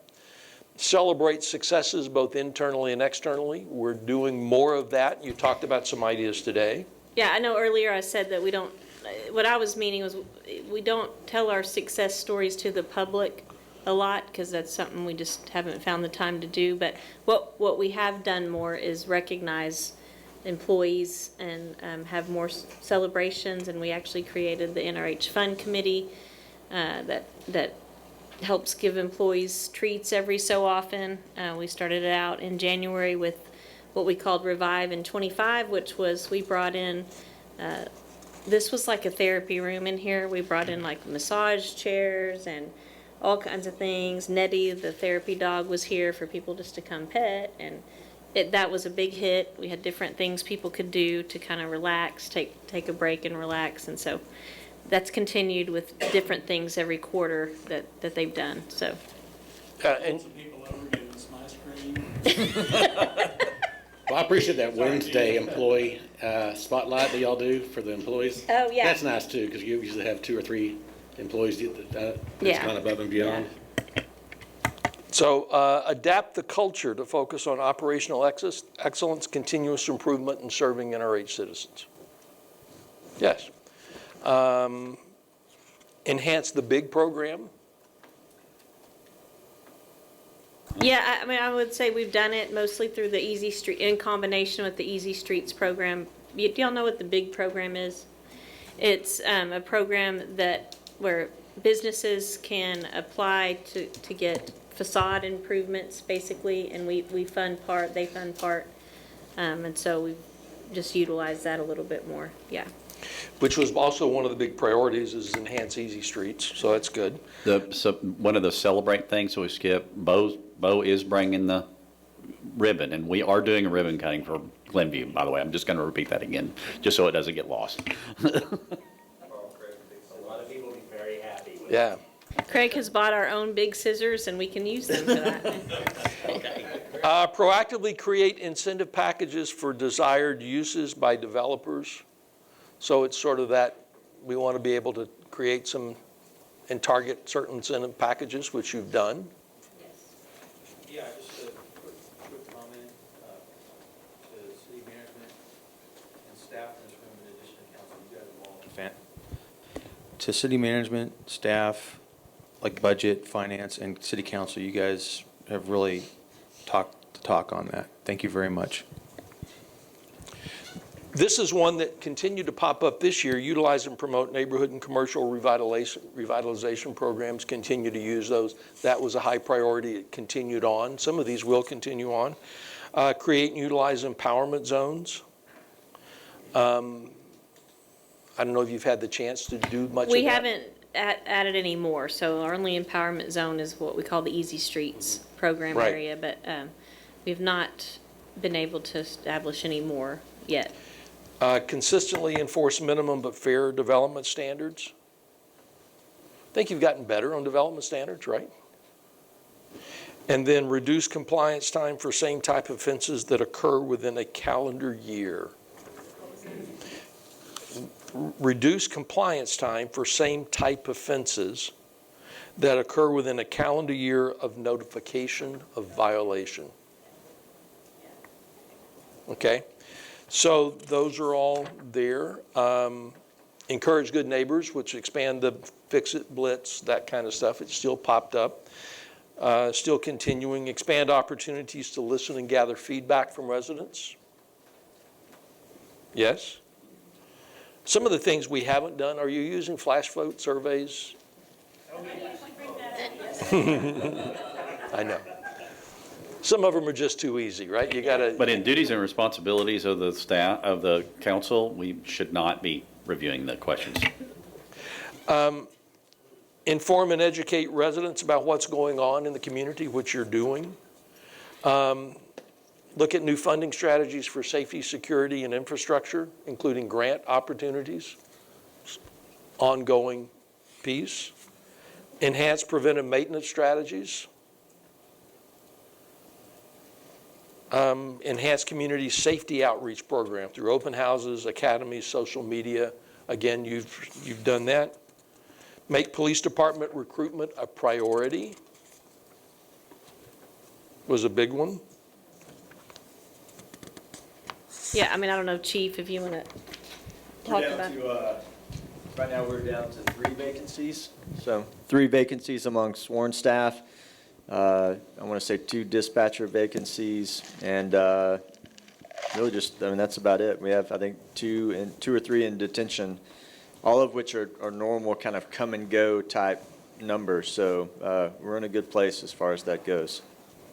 Good. So those were all the high priority things that you worked on. So if you look back, there's a number of those things that will continue. And council, when things are there that will continue, you'll see them continue on. We'll figure out a way to let you know that this is a continuing priority. Some of these things, to Paulette's comment, they take time. So we'll let you know where those are continuing, and then we'll add the new ones in. A lot of those accomplishments sounds like a great post. Just throwing it out there. Yeah. I'm just thinking that this list then will get completely done by next year, so I'll be walking into houses being built on Smithfield by Smithfield. I feel like this will be done because we're pretty good at accomplishing our tasks. That's a good post right there too. Yeah, we can have dinner at Jake's next week. That's awesome. All right, so that's sort of where we've done. And again, tomorrow we'll be working to move those forward. One of the reasons why this year worked is because the council and staff worked well together. Which I know last year coming in, there were council members last year that weren't real sure if they could trust the staff. And there were staff members last year that weren't real sure if they could trust the council.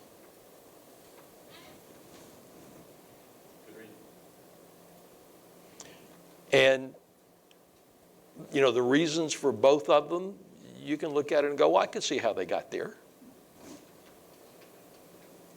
So, has that changed?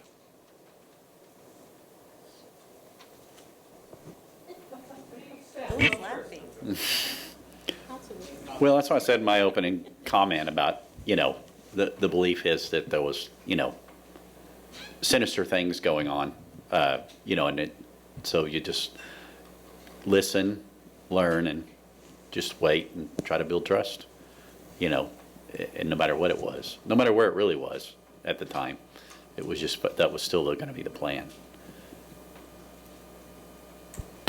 I think you started us off on the right foot. It's important for us to understand what our role is and knowing what their role is.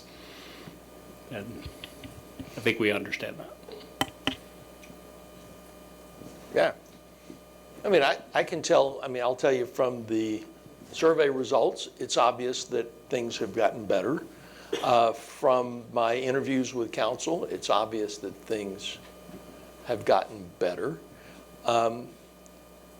When I talk to staff, when I talk to people, I don't sense the angst and tension that I sensed this time last year. I'll tell you, last year we did a follow-up session. We're going to, like the one we do tomorrow, we did one last year as well to kind of go through this. And I won't say that it was widespread, but it was noticeable with things that was not as bad as we thought after this retreat. But are they going to pull it off? Are they going to, are they going to turn on us on, is this all for show kind of thing? I think that's gone away at that point. But even then, there are always opportunities. Would you agree with that? There are always opportunities. So here's I want everybody to answer this question from your perspective. You can write some answers down. Council, what would you like from staff to make your jobs easier? If you could wave a magic wand, council, what would you like from staff that would make your jobs easier? And staff, if you want to write these on paper and send them to me and give them to me rather than read them, that's okay. What do you need from council to make your job easier? If we could do that, it would make it easier, less. And here's what I say easier doesn't mean like we're going to lower standards. Friction creates problems in an engine, just like it does in an organization. And so if there are things that we do to reduce the friction, then the organization runs better. And so I want you to think about easier from that standard. How do we make this go faster? How do we make it easier? How do we reduce the friction? What can we do? Now, here's the second question. Council, what do you know that you're doing that if you stop doing it, it would reduce the friction for the staff? And staff, what do you know that you do sometimes, that we do as staff sometimes, that if we knew we would stop doing those things, it would reduce the friction, make it easier for council to be effective? So I want you to answer the question both ways, and I'll give you a minute to write that down.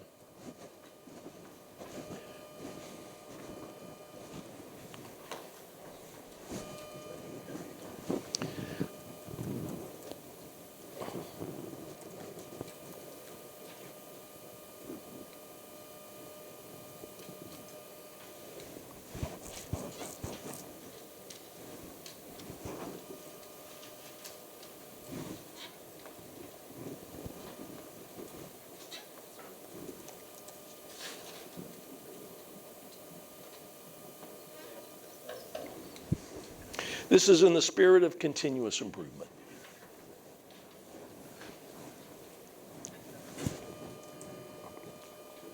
And by the reason we do this is when you think about how we spend our time, we're either working in the business or on the business. That's usually the two things we think. We work in the business or on the business. But there's a third area that we need to think of too, and that's we work on the team. In the business, on the team. So this is part of the on the team function. Now, staff, I'm going to start with you. And I'm going to ask you to look at yourself first. What is it that you think, yeah, if we did this differently, more of or whatever, it would make it easier for council? Staff, I'll let you. By the way, it doesn't have to be you're doing it. You can blame it on Craig and say, you know, Craig would do this. That would be, yeah. Yeah. But what do you think we do that if we did something differently, it would make council more effective?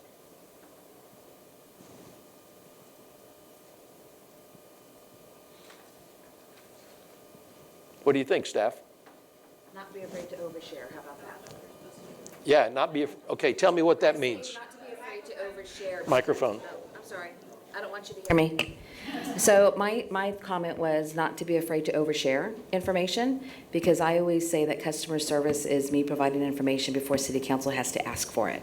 So if we overshare, if we know something, we can't assume that they know it. So that goes in hand with saying when the council says that they want information or resources so they know about it. Tell them the backstory like in a high overview. So not be afraid to overshare. Does that make sense? Yeah. Good idea. What else, staff? What do you think? I think we can, well, y'all said it earlier, but we can educate more. We can give you the bullet points of certain things.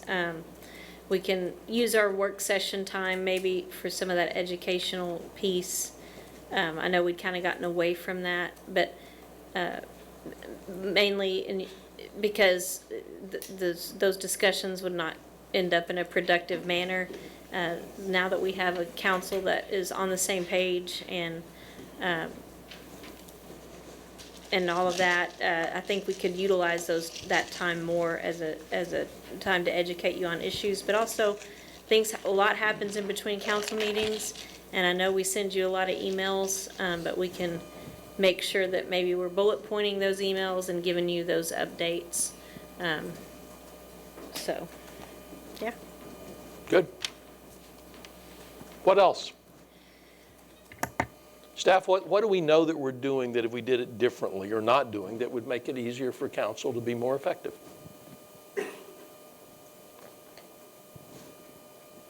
Going once? Is that it? You scare them? Is that the problem?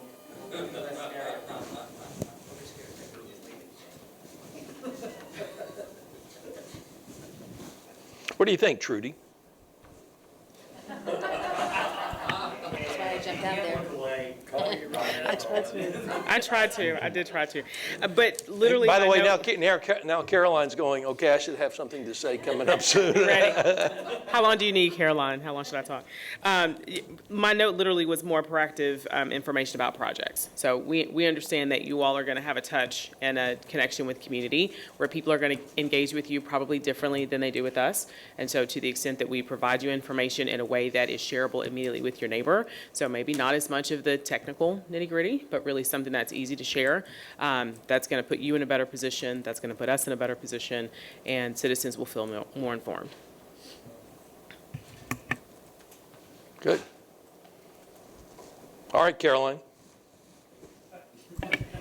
I think I've been focusing more on, it's the same answer. I think you're coming at it from two different ways. I think I was focusing on what can city council do, but that really is, it's a back and forth. And it's funny going back to Billy's granular comment earlier and Trudy just saying not getting in the weeds. My tendency is to want to get into the weeds.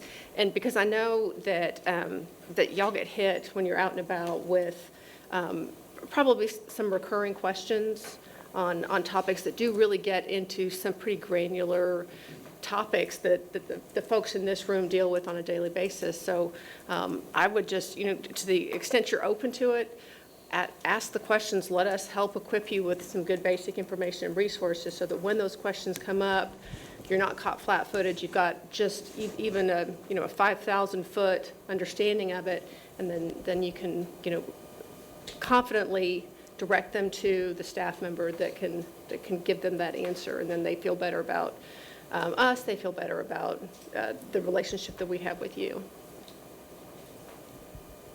So that was on my list too of the things that council could do to help us more or help. It's kind of an equal exchange, like Caroline said, but that, referring citizens to us more with questions or concerns, especially when they're pretty detailed, or letting us help you with kind of a response, or if you're wanting to meet with them, invite me or Trudy or Caroline to go to the meeting with you.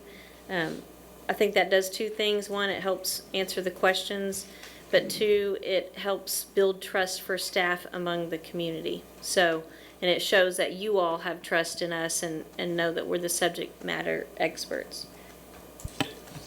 To go back to the comment, I think we're all hitting on the same thing right here. I think, one, we don't want to be out there and be asked a question that we don't know anything about, because then we look like we shouldn't be in the position we're in. On the other hand, I don't want to try to explain what are we going to call it, the hill? The Davis Hill? Jack may want to go to that level. I don't want to go to that level, but I want to know what it is, generally what's happening, and then, you got more specific questions? You should go talk to Caroline. And so, it's finding that sort of happy medium where we know enough to know what's going on and we can answer general questions, but if you want to get into the weeds, here you go. So let me ask the question. Go ahead, Paulette. I was just going to add to that. The other thing is understanding that nothing is ever as simple as it appears. So you think something, it's just easy. You can just go do that thing. There's always, 15 million steps, and then probably double that if it's a grant or a federal or state issue. So there's always nuance. There's always more. So again, to the point of understanding what it takes to complete some things is always good. And also that there are always at least 3 sides to every story or to every complaint or every post on social media. And so don't hesitate ever that's why y'all pay me what you do. I'm to be available to you. Don't hesitate ever to call me on my cell phone or whatever, any time to ask me a question. Now, in the middle of the night, the chiefs are the only ones that, and Bo, when there's a main break, that can do that. But anyway, y'all get where I'm going. Don't hesitate to ask a question. We are busy people, but my primary job is to be there for whatever questions y'all have. So. Quick example on that, I live in Thornbridge on the main drag where you go in. I was out in the yard, citizen stopped, talked about a dead dog that was in the middle of Davis that had not gotten picked up the day before. My comment to him was, we have got a great city staff, and I said, I'm going to make one phone call, and I bet you it gets taken care of almost immediately. I called Paulette later that day. He drove by again. I was outside again. He said, "You are right. They took care of it." Just made one quick phone call. Got taken care of. It's good. So, let me ask you. Yeah. But there was a baby squirrel dead on Green Valley yesterday. I didn't call about it, though. Let me ask council, all the things that you heard staff say, yeah, we could probably, if we did that, it would help council. Did they tell you anything that wasn't going to be helpful for you? Did it match kind of closely to what you wrote down? All right, so council, now let me ask you, what do you know that if you did differently, it would probably help staff be more successful? All right, I got one. I think, I'm trying to think of a way to talk about it and more broadly, but I'll use the example of the tax rate.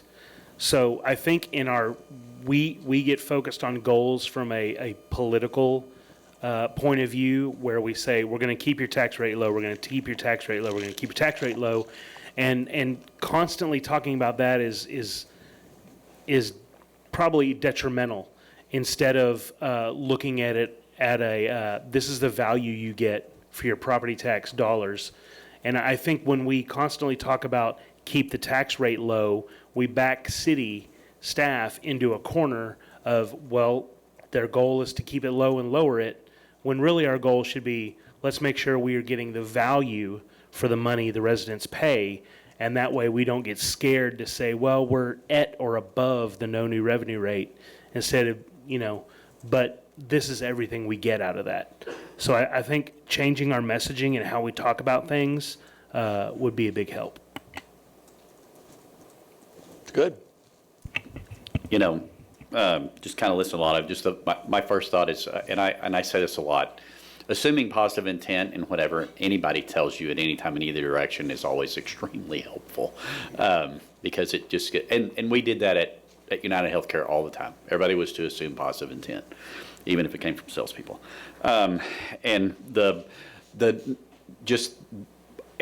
Paul had already touched on it, giving the notice of, I know the billing system probably didn't seem like an important thing, and then it turned into an important thing. I mean, even things that don't appear to be important sometimes are important. Now, me on the other side, like I'm the bad guy in doing that, right? I'm not the guy that communicates like that. And I've always viewed, if I have to explain something to you, then I must be patronizing you. And when it's the reality is people don't understand most of them that I was talking about anyway, when it comes in health insurance, and then it's the long form conversation that you get to have. And that's no fun. Nobody likes that either. I think the thing that the understanding, and I gave this little talk last year, I think, and I said, I don't mind getting pushback. I don't mind being told no, and I don't mind being told I'm wrong. And just be ready to defend your spot. And I think that's hard for people. And Paulette, I think, responded, okay, well, I'll do that. And she has, and it's helpful because I'm somebody that'll just continue to push and want and ask and whatever. And it's like, just tell me no. It's okay. It's not like if I don't continue to ask, and all of a sudden I'll stop asking, right? And so I think that's kind of the whole position on that. And I'll go back to when Paulette and I first talked to Craig about getting a restaurant, and he's talking about limits and not being able to do stuff, and I'm going, no, I really want these. I'm thinking, he leaves the first, I go home, and I'm thinking, I don't think Craig understood what I was saying.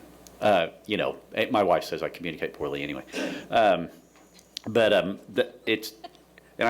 okay with that. I mean, look at the instance of me being kind of full exposure on what I think. It's just because I am kind of a core dump when you're talking to me. I mean, it's, whatever's here, you get all of it.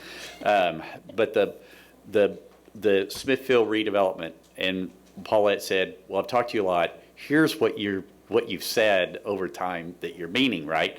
I mean, because I'm thinking, I'm like all in, right? Let's get the plan, let's get it going, let's get this done, let's get everything right. And I know that starts freaking everybody out, going, oh my God, he wants all of it. So she clarified what I said, which doesn't bother me at all, because it's like, that's it, yeah. And so I move on, and I'll even give the examples when I went to turn around the last business that I was turning around. I hired people that all knew me for years to come work for me because I said, I don't want to train them in my communication style again. I didn't want to bring up a new group. I needed to hire people because it was really bad, but that already knew how I was talking, because I know that I don't. I know that I want everyone else to understand. I don't always communicate that well as to what I want in a detailed manner, because I do view it as patronizing. So I don't fill everything in.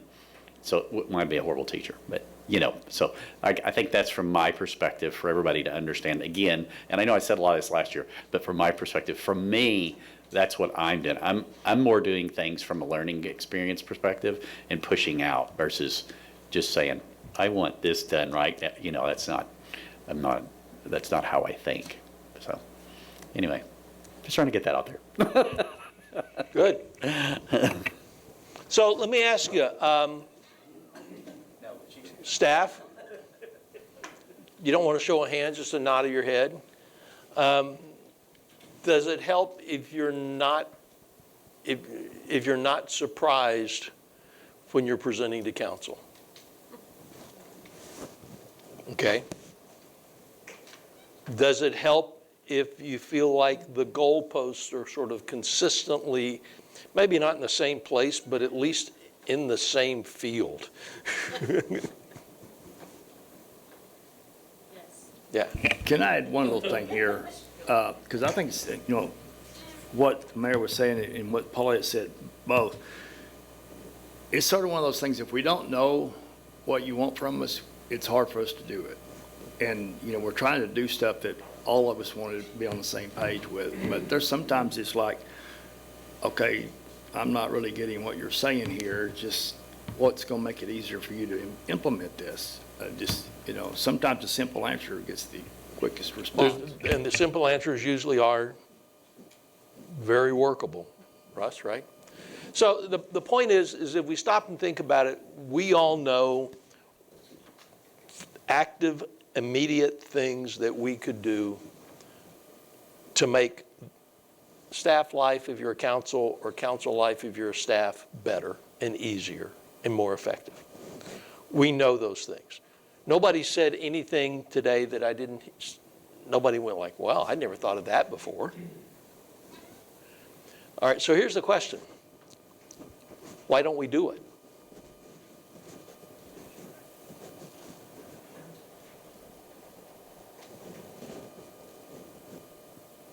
Why don't we do it? I mean, and I think I heard someone say that we get distracted, and I think that's true. We get focused on other things, and that's true. Some years ago, I had the honor of being the chairman of the board for the American Heart Association for the state of Texas. And during my year, I traveled all over the state, talking to groups as small as 5 or 6, sometimes 500 or 600. I always ask these 3 questions. I'll ask you the same 3. How many of you know you should, as a rule, eat healthier than you eat today? How many of you know you should exercise more than you exercise today? Yeah. If you smoke, how many of you know you shouldn't smoke? Am I the very first person to ever say, hey, that little warning label is real? So we all know these things. And yet, cardiovascular disease continues to be the #1 killer of people in this country year after year after year. Now, some of it's genetics, right? You can't, but some of it, there's only about 6, 7 numbers that you got to figure out, right? If you manage those 6 or 7 numbers, your chances of survival go up astronomically. But the point is that if it's not important, we don't get it done. And by the way, people typically change. Crisis pushes them. When it all falls apart, we start communicating better. Opportunity pulls us to change, which is when we see a great opportunity. Most of us wait on crisis. But the best organizations change to pursue opportunity, not to respond to crisis. I think that was what I said for both sides of this coin. I think one of the things that I said on the outset, and I know Paula has said too, is I love strategic planning, but it comes with responsibilities and consequence, which is we're setting our direction today. We've decided what's important. Everything we talked about is important. Just some of it's critical. And staying focused on what we've decided here versus the next rabbit trail, unless it's an emergency and costs something, to change course. Staying course leads to more productivity versus changing and then coming back to it, changing, coming back to it. And I think that's one thing that both sides of this conversation, both staff and council, can be, is that if we stay focused on what we've decided on the list versus, I want to talk about this new thing somebody decided to complain about today, right? And then let's do some research and then have big arguments and, create problems. Then I think that we'll be much more successful if we stay the course. I agree. So now we're sitting here about this time next year. Go ahead, Can I just Paula. add to that? The other thing, though, that helps us is doing this exercise of reaffirming goals and objectives, looking at what y'all want us to accomplish over the next however long, 12 months, 2 years, whatever it is, because it helps us identify those opportunities, right? So it's only an opportunity if we know worth changing course for, if we know what the foundation, what your overall goals and objectives are. And so as much as you stick to that, it helps us, again, those opportunities that we see, Craig sees, Caroline sees, that we see out there that, okay, this would mean a little bit of a change of direction, but it checks all these boxes for the future of becoming the standard for municipal government operations or whatever, So that's also why this is important, and important for y'all to, stick to the plan, so to speak. Just something I thought about too. What you said is perfect. Yes, sticking to the goals for this year, and that's kind of how I see it too. And some of these goals are going to could take longer, but we all have to remember, all of us, but especially council members, we had to be nimble. Things change. And of course, we go off to what the citizens want. What I think is important may not be what the vast majority of the citizens, because we start with the citizens first. It's not staff first, it's citizens first. Another thing also to remember, just to throw in there, why we have to be so nimble now is that if we have, with charter changes coming up, there could be vastly different ideas every 3-6 years now. Possibility in this room. So just always be nimble, move with the crowd, move with what the citizens want, and always put citizens first. I think we'll always be top-notch city to the standard. Yeah, it's sort of the good news. I mean, there's good news and bad news about term limits. Good news is we get fresh ideas. The bad news is we get fresh ideas. Right. And vice versa, right? The good news is we have stability. The bad news is we have stability. So it works. It really cuts both ways. But now you're sitting here a year from now, and you look back on the year. What would success look like? What would you want to see or know or feel to know that the last year has been a success? I think it's kind of like what you did a while ago. You pulled out those items from last year. We went through there and we said, yeah, either check, or it's being worked on, or we're still evaluating it. But can't really necessarily gauge anything better than that.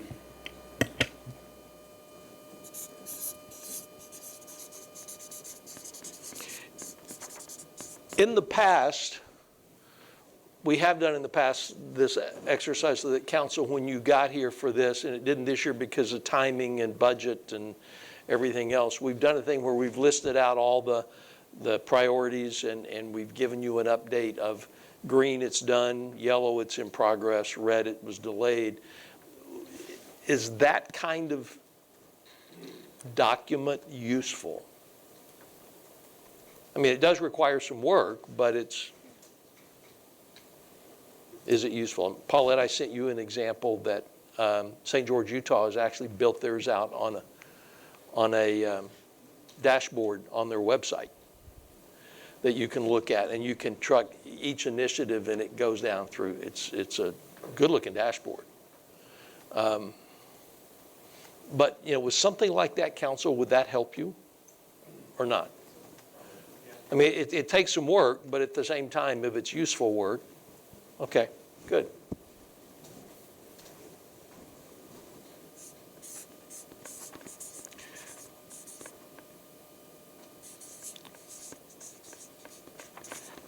How else would you know that we've been successful? Anything else? This is easy. You I guys. think it's, I mean, I think one, you've had a big changeover in council. There's some trust being rebuilt. Sometimes I think it's just a sense of how things are moving directionally. I think there is some changeover, and I think there's a trust being built and camaraderie that was referred to earlier. I think if we continue that, we'll sit here and know, we'll all sit around, look at each other and know that, yes, we've progressed just based on the spirit in the room, so to speak. So I think another thing is employee survey results for the staff, as well as resident surveys also. Which will be this year too. Yeah. Yeah.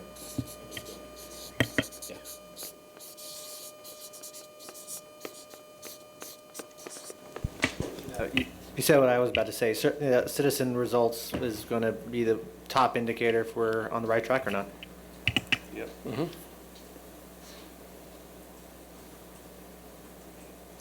Any others?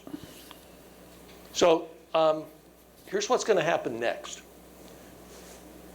Council staff will take everything that you've talked about today, incorporate that into the existing priorities from last year that are held over. That will come back out in a new document. Several of you have referenced the plan that they did last year. That will all come back out, along with what they're going to work on to move forward in that direction, so that you will have that. With that, there will be some measures associated with the budget that is there, and you'll be able to then follow up on that. How often are you stopping and taking a look at, just sort of check in on the progress? Is the only time you're pulling these out at the end of the year, or are you doing it periodically?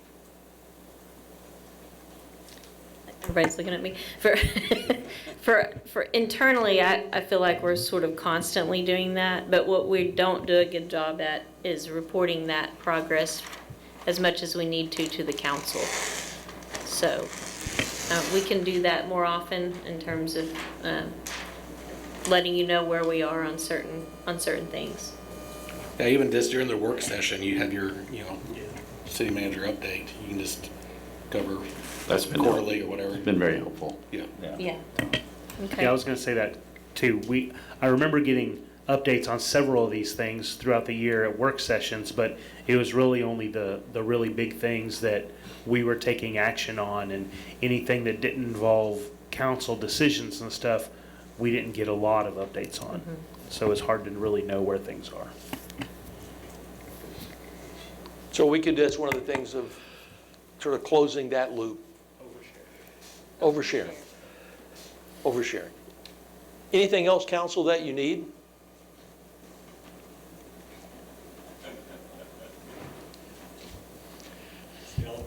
It's the elephant in the room. He left. By the way, I always show, it cost me a lot to stage that photo. I mean, had to get the elephant in, cleaning up after it was just, you'd be surprised. But this council, I think, has been much more open. I don't know that we're going to spend a great deal of time on this. But I am cognizant of the fact that last year you had a couple of elephants in the room that made it more difficult or more challenging to succeed. I don't sense that there's any elephants wandering around that we don't know about at this point, are there?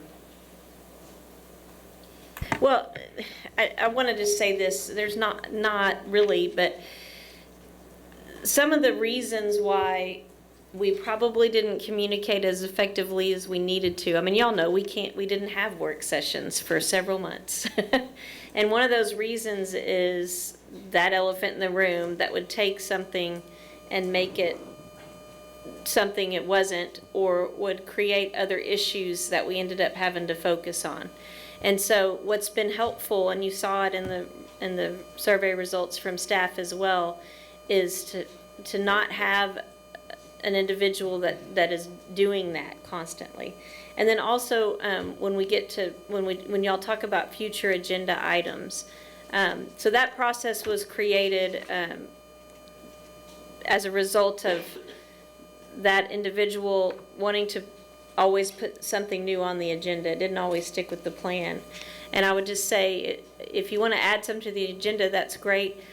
However, I would filter it through the lens of this plan that y'all have created. And if you think that it goes along with it, or if you don't, that your fellow council members, if you all agree, okay, let's put this on the agenda, it might take staff off some of this stuff for a little while, but the majority of the council may agree that it's worth it to do that, and that's fine too. I just would say, just to put something on the agenda for the sake of putting it on the agenda is something that creates that stumbling block that makes us go slower on other things. Because honestly, most of the time what's going to happen is me or someone in my office is going to do the work on that project, on that issue, at least getting you enough information to so that we appear educated about the issue.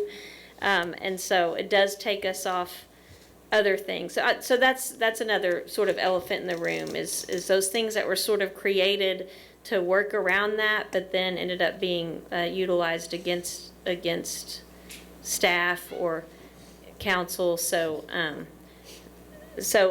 all that to say, it is we can only go fast and be a high performance team to the extent that the council is aligned and allows us to do that.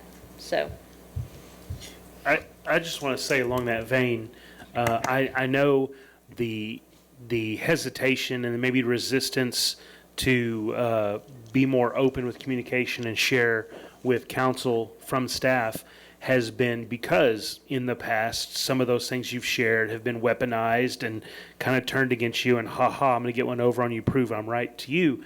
But I hope you guys can start having some trust and understanding now that the people sitting here now have no intention on trying to get up on you, try to prove you wrong, try to make ourselves look more intelligent than you, or any of that nonsense that I know has been gone through in the past. And when we're wanting information from you and wanting you to overshare and whatever that is, it really is just so that we can do our job better, so that we can help you do your job better, and that we can all work better for the city. Is like there's no more grandstanding going on up here. There's no more, this is what I need for me. This is, this is what I think is better. And now I have a PhD in ChatGPT law, and I'm going to prove that you're wrong. And all that stuff's gone. So I hope you guys can start building some, beat the elephant over the head now. I hope you guys can start seeing where we want to have a lot of two-way trust, and we can have that open communication and get the overshares from you guys, because we're going to not use that kind of stuff against you, I think is where we're trying to say. Just really quick, yeah, I know, I'm sorry. But putting things on the future agenda item, just letting you know, a lot of that will be coming from citizens. So it is our right to put stuff on agenda. And I understand, I was a staffer for many of years, I get that. I want to stay on track, do my thing, but then my boss will say, no, I don't care, you got to do this. And so I understand the staff role, but I'm just saying, I want people to know out there, because people are going to watch this, that when we put stuff on future agenda items, it's because citizens came to us for that. And so sometimes it might derail the main goal, but I'm just saying that is the right of the citizen to have. Just letting you know. And I think, Ricky, there's probably a way to manage that. I mean, realize that you're right. Citizens come up, they do things. We want to be responsive. We are a citizen-focused organization. Now, I think at that point in time, if it's an easy thing, we can take it, hit it, and move on. If it's an in-depth thing, now council, you guys have to, you get to decide. And one of the things that is sort of city manager 101 is the old saying among city managers, really, to be successful, all you have to be able to do is to count to 4. Because 4 votes is reality. So, you know, I think when you all, if you all understand that and say, we brought it up because it needed to be brought up. Now, what we do with it, that's 4 votes. And if the collective wisdom of the group is, it's not important today, it's not appropriate for what we are, it steers us too far off, I mean, whatever reason that you use. You know, Steve Jobs in his biography said, of all the things they did at Apple, some of the things he was most proud of were the things they decided not to do. And so we can always look at things, and then you collectively can decide to do them or not to do them. You know, as I continually... And that's really my point. I wasn't trying to say I'm opposed to anybody placing anything on the agenda. That is your role. But the understanding that the power of this council is in the body, not in one member. And so just as you're considering and things are brought up to put on future agendas, really consider that and think through that. I know what my role is, and my role is to work at the pleasure of this council. And so your role is to listen to the citizens. And so if there's things that you want to put on the agenda, I understand that. I'm just asking to filter it through that lens. And some of those things can be answered by meeting with the citizen or by asking the staff. So that's fine. It is not staff's plan, it's council's plan. And that's what we're trying to execute, that you, the majority of you, have voted on and decided this is our plan going forward. And this goes back to something that you all talked about and agreed to, and said, nodded your heads at least. We didn't vote or agree, Alicia. So Alicia's like, no, you can't do that.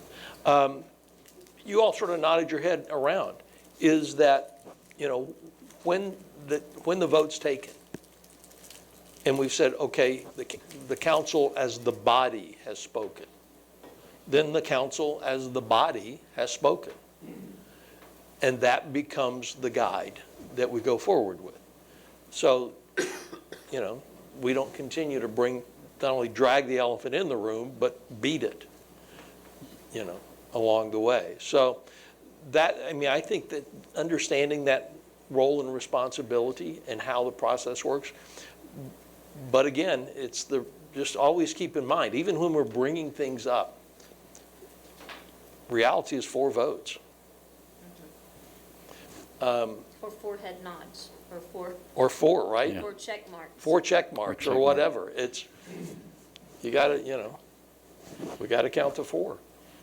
All right. I would say this though, to what Rick said, is that 9 out of 10 times, that is just the conversation with the resident. It's not, it doesn't need to be an agenda item just because a resident brings it up. Because that's reaching another level of, this is a discussion we all need to have that we can't get resolved. And I will tell you, most of the ones that you talk to don't turn into, and we had one turn into agenda item that didn't need to be an agenda item. So. All right, let's go back to, we're right on time. This is what we said we wanted from a deliverable standpoint today. Reconfirm the mission, vision, strategic vision and goals and objectives. How'd we do? We did reconfirm that stuff, right? Determined our course of action on the major issues. We've got priorities done, right? Course of action. Provided guidance for the staff on urgency and priorities. And you've got, so did we do okay today?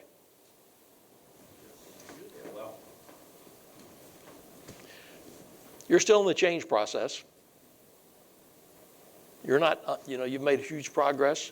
Just remember, change doesn't fail because of faulty management. It fails because of faulty leadership.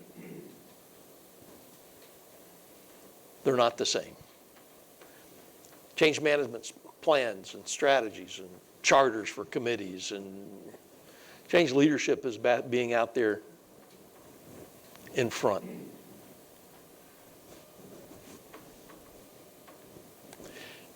Council, do you feel like, first off, that you did the work of the city today?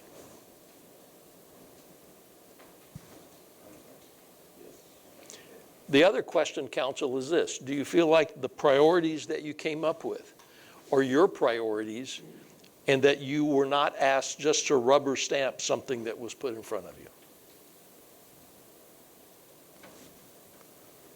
Then in which case, as always, it's a pleasure to always be in North Richland Hills. You guys have been great. Mayor, I'll turn it back to you so that we can be out of here early. So we have to move into public comments time other than just past just the wrap up. Let me say the wrap up real quick on a couple things that I'll just say, and maybe everybody else wants to talk about it, then we'll go to public comments. But, you know, I think this year and last year, I think both been very successful, obviously extremely different. I will tell you, me personally, going into last year, I felt a pretty heavy pressure to perform, and kind of step back and make sure I was, you know, having a fair look at everything before I step forward. So I didn't feel that way this year at all. Going in, I just felt like that we were trying to really extend the pillars of what we were doing and what we were going to do to fit underneath what we had already defined in prior years, because I think we did do a pretty, I think what we did last year ended up being pretty bold, and I think everybody bought off it this year too, and going that same direction. So interested in any feedback anybody has about the process today. I mean, you guys are new. You were new, and you were new at it. Kind of what are y'all thoughts, real quick? Go ahead, Billy. You go first. I have a lot to say, can you tell? I'm excited. I think that this is always good. I think the key, though, is not the plan. The key is executing the plan, which we talk about over and over again, which I think Randy hit on with the faulty leadership thing. So I think we know what we're called to do. I didn't get my nap today, so if you don't hear much enthusiasm, that would be why. But I'm very enthusiastic, and I take a nap every day, except today. But I'm very excited about, one, serving here, but excited about working with our staff to serve our residents, because that is what our priority is. But I think this is great. I like the fact that we are moving forward knowing that what we're doing is with full intentionality and a plan. It's so easy in some organizations just to come and go through the steps, and you end up doing the same thing over and over. I feel like after today, I have a clear sense of direction we're going. I started having a good sense after maybe a month or so ago reading what y'all did last year, which was very good. And I feel very good about it, and I think that the future looks bright for the city. Good. It's great. I think especially when you're new, sitting here, you're trying to learn a lot anyway, too, at the same time. So, and kind of, you know, embrace everything. So, Cecile. Yes, I was just going to say that I've learned a lot today.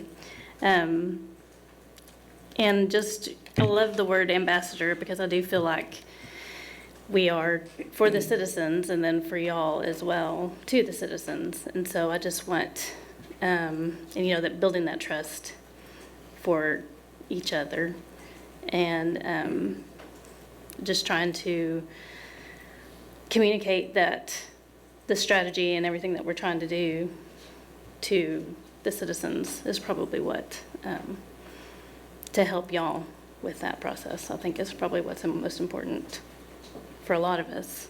So, but, and again, I'm saying, I'm learning a lot, so. Yeah. No, it'll help you going forward. After this, it'll help you going forward too, I think so. Russ? No, I think everything went great today. I think everything's, like you were saying when we started last year was one mindset. I think now it's just all going the same direction. I think we're all on the same page, and sure makes it easier to sit down and talk to everybody and say, hey, what's going on? We're all on the same page saying we want the same things. So I think that part's great. Kelvin? Well, I thought the session was great. I'm sure probably a lot of y'all sat in these strategic sessions before, not necessarily with the city, but just real jobs and stuff. And you come out of there, it's like, man, this is a waste of 8 hours. I'm never going to get back. So I thought we got a lot accomplished today.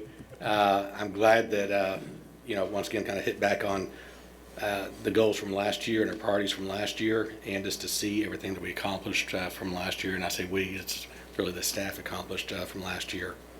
And I think, call out Paulette. A lot of things I like about Paulette, but there's two things in particular. One, she kind of keeps us grounded. She'll tell us, okay, well, hey, if you do this, then just kind of remember this is going to, impact this other item over here. And so she keeps us grounded, and also she lets us know that the staff is not cloned or anything. So they have a certain amount of things to do. They have their data jobs to do. So anything we're adding on top of that, they're trying to get that done too. So she does a fantastic job with the staff too. So. Matt? Talking about Paulette, I love when she goes to answer a question and she laughs first. She goes, well, because then oh crap, Paulette's going to take me to task, and you all hear it. So I think, yeah, good thinking, fella.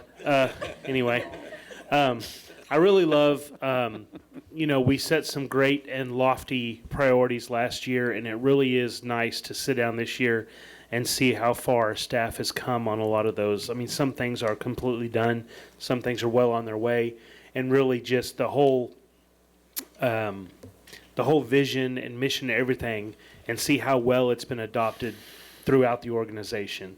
And I think it's been really, really, it's good to see that come out of the hard work we put in, the last year. I mean, we don't work as hard as you guys, of course, but, we all worked hard last year putting this together, and it's inspiring to see how well it's been adopted and how much movement has taken place, and it really motivated me to find some things that are needs that fit the new priorities that fit the goals we set last year.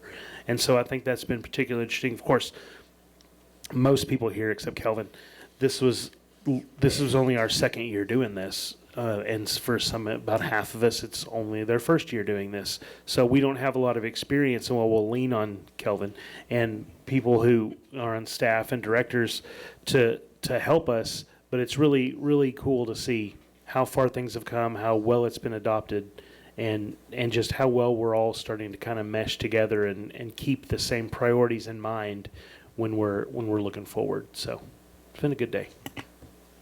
Ricky? No, it's been a good day. I think compared to last year, we started from the ground up last year. And so the biggest thing is obviously change is scary for everybody.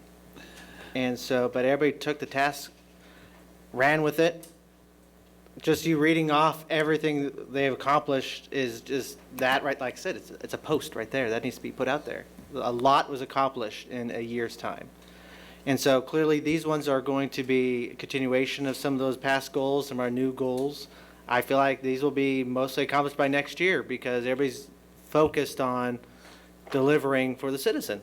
And so the staff has been fantastic, and the buy-in was quick. I think when you realized we weren't going to dismantle the library, if I was told last year that I was going to do apparently, you realize we're not we're citizen focused, and so and then the citizens have said too that they've noticed a dramatic change, and so I think it's been fantastic. I think we've done the people's work today, and we'll continue to keep doing that.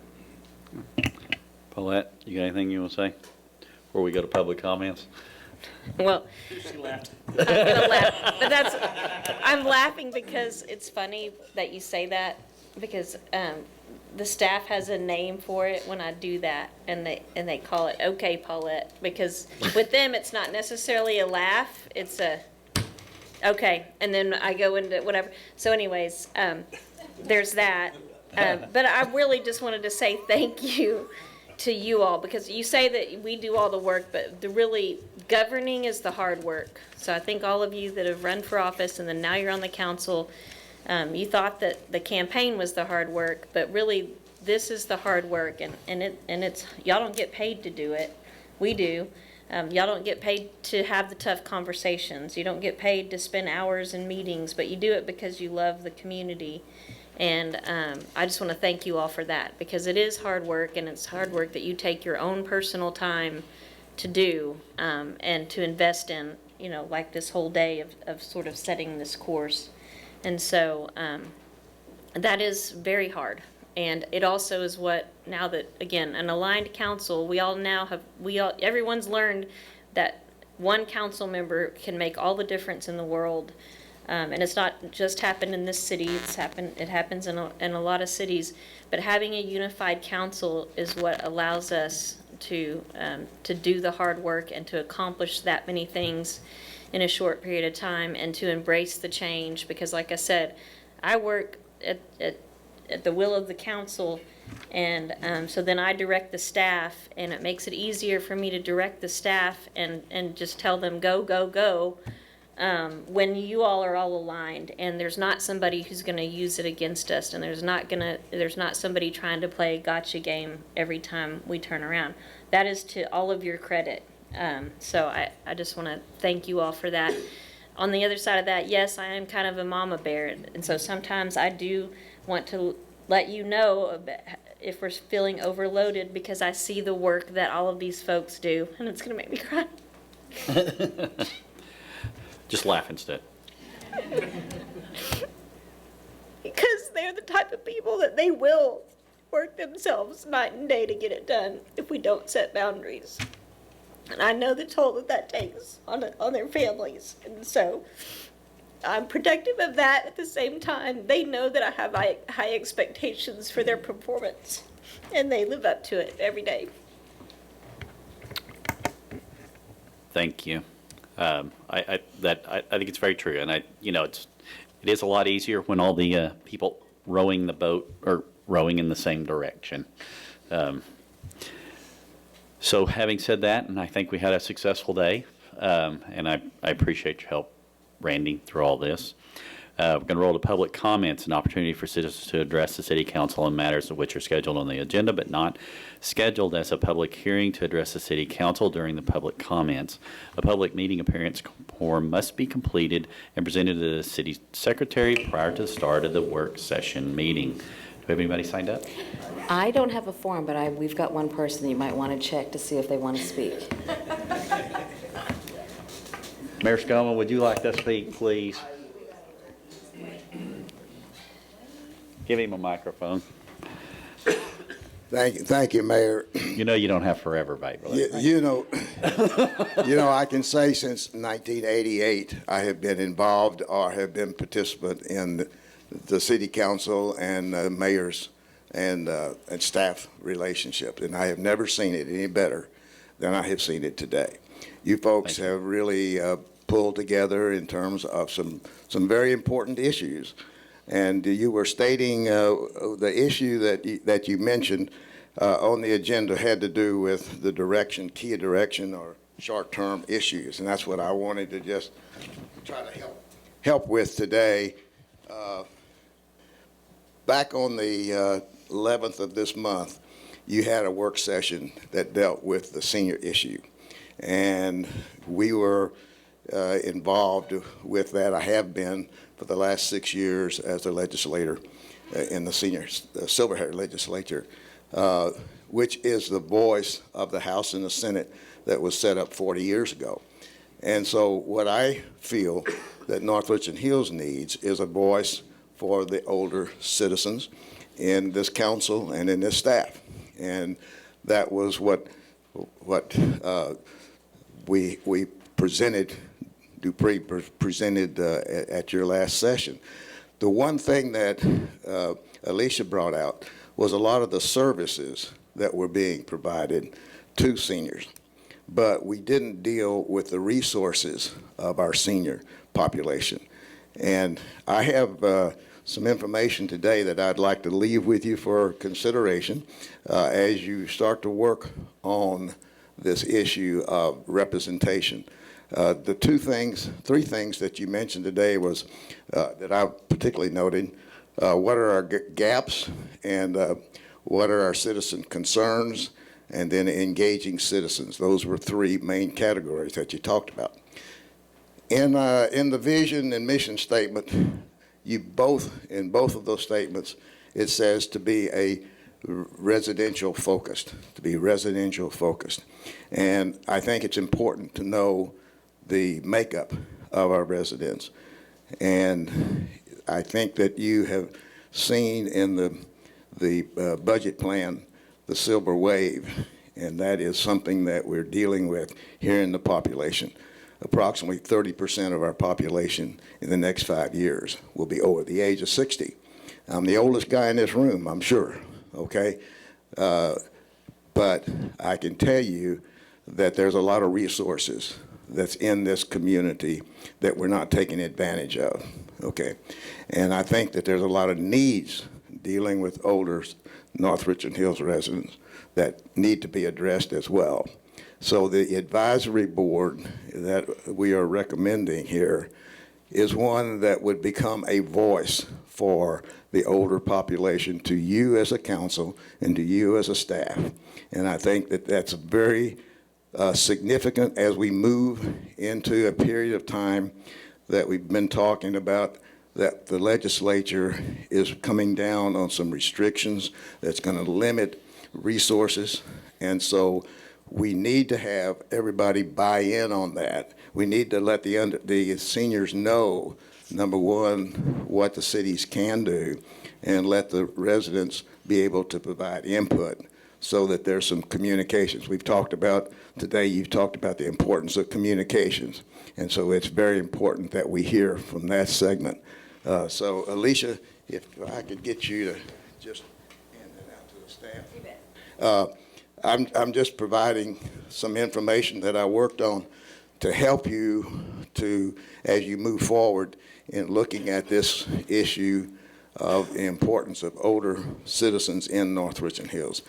And so I just wanted to thank you for the opportunity, Mayor, to make this comment. I've been very impressed with the direction that we're going. I think that it's very sound, but I also think that this segment of our population that does not have a voice in this room today is very important, because it needs to be the resource that many of our boards and commissions go to.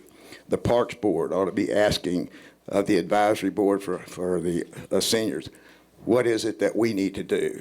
The library board needs to be talking to the older advisory board. The planning and zoning, what issues are important? What issues are coming up in planning for planning and zoning that are important to the older population? So I think that this information, I hope, will be of benefit to you, and thank you very much. Thank you. Appreciate it. I do want to point out there are some seniors on this board, by the way. Seniors are represented here. I'm pretty sure Russ is.